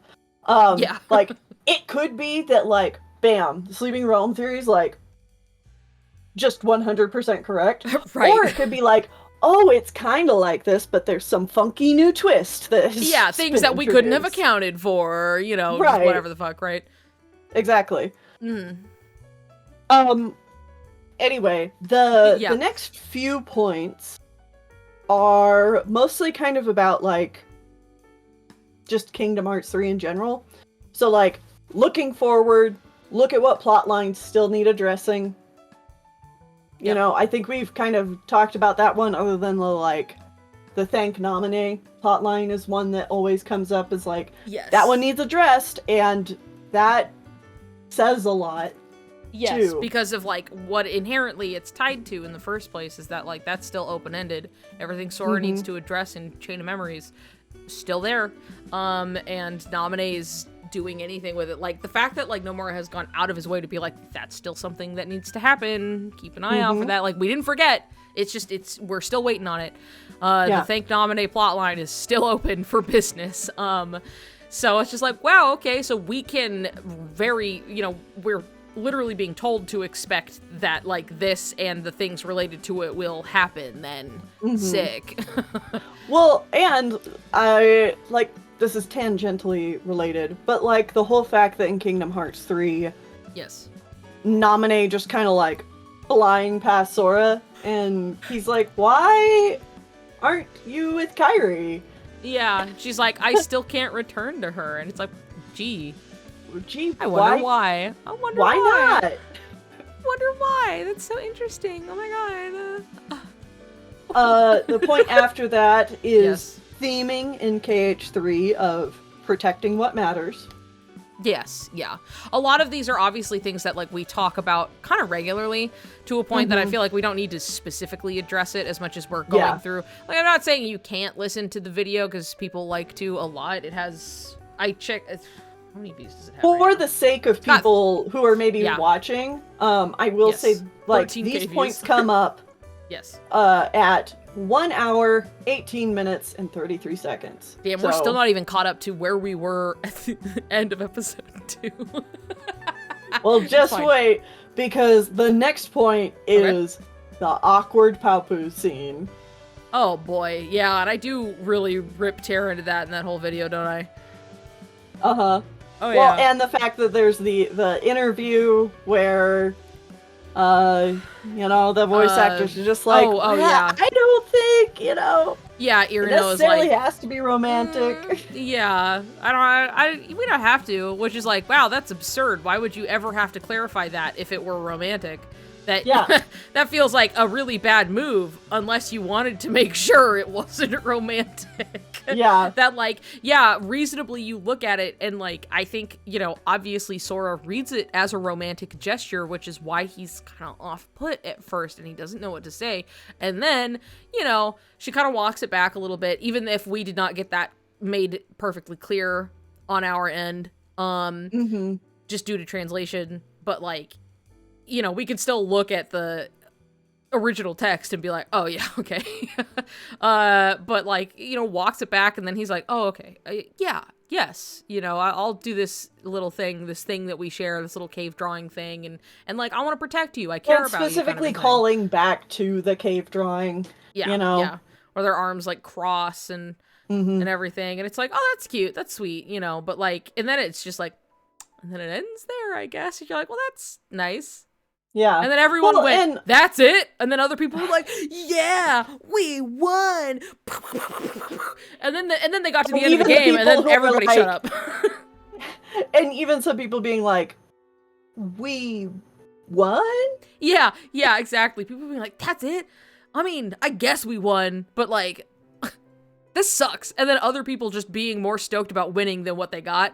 Right. Because as I've said before, people whether were if it was really good or shitty not. about it. Yeah, they were really shitty about it when, like, again, all of the leaks that were happening. And that scene had been leaked, like, zero context really around it, right? But they were like, oh shit, the fact that it happened at all, like, that was it. They were like, we won. And they were, like, literally sending this, like, huge spoiler of a video into people's like inboxes and like adding people and all this stuff because people were just being really petty and being like, ha, we won. And it's like, this is what you're celebrating? That's embarrassing. Like, it was very like, you know, gonna pop those really bottles. Telling.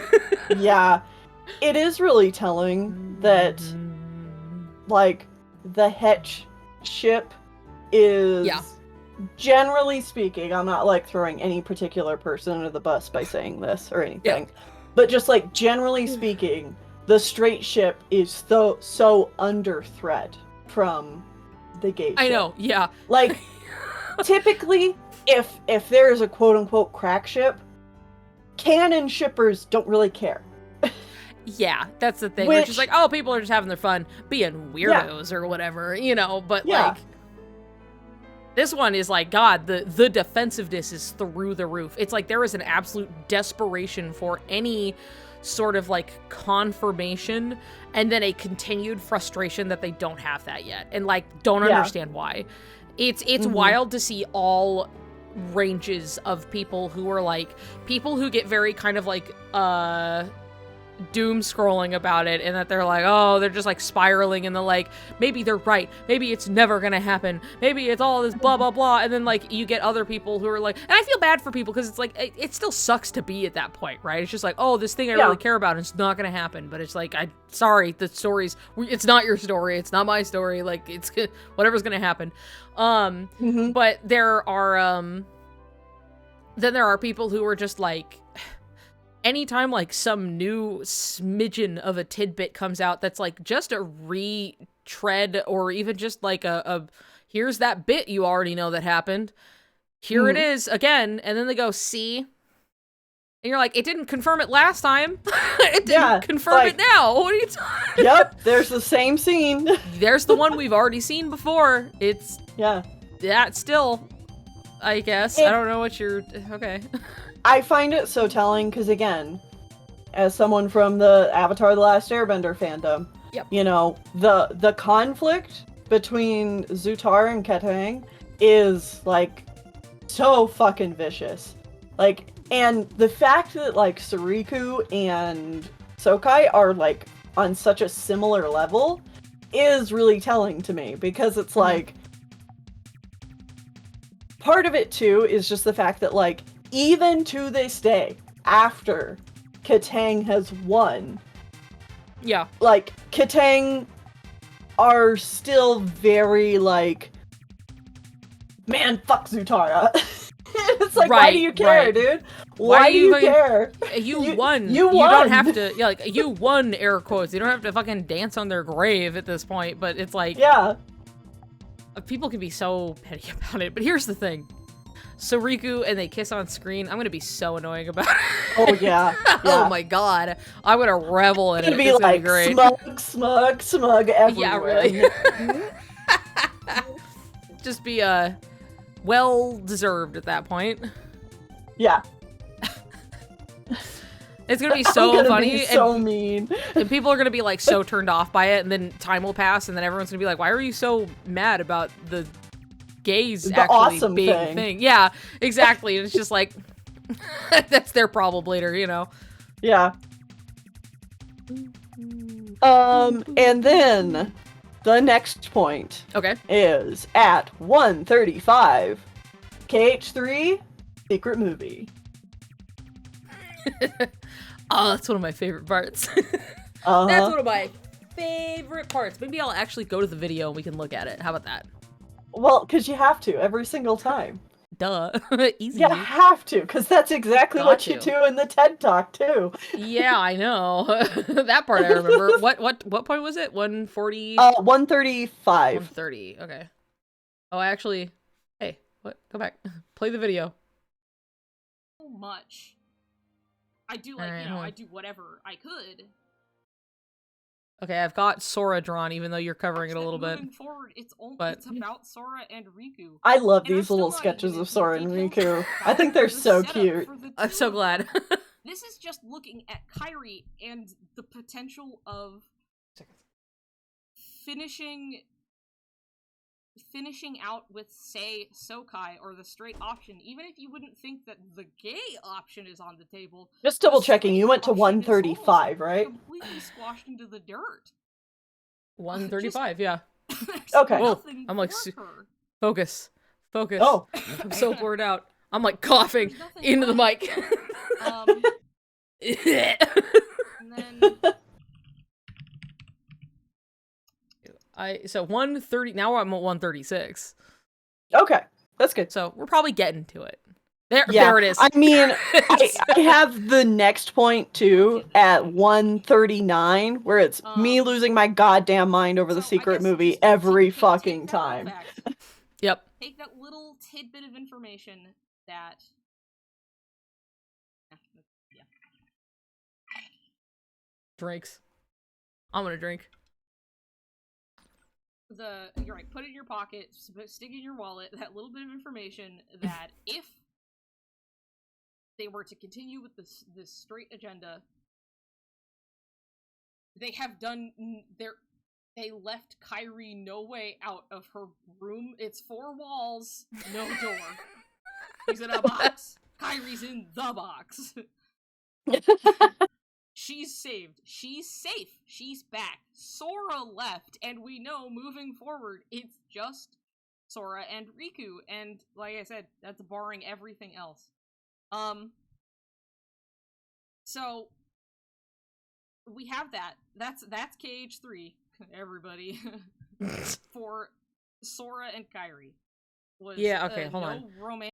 I think because before we were talking about like, oh, KH3 and the themes of KH3, and I really was like, again, because this was right after we had like this is not right after, but this is like our most recent, our big thing, like that was KH3. We had KH3. I had released the sleep, we released the Sleeping Girl theory, blah blah blah, and so I was like, okay, yeah, we have all of the series, but like let's go over the pain point of KH3 and just talk about that, just to go the fuck over it, because like it's just something that like I think people would just, it's so like, okay, sure, maybe I can buy these things that you're saying, but like this stuff that happened in 3 though, can you explain that, and so it was a lot of like, let's just talk about the stuff that happens in 3. Okay, okay. And so then I was doing that, where it's pretty much just like, okay, talking about 3, everything that they've done, and it was just like the focus of the game wasn't on Sora and Riku, but all they did was really just kind of drop little, like they planted seeds for like future developments, basically. They like acknowledged things that we had come to understand were being set up. If you're on this train and you're looking at it already, they are following up on the end of Dream Drop Distance. What did Riku find out about himself? And then like, oh, here he is, like, oh, to protect, your most precious person, like that, this being, now they're establishing this as like, yeah, this is where we're going. We're continuing on this. It's still there. Like, this is the big thing for him, and we're setting that up, as well as the rest of the game being examples of basically putting your all into saving a person that you care about more than anything else. And this can also apply to other people that aren't like your big special person, right? But this is the overarching theme, because we see it originally, they show it with Hercules and Meg, only to immediately establish this with Riku in the very next scene, and have that kind of overarching, like, now they've lobbed that ball and it's going to land in the Keyblade graveyard. And like, while that's going, like, the whole time Sora's seeing more examples of this, more examples of people going, I care so much about this person, I'll die for them, basically. And if it's all right with you, I want to interrupt really quick and talk about, I did actually receive a pretty good argument from someone who ships Sokai about Kingdom Hearts 3. And basically their point was that, well, in the Disney worlds of Kingdom Hearts 3, so this is already like a good sign, like they're talking about the Disney worlds. Okay.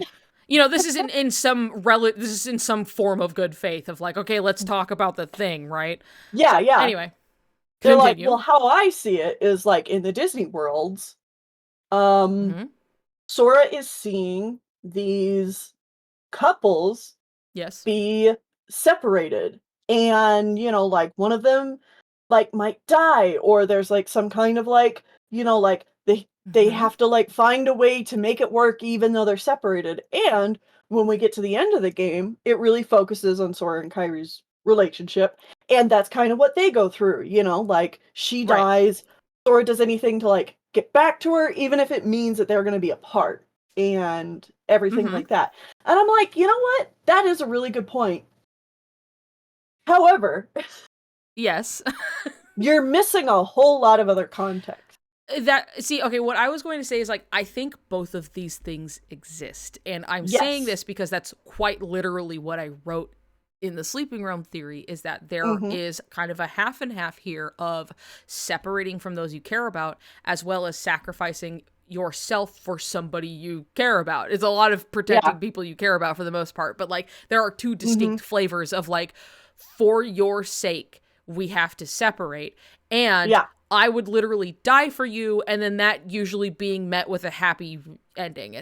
Like they are reunited in some capacity. Like Anna and Elsa, obviously, like true love, fucking whoop-de-doo, and like they're all better now, and then like Eugene and like Rapunzel, and then you have separation in like Pirates of the Caribbean or even like Big Hero 6. But even then, in a sense, Big Hero 6 does get like you do get to reunite, but things are different with like Baymax specifically, right? So it's like there is like these two things exist at the same time. Yes to both of them. Like that's not even like as much like, and I know you know this, but it's just like it's not so much a counter argument as like, I know that's also there the whole time. And it's almost kind of not helping their case, because it's like, well, the focus is on the fact that they have to separate. Which is, I'm not saying that's not a bad flavor for shipping, though. Like, the dramatics of, like, a star-crossed lovers is, like, it's really interesting, actually, and I wish more people actually went to it for that. You know what I mean? As opposed to just the, like, white bread, nothing, like, well, they are the boy and the girl, and so they will get together at the end, even if done bad, it'll happen, you know? So it's like, yeah, that is there. And so is the other stuff. Because if you were to be like, okay, well, this is obviously leaning Sokai because of this, you're only looking at one half of it. We can't ignore the fact that what I was just saying of Riku and having his established, like, you care about somebody so much, you have no room for, like, you know, feelings or doubts or anything like that. Yeah. And so it's like, yeah, you basically, like, almost instinctually, right? You're like, you care so much about them that everything goes away. And you do anything you can to just protect them because you love them. And that's, you know, you can't just ignore that. Like, obviously, like, that is there set up and further executed later, as well as the other stuff. So, like, you know, they were paying attention, and I appreciate, like, that's just an open discussion. I enjoy that. That's nice. But it is something where it's like, well, it's not counter to anything as much as, like, this also happens. Right. You're right. Yeah. That happens too. Yeah. And like, again, that's kind of why I want to bring it up because like, it's important to understand other people's perspectives. Of course. Yeah. And you know, like, yes, that's a decent argument. However, I think you're missing some things. Yeah. There's and that's usually more to it than that. Yeah. Yes, I feel like that's part of it too, where it's like people get so focused on like one thing and like getting the one thing right that it's just like, okay, but what about the rest of it? And they go, well, you know, and like I'm not even doing that to be like mean. I'm just saying like so often like you kind of get caught up in that one part, and then it's just like, okay, well that doesn't mean that the rest of this shit didn't happen. Like, what about Riku and protecting what matters most? What about seeing the sacrifice multiple times? Like, what? That's a very pointed scene that they draw a lot of attention to, and you're like, I'm not saying you're telling me it means nothing, know, but the tunnel like, scene where like Kairi moves in front of the light, and then Sora has like, these flashbacks to true love sacrifice, and like that didn't happen in their relationship. So like, what? Interesting. Yeah. What do you think about that? It's just like, yeah, but that doesn't mean, but the rest of it, that's usually what it is, where like people go like, nuh-uh, because this one thing. And I'm like, that's wrong. But then also you're ignoring, what about, like, do you have an answer for, so why was the heart station with Riku and the light, what was that? The ball light. And then they just go, oh, that was just a callback. And I'm like, well, yeah, it was on purpose. What does that mean?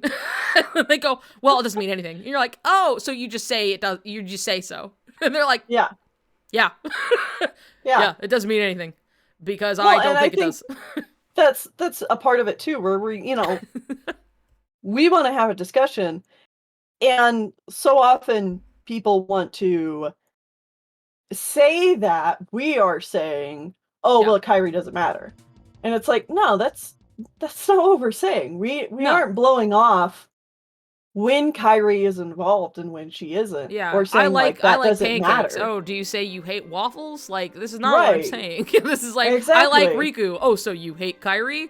What? That's a whole other sentence. What are you talking about? Exactly. So, you know. Yeah.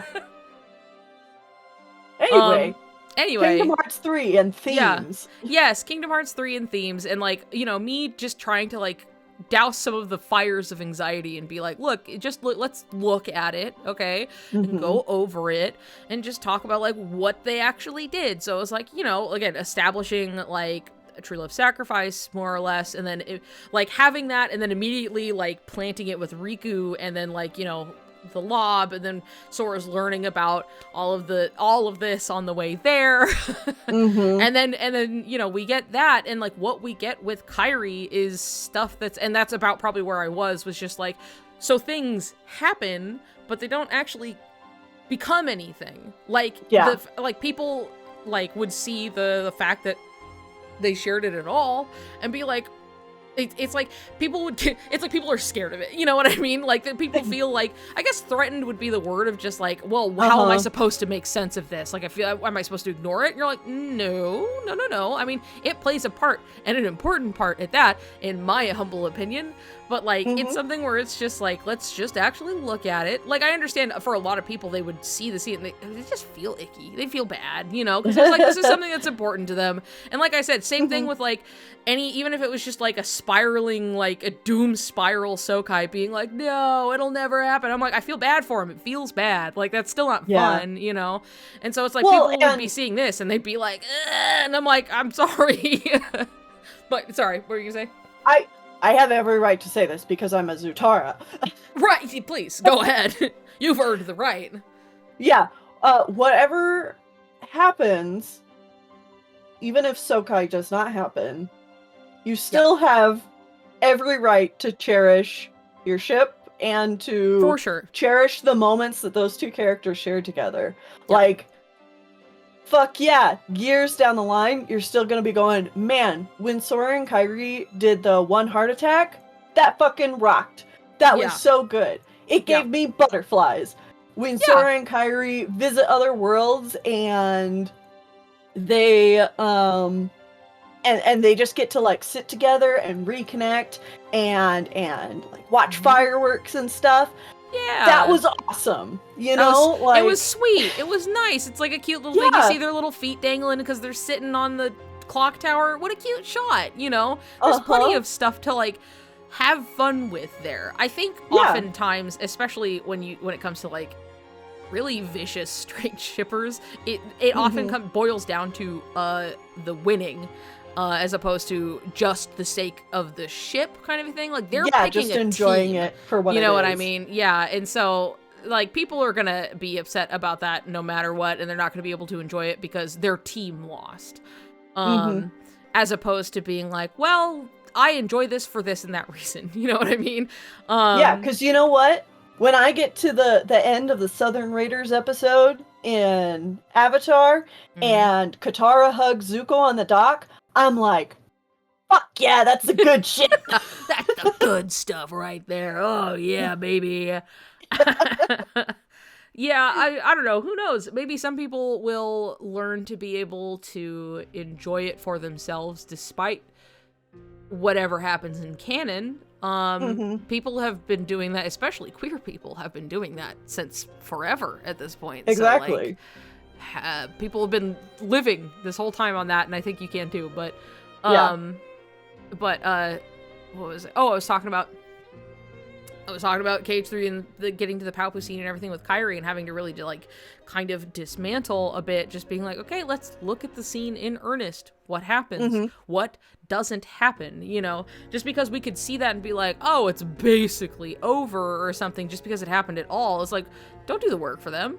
Did they do anything? Did they get together? Yeah. Did they say, I love you? They don't even have to say that. Did they even kiss on the cheek? Like, come on. They didn't do anything. So let's not fill in those gaps for them, because I think there's also value to be had in a scene that if things going the way I'm suspecting that they're going, having something like this to be very like, to have a main character who doesn't know what he wants and to be like confronted, I suppose. Confronted sounds aggressive. That's not what I mean. It's like to have this brought to him, right? And to be like, oh, I don't know what to do with this, right? Where otherwise, in virtually any other situation, this would be easy. The answer's right there. She's coming on to you. Like, dude, she's basically handing it to you for free, and you go, right, you know, it's like, well, and she underhand is tossing it to you, and it fucking hits him and bounces off. You know, he's like,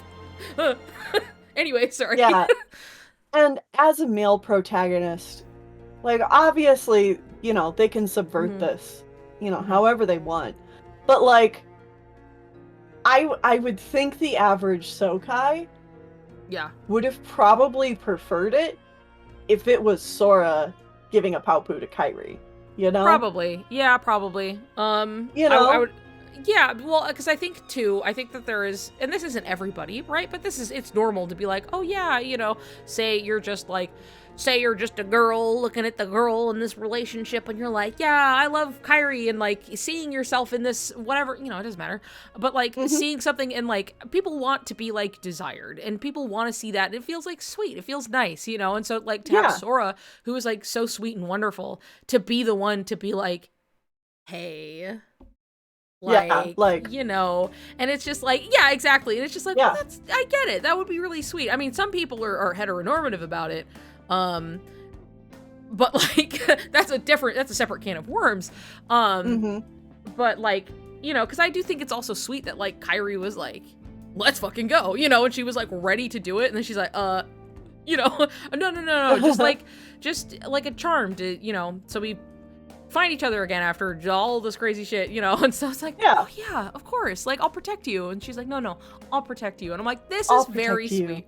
Yeah, so sweet. It's nice, right? But it's something that's just like, I just don't think it's like what people think it is or what people wanted it to be. It's like nobody was happy with it. Like the Sokai shippers weren't happy with it, and Soriku shippers weren't happy with that it even existed, Yeah. But it's like, I like the scene because I think it's just a complexity of like figuring yourself out. And I think given more time, move into the future, like this will be a little less like to the touch for a lot of people.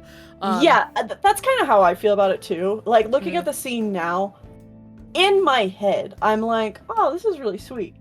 And like, this is fine. Whatever. Cool. Let them have this moment. Like, in my gut, I'm a little like... I get it. I never ended up feeling that way about that scene. Though I did feel a bit like pit sink in the stomach feeling at the ending before I had more context. I remember feeling the life drain out of me over the course of the day after seeing contextless the ending of KH3. And then I had like now hold on, something's weird about this. And I went back to look at it, and then I was like, there's something going on, and then we like just dove into other stuff, and then I'm like literally typing about it, and then like KH3 sitting on my bed, and I didn't even realize. But it's like, it's something that's like, I get it, and it feels bad. So I don't want to make anybody feel bad for feeling bad. You know what I mean? Right, exactly. I get it. But it's like, and I know that after like we start getting more news about Kingdom Hearts 4, if we get like a few more games from now, I'm gonna look back at that scene and be like, yep, all right, cool. Yeah, see, because like, I saw it. Go ahead. Well, it's just kind of like how I feel about a lot of scenes that happen in like Kingdom Hearts 2. Completely unfazes me. Yeah. Like, I have been, I feel, in a position for a while now where I'm just like, just totally non-threatened by it, right? And so like all of Remind, because I understand too why at the same time people saw Remind and like its focus on Kyrie and everything, and being like, I don't like this. I do not like this. And I was like, me and Gemma, we were like, yeah, like the whole time. We were like, this fucking whips. And then we're like playing as Kyrie, and we're like, you go, girl, you get your moment, We're like having a good time. And then like, I get it. A lot of people were like, oh, I don't like this, and like what could come of it. And then I was like, oh, for me, this felt like they fucking shut the door and then they screwed it shut afterwards. Like they were like thorough about it. And then Melody of Memory happened, and then they fucking soldered the door shut. Like they just wouldn't stop. They got stop, she's already dead. Like, are you okay watching her eat? Yeah. Yeah. No, Remind is just like, once you wrap it all up and then you put everything into like place, you're just like, wow, that was a really nice send off for Kyrie. That was a really nice send off for Kyrie. And also I cried over all of the Guardians fighting together, and then Mickey, the culmination with Mickey. And I was like, I had tears down my face. Oh my God. I was so, like, I remember because like I was the one playing, like Gemma was, and it was like, Gemma later was like, I was crying, and then I looked over and saw you be like, I was like, oh, thank God it's not just me. we were both like, you know, over the whole fucking bit. Because it wasn't just like, oh, it's Mickey. It was like all of it. It was just like really heightened emotions, you know what I mean? Where it was like, wow, oh my god, everybody's together doing this cool shit. It's so sick. And then it's like, hold on, and then it's second. fucking Mickey Mouse. Okay. I remember you said you were done with Kairi during your live play in Limit Cut. What do you mean?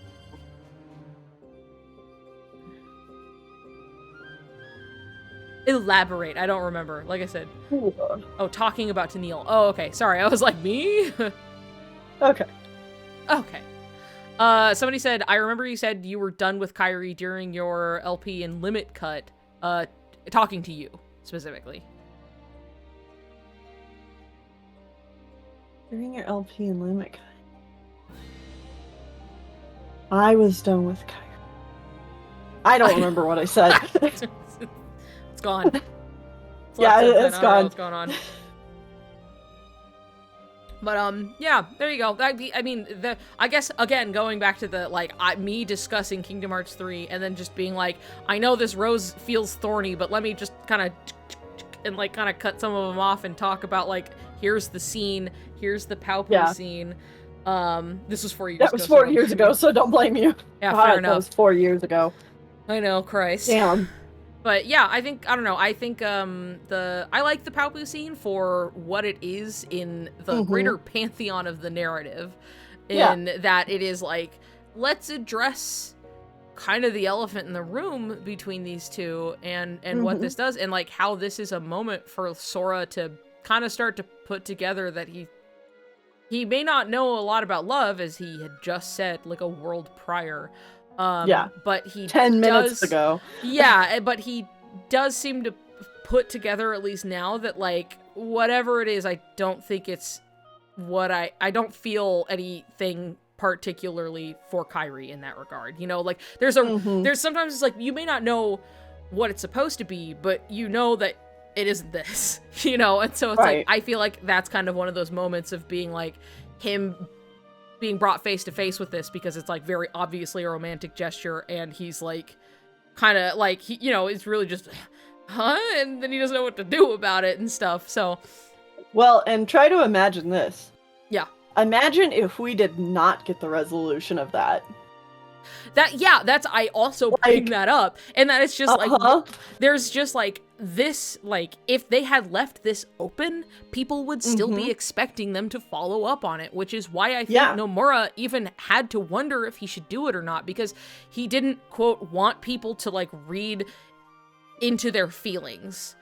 But like, if he had wanted to make their feelings clear, but not read too far into it. yeah, exactly. Like, imagine writing the expected romantic scenario for your main couple, and having some hesitance about it because you don't want people to like read into it too much.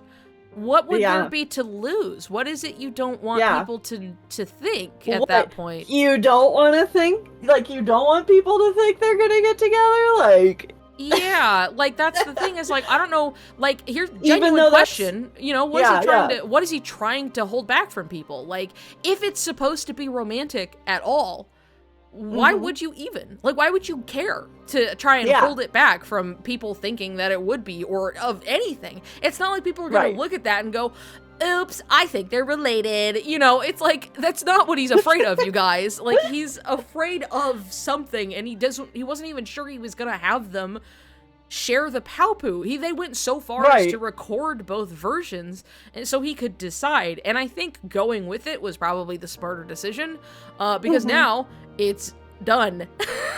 And so that's, and then at the tail end of what I was saying is that it's just like, they kind of closed all of her doors. They don't have any launch pads off. And I had no idea how thorough they were going to be about that. So like, that was just like, here's the Palpu scene. They did it, and it culminated in effectively nothing. You know, there was no, they didn't talk about their feelings. They didn't do anything, basically. And for a series that's well known for, and, you know, lauded for its, like, emotional storytelling, I just would be surprised if this would be this is it, you know? Right. So it's like, let's look at it for what it is. It's a scene that is there to present the romantic possibility only for it to be swerved, and now they have nothing else. Like, that was their thing. That was the thing that they had that you still had to wait to follow up on. Like, are they going to talk about it? Are they going to address their feelings with each other? Like, after KH2 and Sora saw the drawing? Like, yeah, and then he did nothing about it. Could you imagine just some future game, like, you know, Sokai is the end game or whatever, and, you know, Kairi has to be like, so, Sora, like, we shared a Paupu, like, you remember? Talk to me about that, or, like, you know? Right, some fucking Goku level shit. You promised to marry me? And he's like, what? I guess so. So, that's that part. So the notes of talking about KH3 and just being like, this is what happened, this is basically what it did, and then, like, let's look at these scenes that we have a problem with here, and look at them for what they are, and that it's like, hey, it's nothing, you know, like, if anything, they put a coffin and sealed it shut, and then they kept doing that for the next several years, unbeknownst to me. And then from then, here, I'm in the way, and then from there, we go here. All right. Oh, man. The secret movie. Yeah. Someone put in Merlin's magical house, or maybe that was me. No. I don't remember if somebody put it in or if I just had it in the list. Either way, love to hear it. Okay. Romantic scenes, and then now we get all of the stuff with Sora and Riku. But we are gonna watch this first. and we're gonna watch this part. I'm sorry if it's a secret movie. I hope it's not too quiet, but also we're in front of it. You guys have seen this before, but, like, you know. You know it. You love it. Give it up for the KH3 secret movie. Love it. I will get to the Riku development, because there is way more than people realize. There's actually a lot, and I'm gonna get to that. We're gonna watch this first, though. Everybody shut up, we're watching the secret movie. God. Yeah, sorry, it's quiet for me, so, like, you guys ain't hearing shit. I know you guys aren't hearing fucking anything. Because, like, I didn't have the sound balanced very well at the time either, that I was like, okay, I want to make sure it's quiet, but it's, like, also down for me, because then I literally can't hear myself talk. I will say about, like, what has been, just the Final World theme and how it's here, and it's wild. Beautiful. Oh, I love him. I know. God.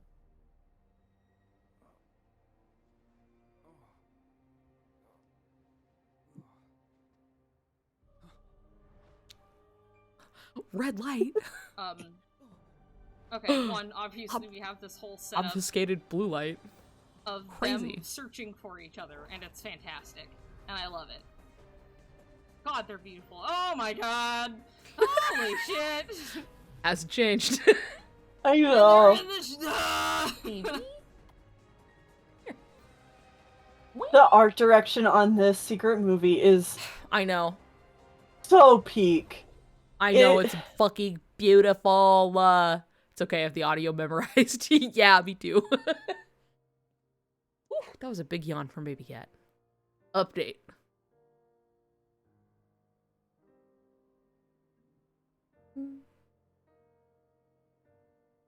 Because here's Yozora. Here's Yozora. There he fucking is. And here is Master of Masters, which we know is for sure actually Master of Masters. Nomura said so, which I don't know why we would ever think otherwise, but that much was obvious, but there was no room for doubt. Just saying, for fear or doubt. When it's like, given all context, I'm pretty sure that's Master of Masters. And then it's just, oh, it is.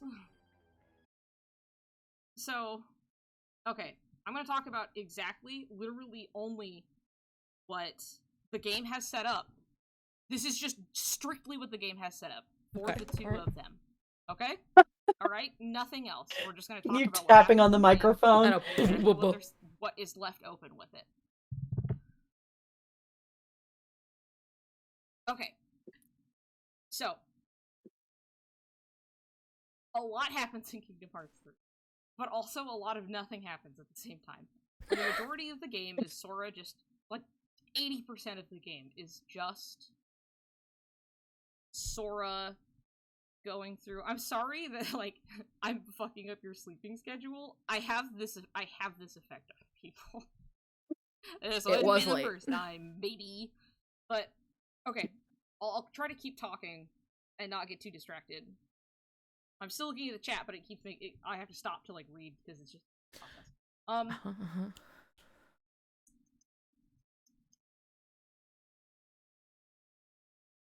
easy. I don't have to think too much. Come on, me. Let's fucking pick it up.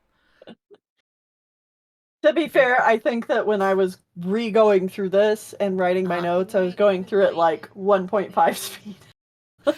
That's fair. I had the thought of like, should I speed this up when I'm talking? Oh, I can't. Come on. Oh, I think I was putting on music, that's why. Oh, yeah. Okay. So, strictly just with what we got set up, Kingdom Hearts 3, and I was like, remember when I said that I thought I came in with too low of expectations? I'll let myself talk for a moment. That I was honest to God shocked with how much we actually got, and this was about this is just a first time through, right? Come on. This is a first time through, and we got way more than I think people realized the first time, because a lot of stuff there's a lot of the game to take in, and like I said, there's a whole lot of shit, and then but a whole lot of nothing at the same time, when it's just Sora going through worlds most of the game, and then we get just kind of like, oh, suddenly everything crammed in at the end. So it's easy to forget shit that happens, honestly, or to look at it in a clearer context, and I was one of the lucky few, one of those lucky bastards that got the game, exceedingly early, after I had already been looking at spoilers, so I was quite ahead on intaking all of this. I got to sit on this a lot longer than others, right? So, I really got to, like, sit and absorb everything. But, so, what the game has set up for us, I hope it's quiet enough music-wise that I don't get in trouble on YouTube. Yeah. Playing anime music. Feelings or things how you were a fool. I know. Sora, realized or addressed or acknowledged, in regards to Sora. He admits openly that he does not know much about love.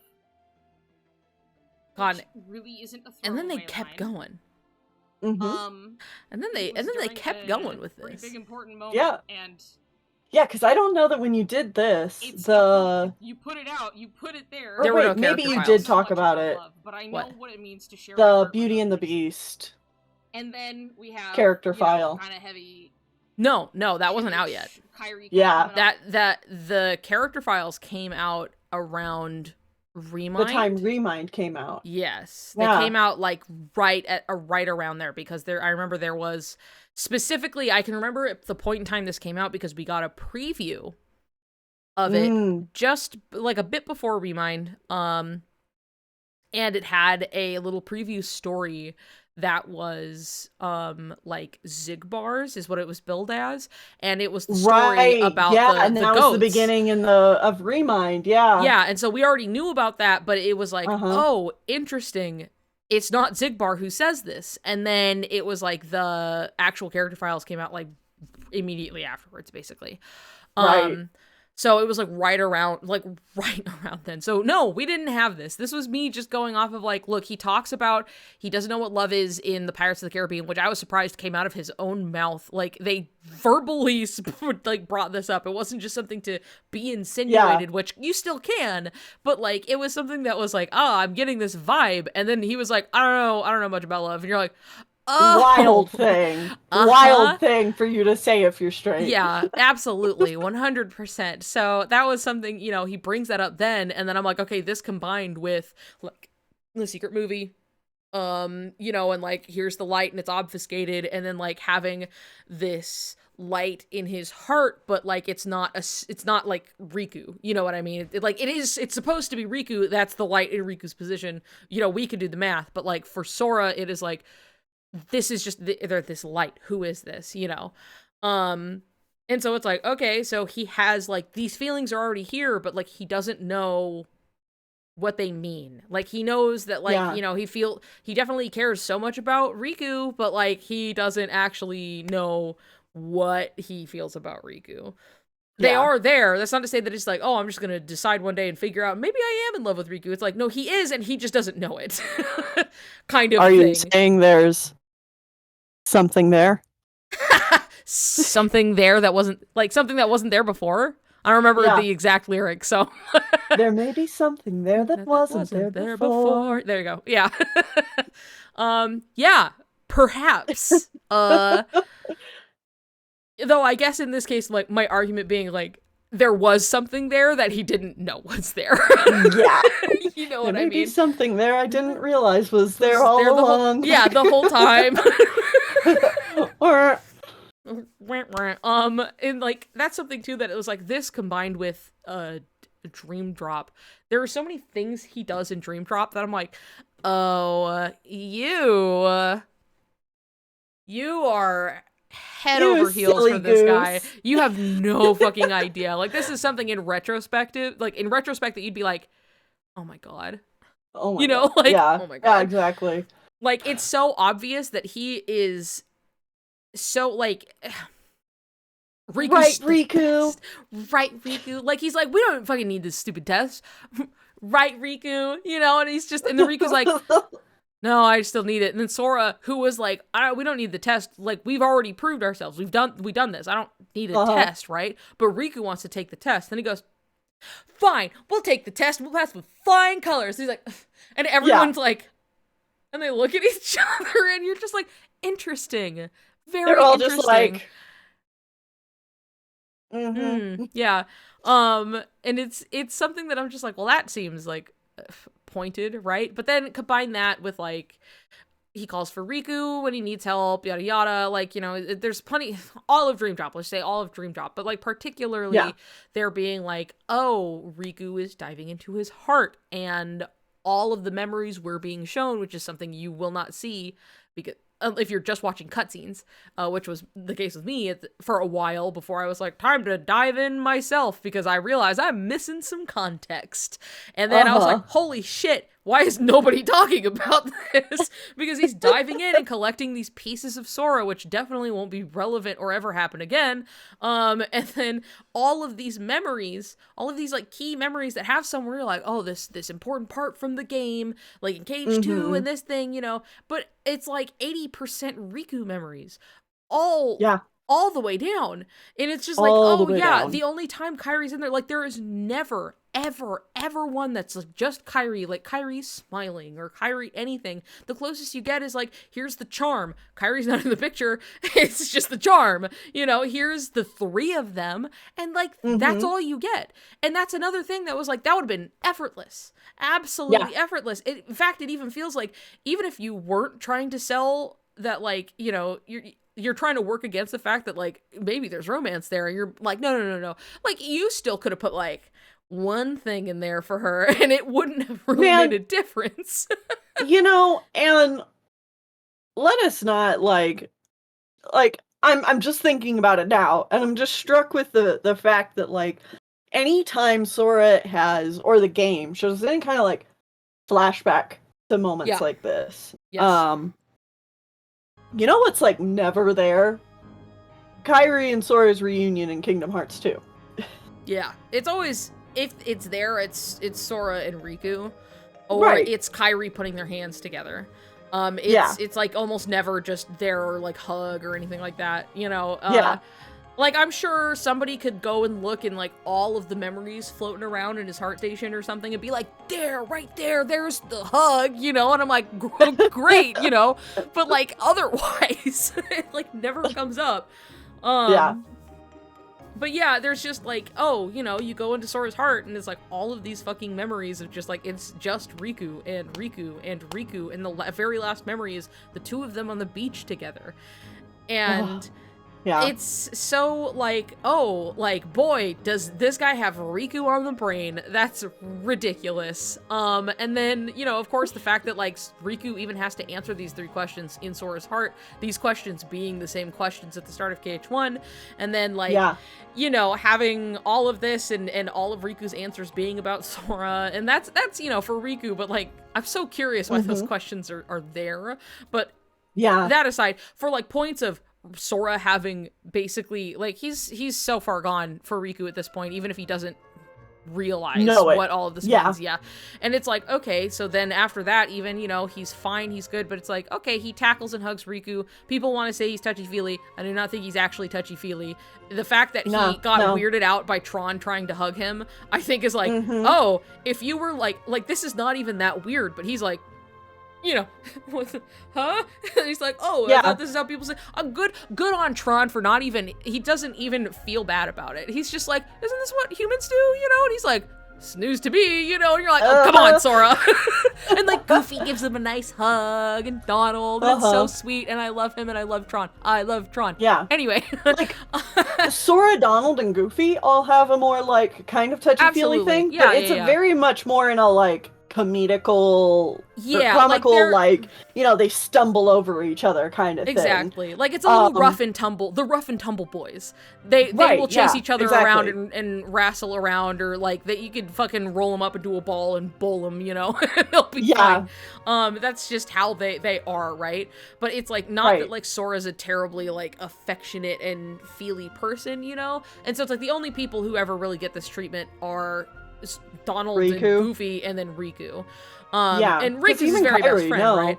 Even Kairi, he's like, whoa. He's like, oh, okay, yeah. And he can still give the hug back, but like, you know, it's a little different. But like, point being, like, they can like hold hands. Her palm's sweaty.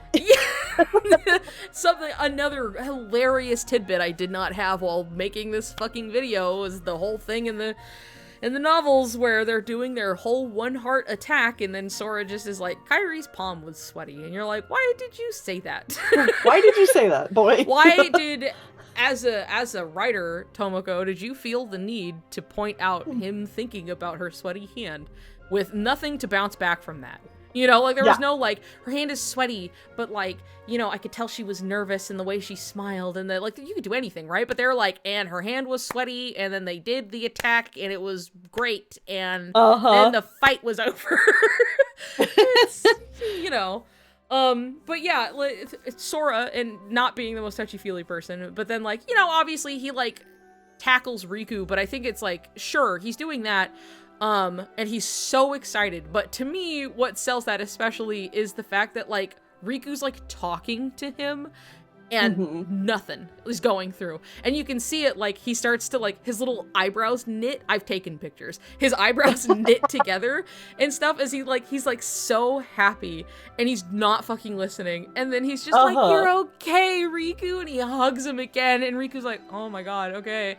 You know? And it's one of those things where it's just, like, Sora being, like, it's the priority of it, of like Sora just being like, I don't care about anything or even what you're saying to me. You're okay and you're here now. And then him not passing the test, but he was so over the moon about Riku winning, which is so very like, he's so happy for him in a way that's so like, it's like the fact that they call attention to it too, that they're like, so you're acting like kind of like it's you that passed, and he's just like, hey, you know, but like it's something that's so like, hey, you know, if you've ever been in love, You know what's really easy to feel is so stoked for the other person when they do something good. Yeah. You know, you are genuinely so happy for this person as if you did it. Right. And I think it's important to mention that, like, at the beginning of the story, Sora and Riku are definitely pitted as, like, rivals. And so to make this, like, whole ass turnaround to where, like, this isn't about rivalry. Yeah. This is about, like, just being so happy for your friend. Yes. You don't care that you failed. Yeah, and it's like, look, you can do that and it not be romantic, blah, blah, blah, blah, blah, you know, I get it, right? But also, it's such an easy, it's like, it's both that it happens, but it's also the execution of it.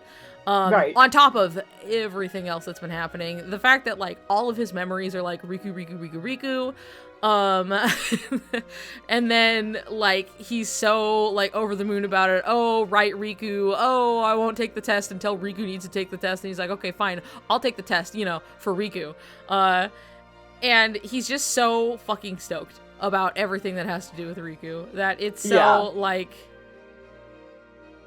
And being so happy even though not passing is actually seriously affecting him. That's a fair point. But it was like, at the end of the day, it's like, he's so, like, focused on Riku really specifically. In a way that, like, there are a lot of people who came out of, like, Dream Drop Distance specifically being like, is Sora gay? Like, wait a fucking second. What's happening? I remember, what was it? It was some forum.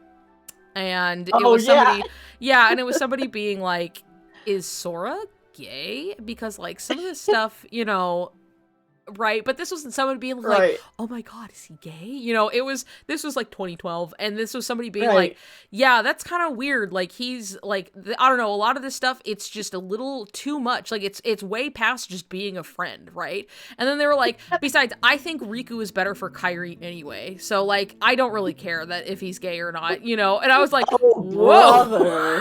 That was such a weird turn. I just wasn't expecting that. It wasn't just like, the fact that they weren't even like, oh yeah, Riku, right? They were like, Sora's definitely gay, and yeah, Riku, he should be with Kairi anyway. That's what I think. And I was like, wow. Talking about the game of, like, Riku's gay awakening, the game. Yeah, Riku's gay fucking acceptance. Yeah. Yeah, that was an odd one, but it has the same left turn as, like, if anyone in this series is gay, it's Hanger. Yeah, it's Hanger.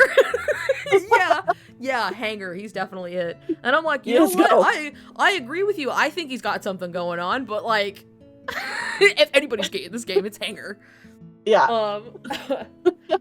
So, yeah, anyway, I think that there's, like, so much throughout, like, I mean, I think KH2 also, even just, like, Sora's, like, not knowing how to react, like, what is he feeling when he's, like, crying over Riku's hand, all of this stuff where it's just, like, he is describing, like, this overwhelming feeling, like, up in his throat, and he doesn't, like, a ball of something he can barely define, like, swelling in his throat, like, just of emotion, right? But it was just so, like, yeah, boy, it sounds like you're having quite a reaction to being around Riku again. And then as, of course, the novels go on, and he's so, like, dude's, like, floating in the air. You know, he's like, on cloud nine. Yeah. Exactly. That, like, Riku is here, and he can't fucking believe it. Riku is here with him, fighting with him. And he literally says in the novel of, like, oh, like, he had hoped and he had wished that, like, Riku would fight alongside him, right? But he didn't expect that day to ever happen.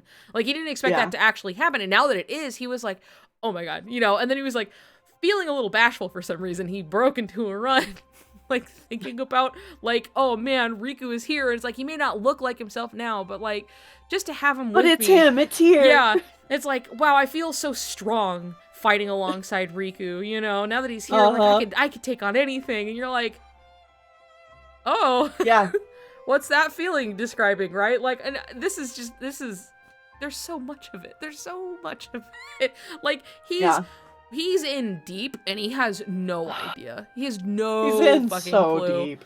Yeah, so deep, and yet again, like, just can't help but hammer this point home. that's how your main character should be feeling about the love interest. Yeah, actually. Oh, to bring this back, because we did manage to go back to the reunion scene in KH2 and the comparison of the Naminé reunion scene. Yep. Really, really important. So I think as a general factoid... I've looked everywhere for you. Yeah.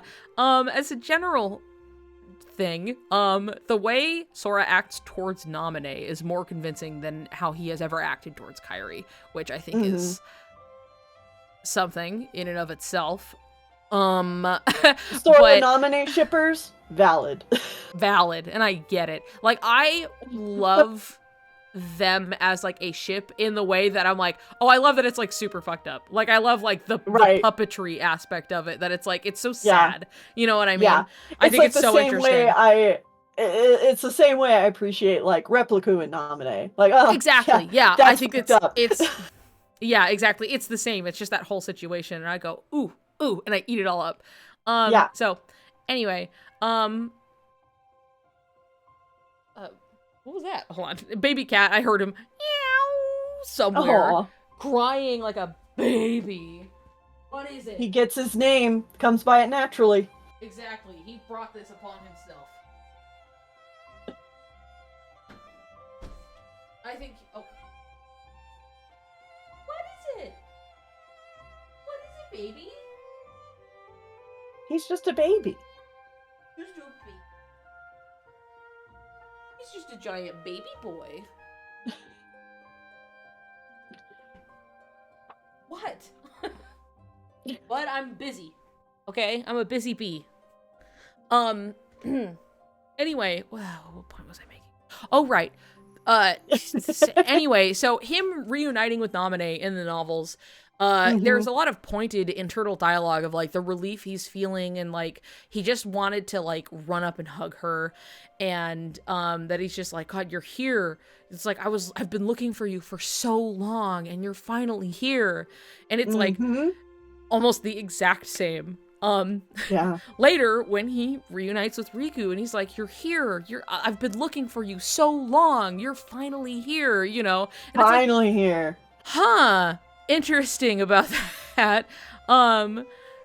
Very cool. I mean, I didn't need the extra context, but that's a fun bonus of like, damn, the only time it's ever even seemed remotely actually like romantic from Sora's end towards somebody that wasn't Riku, I guess, was Naminé, where she's like fucking with him. Yeah. I will say, I feel like more recently, more and more people have been hearing about the kind of like double twist that Chain of Memories is pulling off, that like we're all like, yeah, like look, like the way like Naminé might actually be like making Sora forget about Riku. Like, yes, literally he's forgetting about Kairi, but like he's actually his the shit's game getting is pulling screwed a up. whole switcheroo on you. And, you know, I have seen some backlash to it because it's finally getting some recognition. Yeah, no, it's definitely been making its way into the, like, greater sphere of discussion, which has been interesting to see. Which is funny, because nobody was giving a shit before about, like, Chain of Memories of all things. Or the necklace theory, or... Yeah. I have seen people who are just, like, general fandom type people be like, oh shit, this is really cool. You know, because it's just, like, it's a well-crafted theory, right? You know? Right. It's very, like, look at the evidence in game, and, like, if you were to make even the most base summary of it, where it's just like, hey, this memory of witnessing a meteor shower, process of elimination, it could have only been Sora and Riku who were there to witness it. And everything seems to point to the fact that they both have this memory, and that there was something exchanged in this memory, which is obviously the core of which Naminé is, like, springing all of this shit out of and, like, manipulating and everything. So, yeah, that's, let's make that real simple. Probably that. Well, and whenever we talk about meteor showers in other games, it's like, you know, Sora and Riku are meteors crashing back onto Destiny Island. Yes. In the Dream Drop Distance opening, there are two shooting stars chasing each other, one following the the other. Yeah. Yeah, Mm-hmm. this is true. Yeah. Regular Pat brought more attention to the novels. I know that he talked about it a bit. I know he was going through some of it, but I don't know how much. He has talked about, I believe it's just the first Kingdom Hearts 1 novel, and then he did a really nice video on the Chain of Memories novel. The editing in particular is really good. I was kind of disappointed though, because he would specifically read parts of the novels, and then he would stop before the parts we all know super well. Yeah, the one that specifically comes to mind is he would talk about how in the novels Riku talks about being possessive of Kairi. Right. And then he would stop before it got to the point where it was all Kairi ever thought about was Sora, but I was the same way, Yeah. Yes. And so it was just kind of okay, I appreciate you're doing this, you're bringing more attention to the novels, but you are kind of leaving out some of the more important bits. Yeah, I feel like you're leaving out some of the larger parts of the picture here, because it's also the Rikai stuff, there's a lot of stuff in there that Repliku is going through that points one direction, and then Riku himself points the total other direction. It's very, very oh yeah, he felt it sure was him being here feeling this way about that, and completely refuting shit half the time. I'd have to actually look up and be okay, this says this here, and then this says this here, but it's something where it's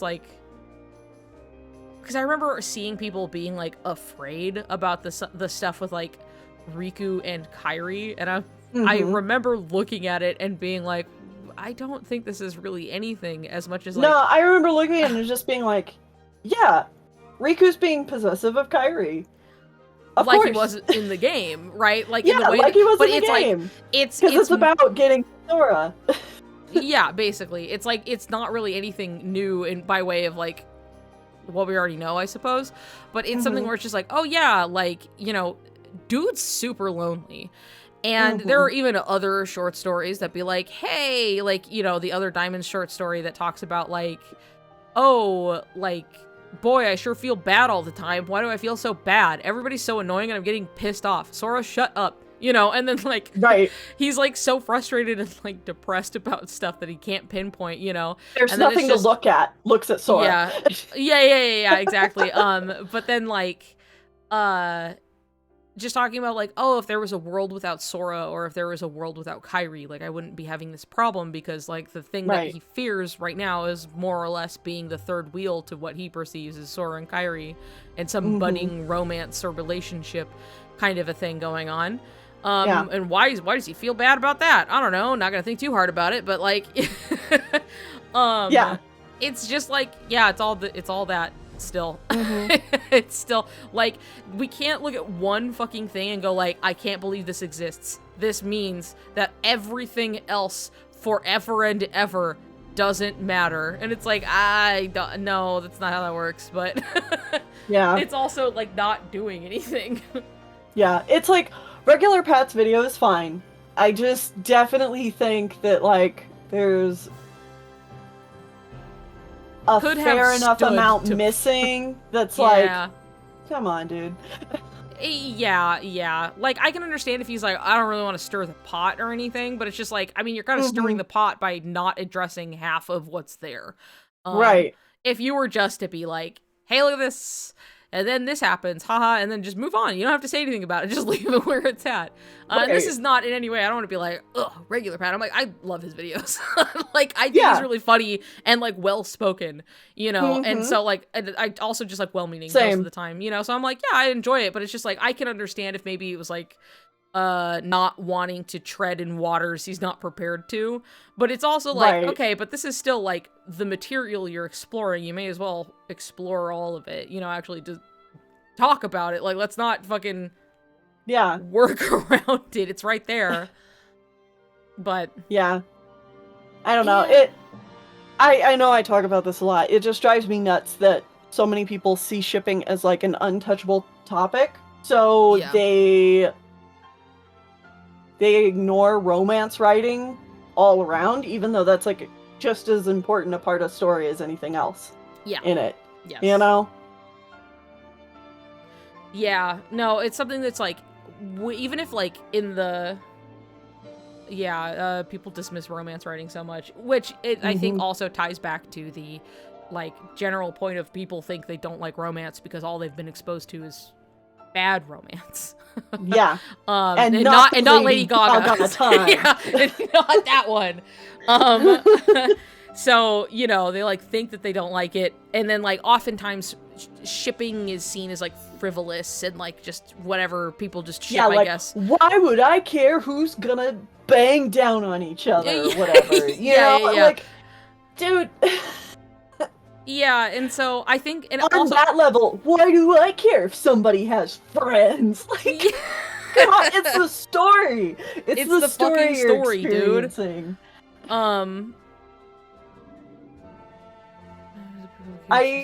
If we think we've kind of hit the end of this talking point, I think a good one to maybe end on would be this next one. Okay.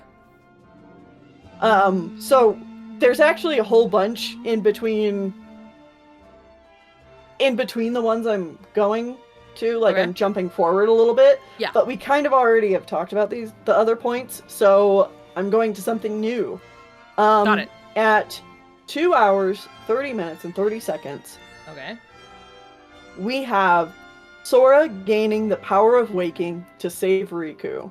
Great Master's point. Defender picking it up was the first footage we saw, and the Realm of Darkness Gayblade scene.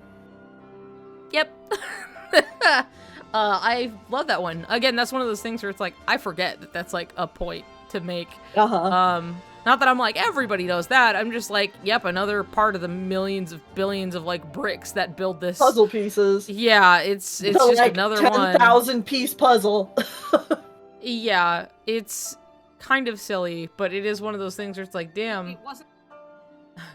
I also wrote as my own note for this point was, I want to rant about how the power of waking is easily a KHification of True Love's Kiss. Right, and like making it like actually like, here it is as a power in universe, in Kingdom Hearts. It is True Love's Kiss, but like a magical power. Yeah, but a magical anime power. Yes. And like, that's...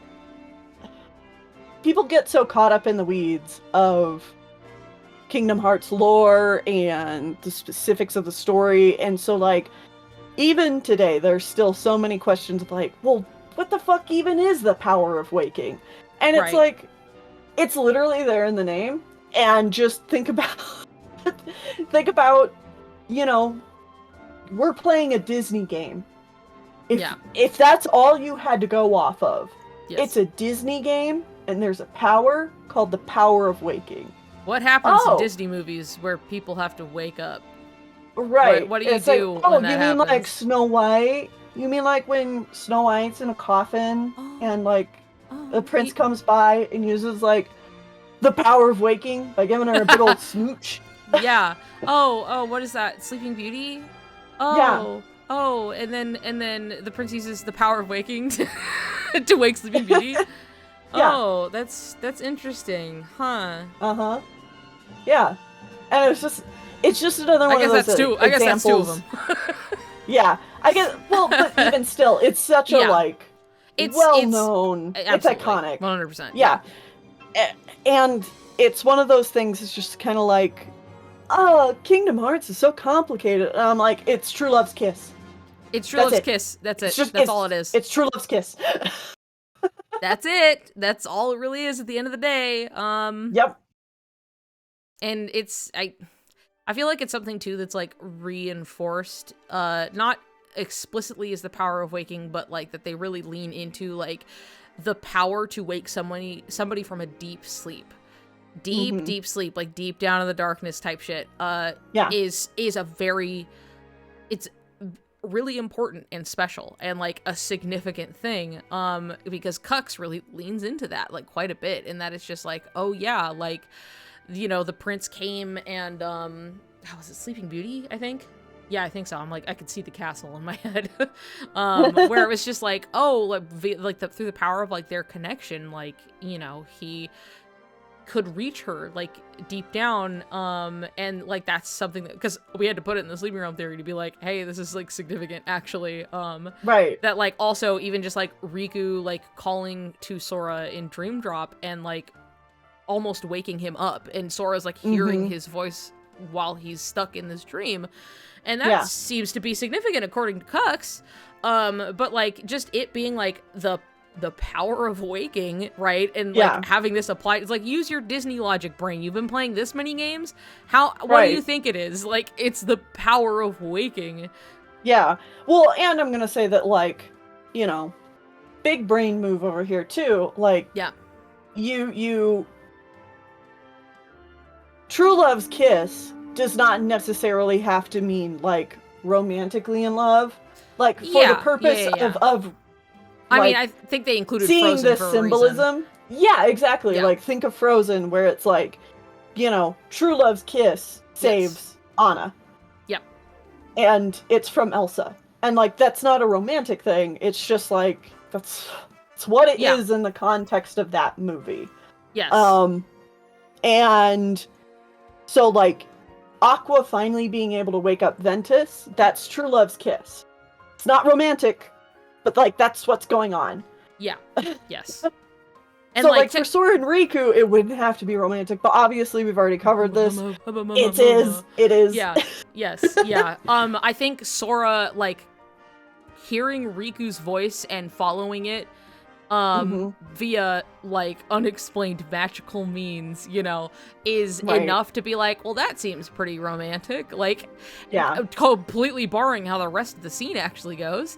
That just the context of it there, and that was, you know, being what this initial talking point was supposed to be, is that like Sora gaining the power of waking, and how it's kind of subtly right there save Riku. Yeah, because as we found out, right, that like to get into the realm of darkness, as it is explained in like the glossary, that it's like, to get into the realm of darkness, either you need to like be able to basically create dark portals like people in the organization do, or you need a key of like darkness, like some kind of like, so like Mickey's key can like get him in, basically, right? A keyblade of darkness, and then they just toss it in there, or the power of waking, and you're like, and it's like, well, it's not one, it's not two.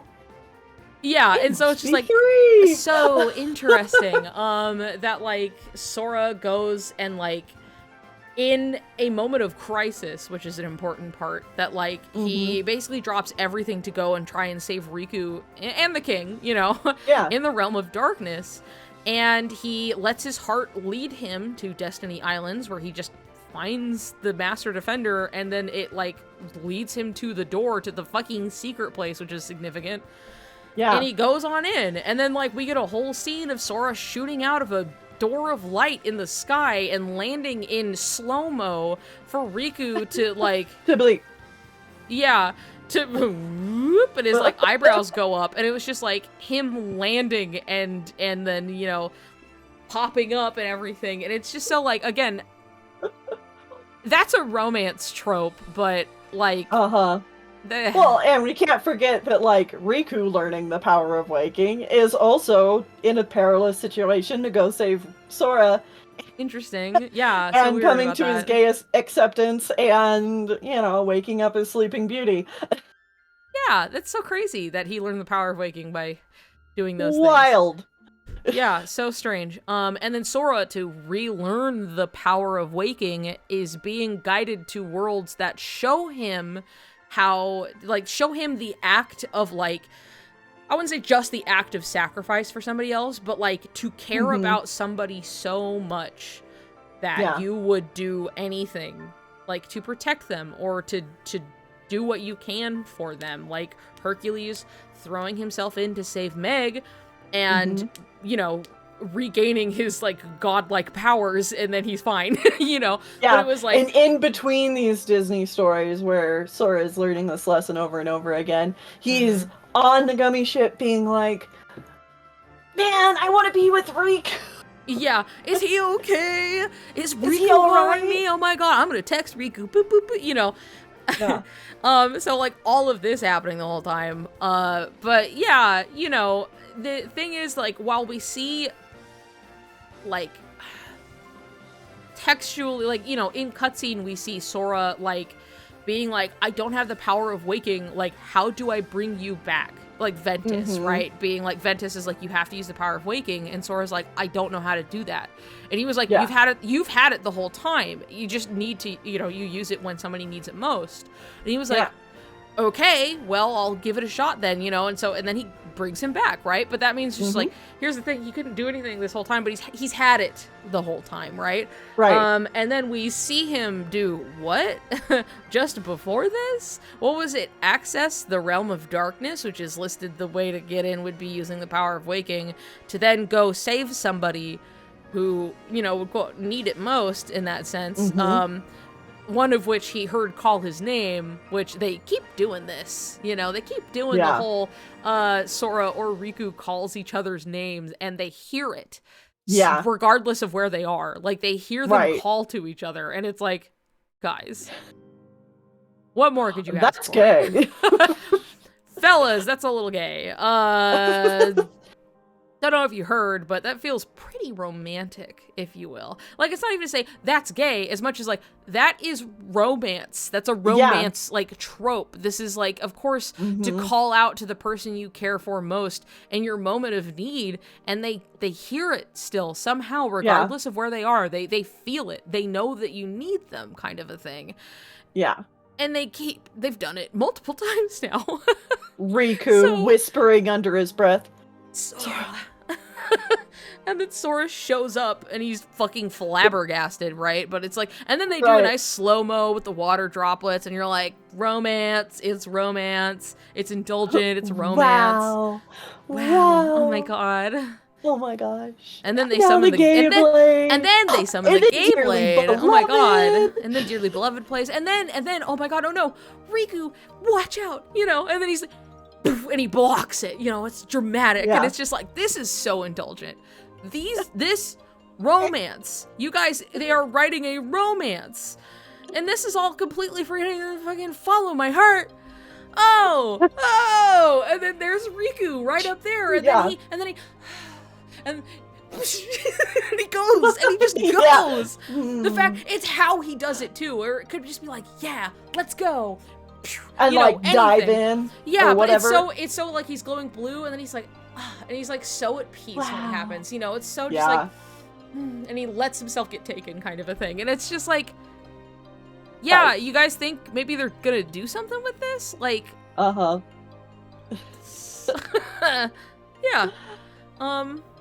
yeah, cool. And then Fairy Godmother sent Riku on his way. He's been dreaming about him for a year, you know, and now he's leaving by himself.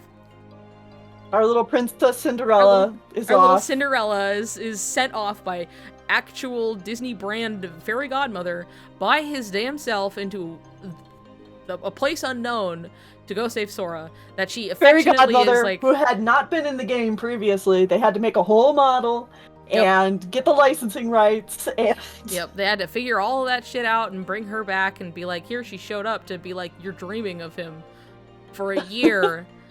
Anyway, Kyrie's not going. Sorry, sweetheart. Off you go. Pat, pat, you know, and sends him on his way.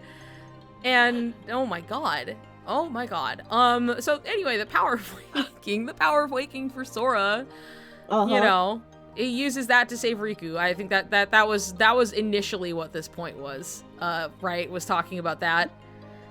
I think, yeah. Yeah, it's, Sora gaining the power of waking to save Riku. Yes. Getting the Master's Defender, picking it up, was right, the and how that first footage we saw. Yeah, there we go. That's the other point. That was the fact that like fun revisit here is that the very first reveal like trailer for Kingdom Hearts 3 back in 2013. 2013. Yeah, holy shit. Back all the way in like 2013 where they had this reveal that they're like, we're working on it. We're working on KH3. And the amount of hell that this game went through after that, yeah, I think really goes to show how much that they had this scene planned way ahead of time. I do really miss that rendering engine. Cause yeah, God, like it's like something that could. The colors are so warm. They're so vibrant. It really feels like I understand like the evolution from like where they were to like what that was. And like sure, maybe it needed more polishing, but it was like literally like the first preview of the whole fucking game. Like I get it. Like some people are like it looks unfinished, and it's like well yeah, because it was unfinished. But like you know, it's something that's like I get it, and I do love how like bright it was. And think about like some of the other first places we saw in like for other Town. games is like like Twilight Town or the Dark Margin, the beach, you know, that was always like a big first like promo image. The Keyblade Graveyard for Birth by Sleep, so it's not like you know the previews that we get of what's coming are irrelevant. It's usually some like key part of the story. So the first trailer having this scene, it's like okay, they knew like this not scene even like was coming and it's important. It's not even like a non-specific scene. It plays out the same. It's literally Sora walks up and picks up the Master Defender off the beach and goes like what is this? Why is this here? You know, and they're like, what, you know, and they. What is that? What is these? You know, but like it's something that's like, wow, this isn't some nothing scene. This is a scene that leads to a pretty fun important scene. Event. Yeah, important event after that point. It's like, so what did you have? So you had this planned from the start? Sora going to the realm of darkness to save Riku, assumingly that's still what was happening on the other end, but like this is where that led, and it's like damn, that was the first thing you guys decided to show us was the start of this scene. I wonder if it's important at all. The like we have on one hand I was just thinking the same thing. Will they share the Palpu fruit? I don't know. I'm not sure about that one. Still thinking about it. And then crucial scene from very beginning. Sora going to the realm of darkness with the Master Defender to save Riku. One of these scenes was deemed more important than the other. Yeah, that's for sure. Or at least more, like, vital in a way that it still remained the same. You know, like, where the Palpu seed was up in the air so much that it kind of didn't matter if it happened or it didn't, because, like, the result was that nothing was going to come of it. So it kind of didn't matter if they did or they didn't. And if they did, at least that way it was closed. If they didn't, then, you know, maybe you could be like, oh, I didn't want to imply that they have feelings for each other. I still got it, motherfucker. Holy shit. Oh my god. I still fucking the chat has no fucking clue. I still got it. Fucking wiener dog. How with fast a long did you tail. do it? It's pretty quick. Pretty quick? Yeah? Dude, fuck yeah. I had to redo them because, like, I, you know, I haven't done this since I was a child, but... You're a child. You know what I mean? Weenie. Hell yeah. Long tail. Love that. It's looking right fucking at you. I know. You're holding him like when a are you fucking birthday parties? The way you hold these things, you know what I mean? Anyway, chat, that's all I want to say. I still fucking got it. Fucking amazing. Thank you. Good job. Thank you very much. You know, thank you very much. I'm so proud of you. Thank you. I love you. Goodbye. That was incredible. Amazing. They're like laughing and now back as they to walk your up regularly scheduled content. Yeah. What was I saying? Oh, right. No, it was just it didn't matter what the result was because the result was nothing was happening with the Palpu fruit sharing or not versus this is happening or not. What do you... Oh my god, everybody coming at me. Jack in the crack. No way. What? Jack in the fucking crack, baby. I told myself I wasn't gonna today, and then. And then you did. Yeah, I did. What is Jack in the Crack? Jack in the Box. Oh, okay. Jack in the Crack! Tennelle, come on. Jack in the Crack. Jack in the Crack? I don't know about Jack the Crack.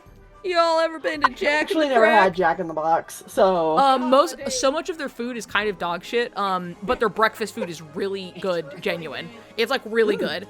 Which is probably what I'm gonna get. Their regular burgers are like okay, but like do not get any of their experimental anything because it's bad. Like they'll be like, it's a rice bowl, it's bad. Don't eat it. It's not good. But like some of their really basic kind of like their sourdough Jack, that's good. But like don't eat their chicken teriyaki bowl. It's dog shit. They have like this freak thing right now where it's like a chicken sandwich but with like a hash brown and like 3 on it. Oh, yeah, that makes sense. Okay, hold on. Wait, hold on. I'm getting there.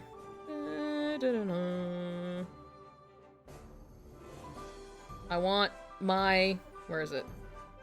My extreme sausage sandwich. Where it's 2 sausage, double cheese, and a big egg. I think that's it. Okay. I'm gonna go easy because I took my meds at like 9 something. Oh, I see. And so I'm not super hungry, but that's good. I shouldn't be eating too yeah, much, that's fair. anyway. Yeah. God. Okay. Talking about Yeah, really. I've been doing this for about 7 hours. Yeah, we've been at it for. How are you feeling? Oh, I should definitely be stopping soonish. Yeah. I'm not asking that as a should we keep going? It's like I just wanted to make sure you were like actively dying right this fucking second, and then I'm like, okay, we can just stop. Yeah. But no, we'll I wrap will this up, say, but... if we want to end on a funny note that's actually related to the video, yeah, okay. You should skip to about 2:52. Okay. 2 hours, 52 minutes, and maybe like 20 seconds. Okay. I'll just put it at 2:52 where that lands me. Yeah. Okay. Okay. Let's see. 7 hours. Time sure flies. Yeah, tell me about it. Entire time kept a consistent character for Riku, his motivations, and everything regarding Sora. Whoopsie? The whole years? The whole years? Come on, what? Oops. You go on an excellent rant here. Each one of them's a fruit. It's gay! Hold on, I'm gonna like go back a little bit and like give this the... I'm gonna turn the volume up. I fucking love this part. Oops, all gay. All berries, each one of them's a fruit. No. Go back more. I need to start it. It was just like, I don't know how they could do this for so long, this consistently, and it be an accident. Ask yourself what's more likely. That they fucked up every single supposed romantic interaction between Sora and Kairi, and then just also accidentally the entire time kept a consistent character for Riku, his motivations, and everything regarding Sora? Whoopsie? The whole years? Years?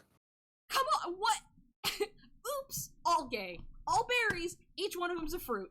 It's gay!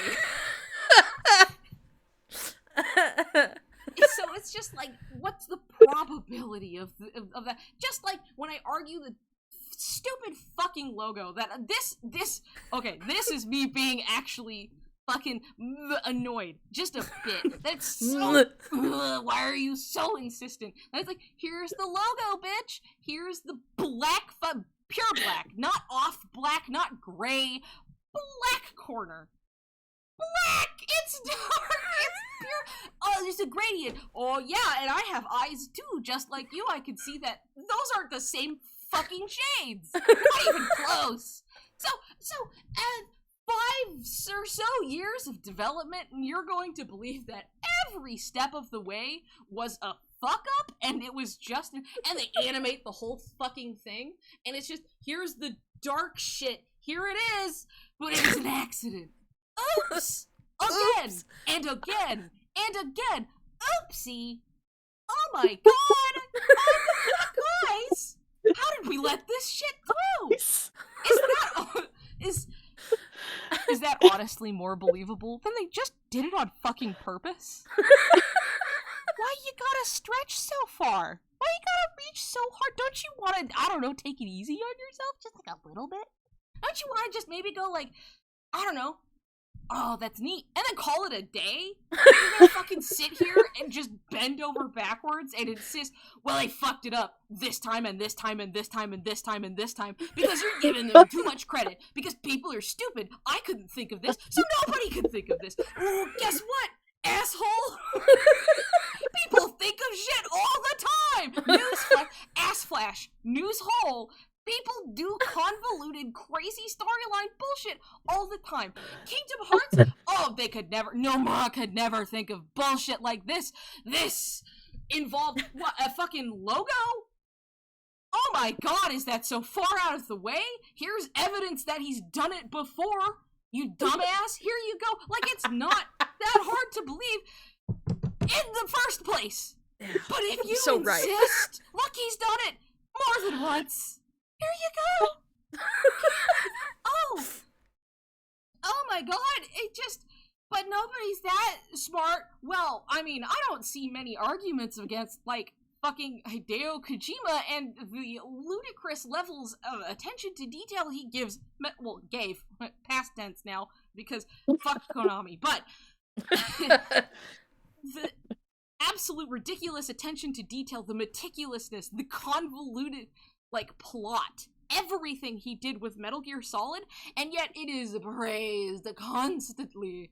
I'm sure, and I'm more than sure, that there are people who are like, but, I mean, he must be fucking making shit up along the way. Yeah, I'm sure. That's how storytelling works, okay? Look, we're humans. We're not, like, we're not Joshua, we're not omniscient, we're not omnipotent, we're nothing like that. We can't plan everything in advance. Yeah, but again, you're gonna let this tiny fucking minuscule little stupid bullshit outweigh, it's just as equal or powerful to all of the context pointing that maybe they just planned some of this shit ahead of time. Fuck you. Fuck off, dude. It's not the same. It's not always the same. Just because there is a chance that maybe they even made something up along the way, guess what? Everybody does that. Even the best fucking writers in the world are gonna do that shit. Because you write some stuff and you're going with it, and you know what? Sometimes you look back and you're like, oh shit, I didn't plan for this, but this works the fuck out, baby. And you know, I bet there's a lot of that shit that they didn't plan for that worked out so perfectly that you never would have guessed they didn't plan for it in the first place. But it just turns out that it just happened to work. It's happening all the time, every day. Stuff is happening so much. And I want to bring this up really quick as well. The idea, I'm like, when do I stop myself? Oh no, this is all great. Yeah. There's a similar root in academia and regards to history and things like that. Easter Island, for example, you get the big heads. Oh yes, there, okay. And way back, it's like, how did these get here? What happened? Huh? And the answer they received was that they walked. And they took this and they're like, that's fucking stupid. You don't know what you're fucking talking about. They can't walk. I will ignore any context that would point to this otherwise. They must have been here since the very beginning, forever ago. And it's just like, no, you dumb bastard. You can move them by, like, literally just walking them. You just wrench them back and forth with some big fucking ropes, and they waddle. Yep, this is how you move big shit. That's it. Like, humans are smart, and they're also so stupid. Does us no good. It has underestimating human ingenuity putting does us wrenches no good. in the system forever. That's a great quote. Should put that on a shirt. Sometimes you don't need to take things at face value. Or sometimes it's that simple. You know, it's just a matter of context. And thinking that nobody could be this smart or figure this shit out ahead of time is just it's ignorant as fuck. So, we have this, alright? We got the logo, you dumb bastard, look at it, how do that shit animated, looked at, moved, dissected, not even just words in front of it. Oopsie boopsie. We just fucked it up and we never noticed. We got so used to looking at it for 5 years. But when you have to animate it and make it look a specific way, I don't know what to tell you, pal. You can believe what you want, and you can do gymnastics and get fit and look like super cool, or look like an idiot in a leotard. It's all up to you. But I'm gonna sit my ass down and take the easy way out and say, I'm pretty sure they did that on purpose. It's black! And even if you wanted one more point, it's like, here's Nomura, the director. He's also an artist. A man who draws things with his hands and makes artistic decisions. With art that you see with your eyes. You think the guy is so, I don't know, never gonna do stuff with that? I don't know, maybe? I should clip this. Nobody can think of that. Bullshit. Anyway, moving on. Yeah, anyway, that's I would love, very recently I've been watching a show called Hacks. I mean, not that I recently started. I've been watching it for a bit. The 3rd season wrapped up very recently, so I was watching it. Really great show, very fun. Really like it. And we happened to, after this, that Rant could be its own YouTube video. That's what I'm saying. I need to clip it out and just put it there. There's so much. I'm like, God, I'm so right. I don't remember saying any of this. I don't remember. This is as much a treat for me. And I said it. I wasn't there. I was somewhere else. Like I said, it leaves my mouth and then it's away from me. It's gone. It's so wild that people argue against it too, considering that, we already know Nomura puts quite a bit of thought into the logos. There's already the symbolism of, if it's a game about Sora, where Sora's, the main protagonist, the K and the S. Yeah, the font is different. It's it's what an attention to detail that, took us a while to figure out. It's oh my God, how dare we think that the man who would put a hidden secret message in a message nobody was gonna see unless you were physically there, right? Because he put an X in it and then got upset nobody was realizing there was a hidden message in it, so he had to say something, and then everyone went, oh, and then they figured out the hidden message in it. God, he would never hide something in a logo. The man would never do that. That is absurd. But really quick, and the fact that now moving forward, Kingdom Hearts 4 has a different font because it's a different arc. You know, we are moving into a new era, and the the logo reflects that.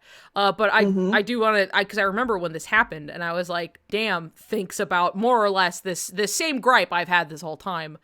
Of underestimating human ingenuity does nothing for anybody. I don't remember exactly how I said it. But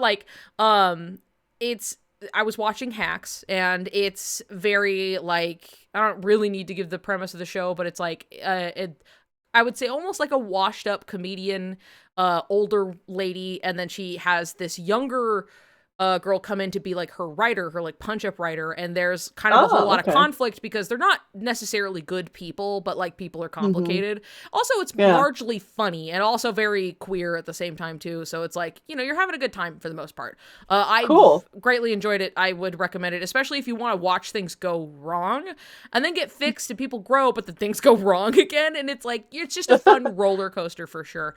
But there was something that was happening we watched the ending of season 3. And there was a little they were talking about stuff, afterwards. It was just here are some plans that we had, these things that we were doing, yada, yada, yada, which we don't typically always watch those, but it automatically played. So we were like, oh, cool, what do they have to say?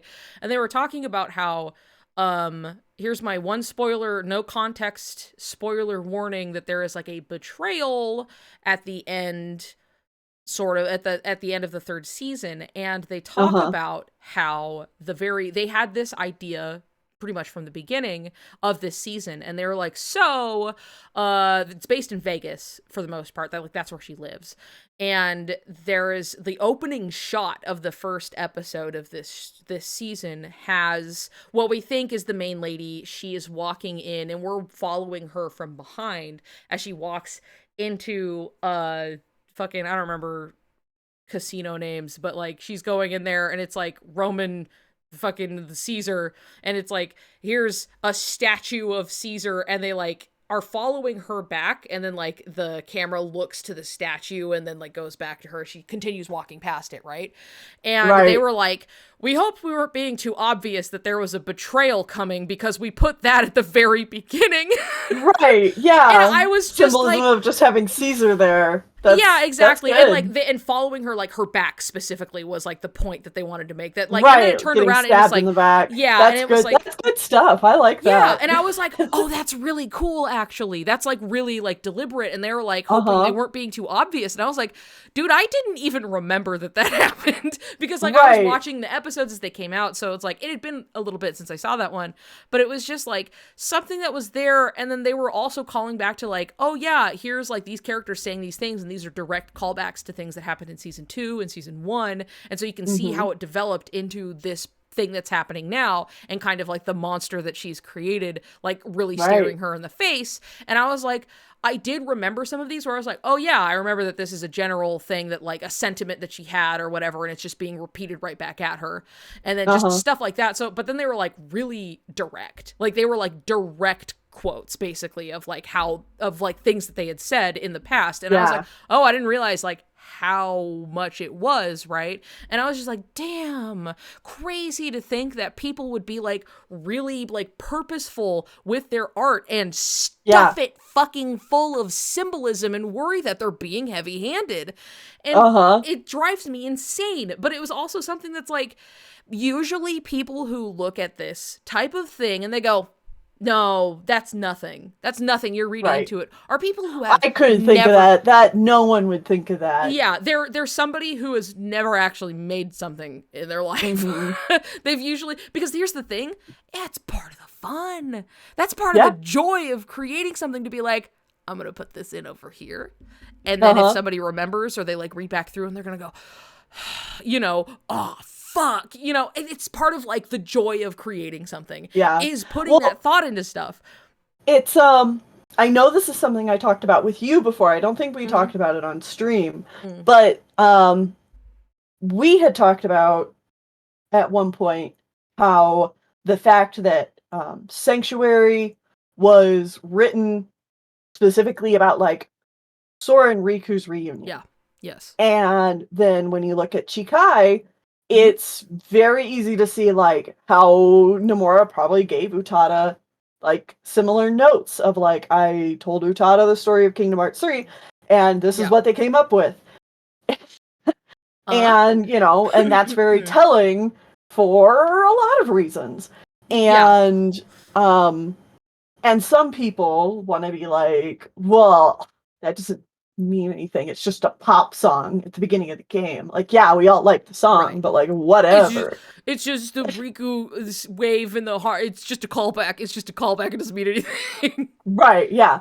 And, you know, I can talk from my own experience of being a director and working with a songwriter and being like, yeah, okay, hey, I remember this. Continue. Yeah, tell the people, but I do remember now when you were like, yeah, all of this stuff, and then like, look at what we got out of it. And I was like, this is fucking cool. Anyway, please tell the class. Yeah, so, you know, we talking with our songwriter to do a theme song for our project and being like, hey, you know, like, these are the kind of like words we want to invoke. This is like the general themes and structure of the story. This is kind of where some of these characters are going. And we really want to capture like, you know, the sense of unease, the sense of things changing a lot, secrets coming up and coming to light. And then we also essentially made like a big Excel sheet where we're like, if you could find ways to include something about this, and we would give like, maybe the idea of like a flower withering or something like that. Right. And, like just a whole bunch of these little like kind of keywords. Yeah. Like if you can find a way to mix that into it, that would be great. And so now I can listen to the song that was created and I could be like,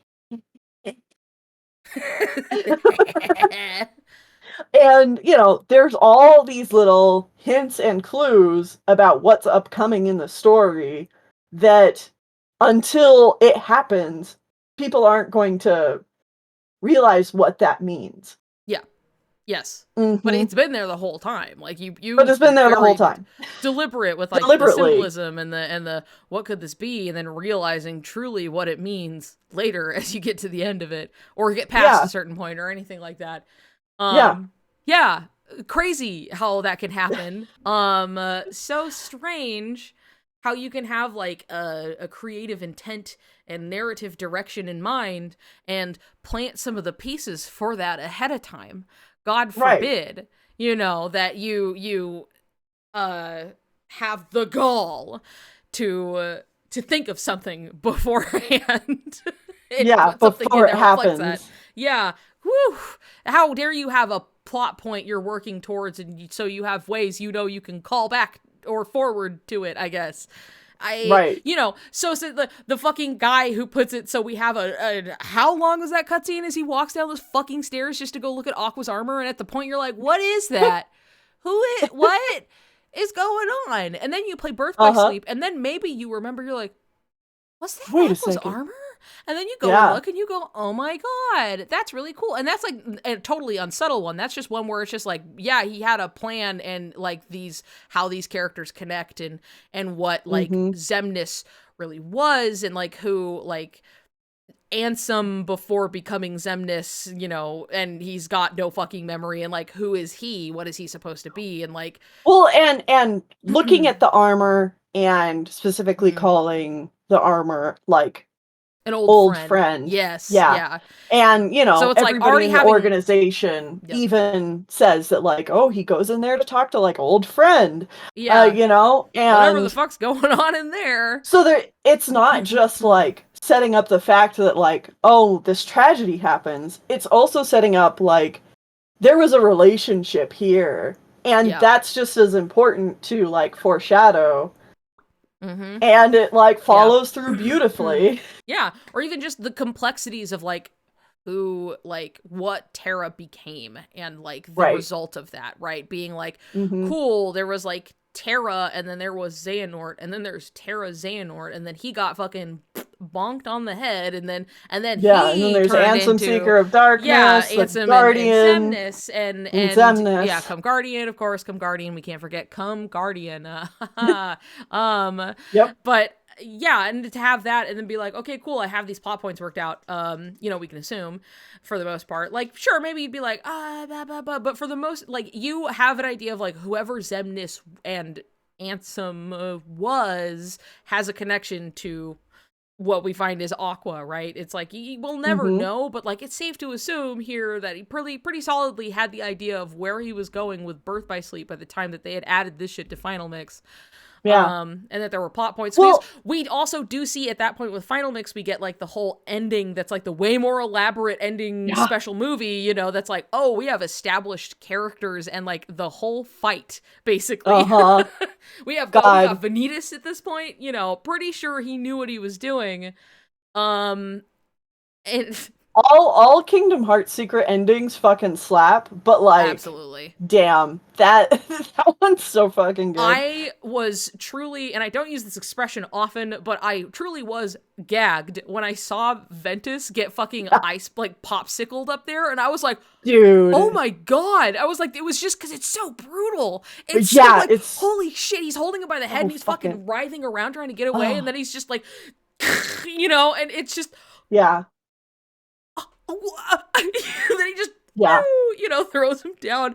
I was like, are they gonna fucking kill a guy in this game? What is going on? BHK. F in the chat for BHK. F in the chat for BHK 2. God. Anyway, yeah. Hey, figured it out. Okay. Yeah. But, there is intention to yes to art. And when you're planning something like a big old series, dude, you just know. Yep. Anybody who's planning something like a series, 9 times out of 10, they are so excited. They are so excited to finally get to that part that they can show you and be like, look where this is all led to. And like, Nomura is exactly that kind of guy who is, probably just dying to get to that point and be like, see, I did this and this and this and this and this. Think about it, like, and that was a clue. How he talked about fucking the Zigbar reveal, and that was just like, he was like, we were waiting for so long to bring that out, and it was the sickest shit ever. It was so cool. Oh god damn it, it was so good. That's something that's like universally, even people who are like, I hate Kingdom Hearts 3, but like, that shit was sick, it's cool. So like, best fucking definitely thing. He's like sitting on stuff and he's like, I can't fucking wait until we get there, right? Just like any creative would. I would like to bring back really quick, and I'm gonna do my best to not let this get too long. I'm really sorry. I remember when I was like, I was thinking about this the other day, and I was like thinking about verses 13 and how Nomura seemed very intentional about like the way he wanted to write romance, and how there's like a lot of like, he really thinks about this kind of thing and yada yada. And this was all sparked because I remembered the whole thing about the playtester that said Riku's hair is a glitch. And I just watching your face fucking oh my god. I was remembering this and it came back again, and it's something that drives me crazy, but is something that I think is very relevant as well to people having intention when they are creating art. Accidents happen. I was correct. Things sometimes are a happy accident. They fall in your lap. But like, that's the here and there. That is not the constant of like, I am creating and making decisions and like trying to push this along and make it the best thing it can be. But it's this idea that with like 2 seconds of thought becomes very stupid if you think about it at all. And this is something that I will heedlessly be petty about, because it's so like, it's so insistent. Like, this person has brought this up several times in a way that I was like, dude, when are you gonna drop it? But also people who like buy into it at first typically are like, oh yeah, I guess so. But it's like the people who are like really petty about that because it in relation to the sleeping realm theory, right? Because people are so dumb. I know. And we bring up the point like, yeah, Riku's hair changes and they make like a big point out of it. And it's very akin to his dream drop hair, which is like significant, I feel like. And so it's something that's like, people want to bring it up and they want to clown on it, and they take like one, and I'm not saying that you can't clown on something you find silly or stupid or whatever, that's fine. But like, this is something that like, if you thought about it for like 2 seconds, you would realize how kind of dumb this really is. Right. I don't care that you want to clown on me and this thing, even though it's not me directly. It's very just like the sleeping realm theory, right? But like, it's something that drives me crazy because it's like, well, it could only ever be a glitch, and people are like, yep, I guess so, despite the fact it's obviously grilled. Sorry. I'm sorry. How it works. That's not how it works. But it's despite the fact that I really got to work past like the sound clip in my mind when I say that. Despite the fact that it has been literal years, that we had a huge update with Remind that they changed entire cutscenes. They changed entire cutscenes from the ground up. That whole ending cutscene of them on the beach, that's different.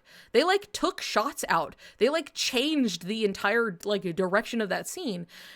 For why? I guess that's what they wanted to do, right? They wanted to fix some stuff. But like, and there are so many things to point to, but if this were truly straight up a glitch, that Riku's hair at the beginning of KH3 and then it changing into the new hair, that was an oopsie boo boo and he should have had the new hair the whole time, This would have been the time to fix that, right? Like, the stated reason from this playtester that, for clarity, for anybody watching, for clarity, this person was a playtester.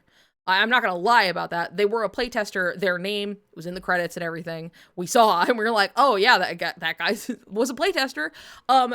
That does not mean you necessarily have information or you understand their intent or anything like that, right? Like, you play a thing, you report what you think is a bug, and then nothing changes, and it's like, okay, well, there you go. But it's something that, like, very insistent that it was like, no, that was a glitch. I reported it as a glitch, and then they said that, like, and then there was no time to fix it, you know? And it's just like, okay, if time was the issue, why wasn't it just fixed later? And even if it were an oopsie boo-boo, right? Like I said, happy accidents. These happen. These happen on occasion. So whether it was a glitch in the first place, which is... I'm not sure. Right. I'm not sure how that would be. Even if it was, they've clearly embraced it since then, and we are to take it as it is because they haven't done anything to try and change it. They've included that model. That's not even just like me being like, well, we should just pretend it's fine. You know, it's like they included the model that with him with that hair, like, labeled individually, like, in the photo mode that they released with Remind. Like, that was something that instead of fixing it, apparently, they were just like, remember his hair? And then they put it in. And, like, that was it. So I'm like, wouldn't that have been the time to fix it? And if they didn't fix it, then does it matter? And maybe we should just take it to be what it is? Now, right? Niku, next thing you're going to be telling me is that in 358, when Shion's model swapping out with, you know, the hooded up one, that was a weird glitch, that's right? not a glitch. That's so obviously a glitch. Which is hilarious because, again, more context, people did report that as a glitch and they talked about it because it was supposed to be a visual story element of, like, basically whoever was looking at her at the moment, that her hood, like, would be up or down depending on how they see her, like, kind of how close they are. So, like, Roxas always saw, like, her face. Well, not always, but did very quickly and was, like, seeing her face for the most part. And it took a little while for Axel to get on that same level. And so there would be a scene where, like, Roxas is talking to Shion and, like, you see her face, and then Axel would be talking to Shion and Axel is seeing the hood up until eventually it's just like, yeah, we're friends. And then, like, the hood is down and they both see her this way. And it's like, that's so cool and smart. What a smart, cool. It's fucking sick. Is what it is. Smart storytelling. Yeah. It's super cool. To continue on my sarcasm train here for just a little bit more. And they didn't even fix it in the movie. That's so lazy. They didn't even fucking fix it in the movie. What's wrong with them? Fix your game, huh? But it's like, it's something that it's like, God forbid there be intention behind the hair, even if you thought it was a glitch. And even if it was, doesn't matter now. They have left it as is and even included it in later stuff. Like, it's something that's, like, so silly, but it's also something that, like, one of the reasons that it's like there wasn't enough time, blah blah blah blah, and saying it was a pre-rendered cutscene, and I'm like, no, it's not.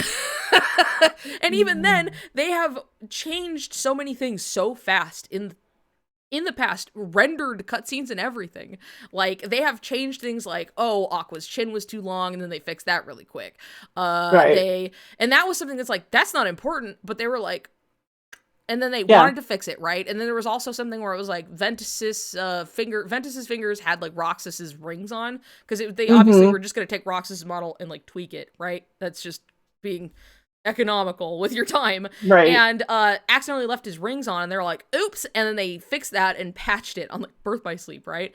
There was also had mouth guard. What are you talking about? Anyway, I'm gonna keep going. You follow up on probably the the Vanitas helmet thing. Maybe. Like the chin thing. Vanitas, right, having the thing on. Was that an oopsie? I mean, it would be because he wasn't wearing it in the 0.2 opening. I guess I never knew about that. But regardless, let's move along to other examples of so Dark Road, right? One was somebody who's detail oriented, even comically about hair being, I saw people being wrong about it online, and Xehanort did not go bald. He shaved his head. I needed people to know about that. And like, not exaggerating I saw people being wrong about it, so I have to say what it was. He shaves his head. But then further down in that interview is Nomura being like, hey, wanted to let you guys know there is just a bit of a bug where the Xehanort's reflection in the water appears as player from Cucks. And we're gonna fix that, but like, I didn't want to accidentally impart any story intent that isn't there. You know, I didn't want to give people the wrong idea that meant something, because it didn't. It's just an accident. And it's like, oh, okay, cool. So not only did he say something and then they fixed it, like, this has happened in the past where they're usually really, really quick to fix something. Like, he said something ahead of time to be like, oops, hold on, and then they fixed it like right then. So I'm wondering, I'm thinking, because they had updates before Remind also, like little combat things, you know, they added little bits and pieces, and then they had all of this opportunity to just fix the hair in the cutscene, because God forbid that implies something that he didn't want, because that's a pretty significant scene and transition, right? You know, let's there's something here. You know why this like grinds my gears the way it does so much? Why? Is it just takes me back to that time in YouTube history where you had all these fucking critics of animated films, and they're talking like they know shit, and they're saying the stupidest fucking thing. Oh boy. And you know, it's just stuff like this. It's just stuff where they're like, you know, oh, they messed up the thing here. Like, the animators must be lazy. And it's like, no, you're stupid. You're just stupid. No, that's not how it works. That's not how this works. I would. I know. They changed the ending line of dialogue in the remake and updated young Tifa's design to be more consistent with Rebirth. Yeah, I mean, that happens. Like, they go and fix stuff, but even then, like, in KH3's specific case, that they had plenty of chances to change things. Not only did they add, obviously, all of the DLC, there were actual cutscene changes to ones that already existed.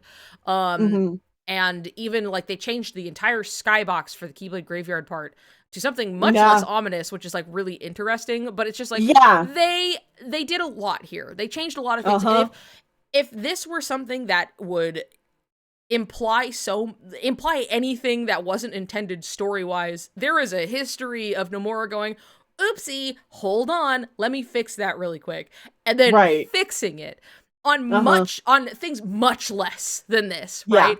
So there's reason to believe that maybe it was intentional. And if we thought about it for like 2 seconds, it's been 5 years since the game came out, and if they didn't have time to fix their oopsie boo-boo, I think that maybe it was on purpose. I wish that misinformation in the Kingdom Hearts fandom was much easier to just go, nope.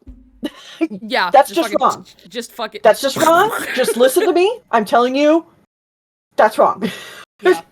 Yep. I think one of the icing on the cake at one point when I was like, this came up and it like, this person, like I had said, had brought this up before, and the first time did not get a lot of attention for it, and this, you know, some time had passed, and then was like bringing it back up again, and finally was getting attention for it, and everyone was like, oh my god, really? And then other people were like, that's stupid, that doesn't make sense. And so it was like this really half and half of, some people were like, haha, I knew it, because the guy couldn't help himself and was just like, you.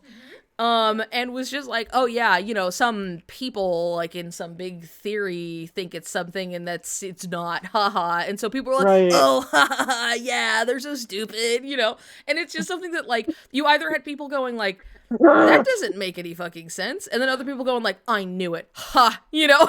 It's just like, what did you know? The wrong thing that doesn't, if you thought about it, think for 2 seconds, think, please. Oh my god.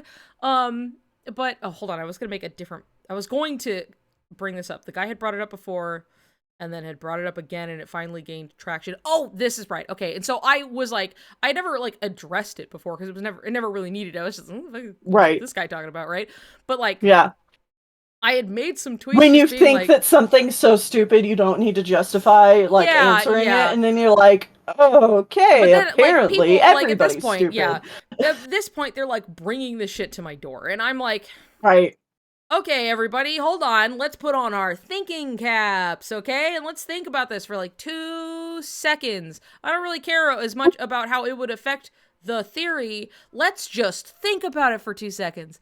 Okay. Pull out the whiteboard. Yeah, exactly. And I just made more or less the same points I made this time. I was just like, okay, if it's been this long, why isn't it fixed? If it was a glitch, especially if it was one that was due to an issue of time. It seems like they've had plenty of time at this point. In fact, they've fixed a lot of other things. Why haven't they fixed this then, if it was such a problem? Okay. Now, point 2, even if it was an oopsie boo-boo, they're embracing it at this point. They put it in this.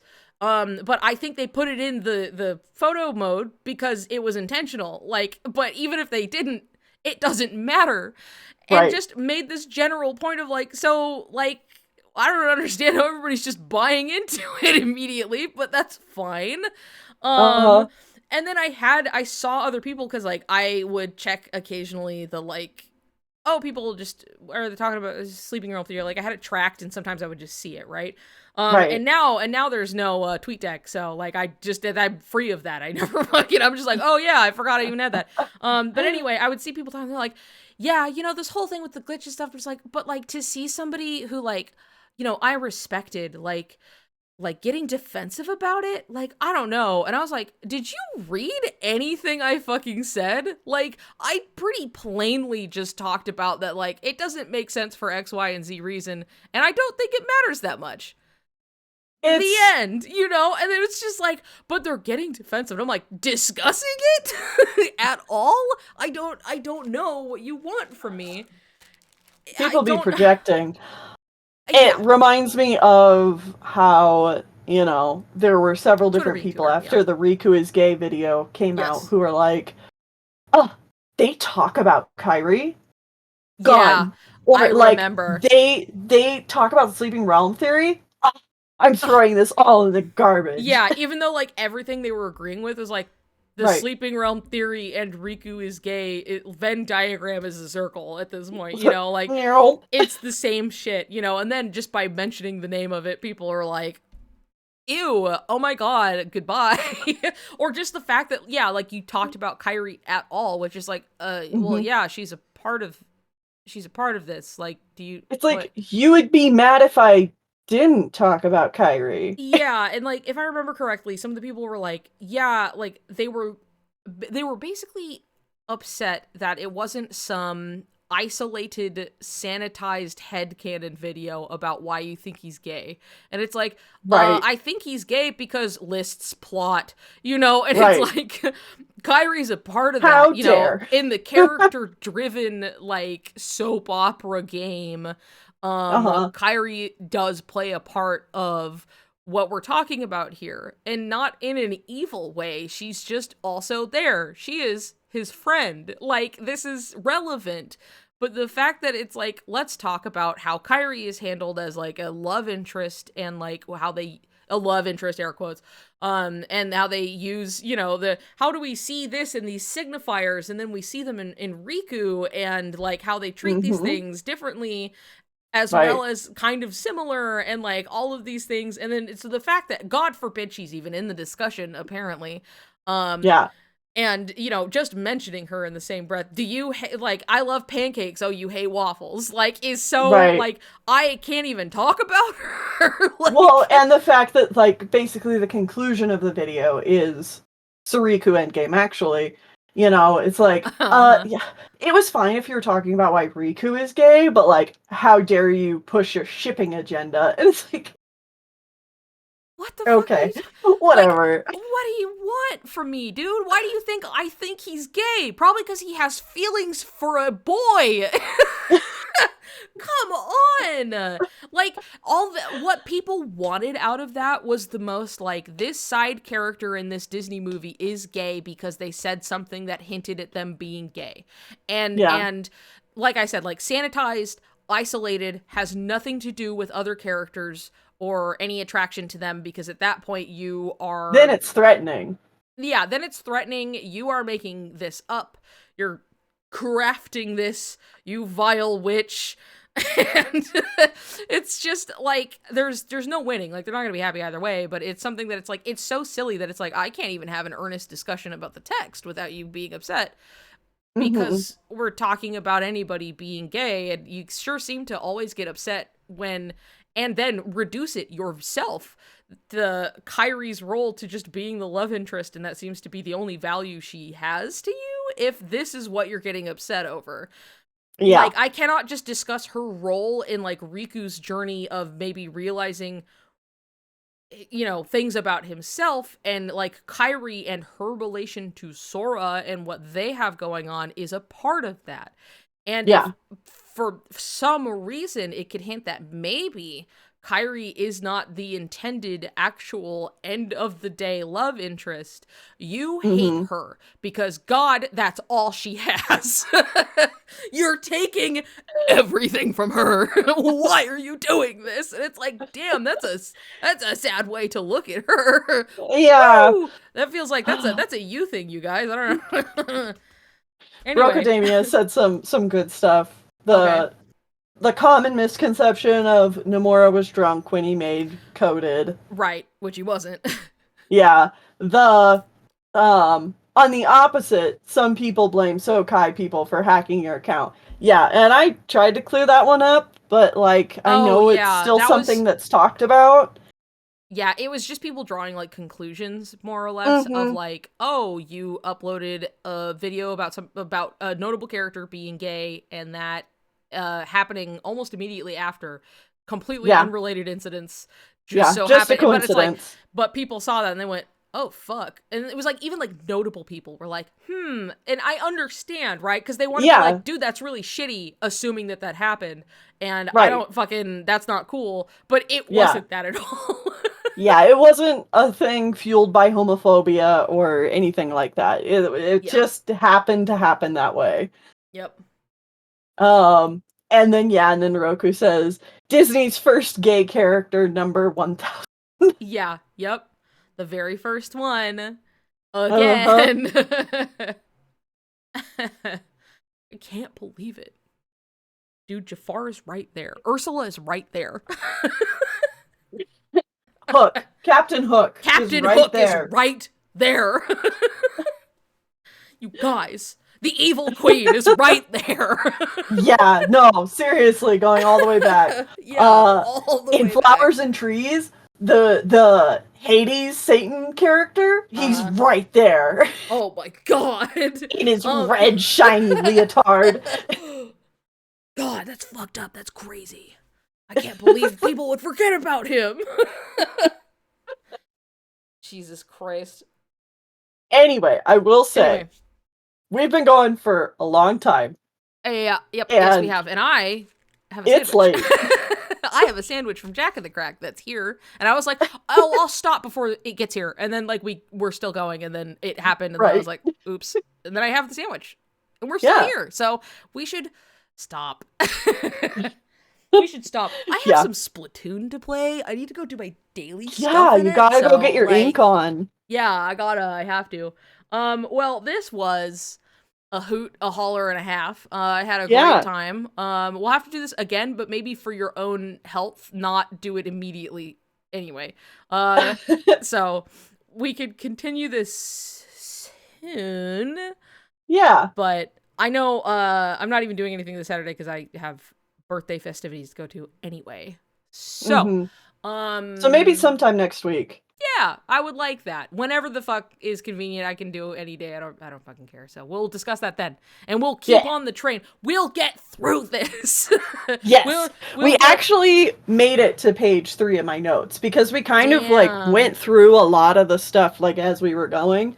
So I ended up just skipping a whole lot of stuff. Yeah, that's just how it's gonna happen. Is like there's just gonna be bits and pieces we already discussed, and we don't have to revisit it, and it's fine. We can just keep moving. So, yeah, we actually made progress. That's cool. Listen to my really good rant. Go me. I don't remember saying any of it. I kind of remember the oops, all berries, all fruit a little bit, but like past that, good. I don't remember. So good. I'm glad. I mean, to be fair, I think you were kind of like, you were like in that like zone. You're yeah, like, I wasn't there for that, you know? I was not. That's present. not me. Yeah. I like what I said, but that wasn't me. But anyway, okay, we'll see about doing this next week and continue where we went, and I'll try and get this uploaded shortly for the people's enjoyment, and we'll fantastic. Yeah, we'll come back. Okay, well, that was fun. It's Friday now, technically. And I'll see you guys later. Thank you for coming and sticking around and hanging out. I hope it was as fun for you as it was fun for me, and also Tennelle, I'm assuming. So. Oh yeah, baby. Oh yeah. Thank you for coming, everyone. Yeah, it's all coming together. I'll see you guys next time. Okay. It was fun. Bye-bye. Goodbye, everybody. Bye-bye. See you later.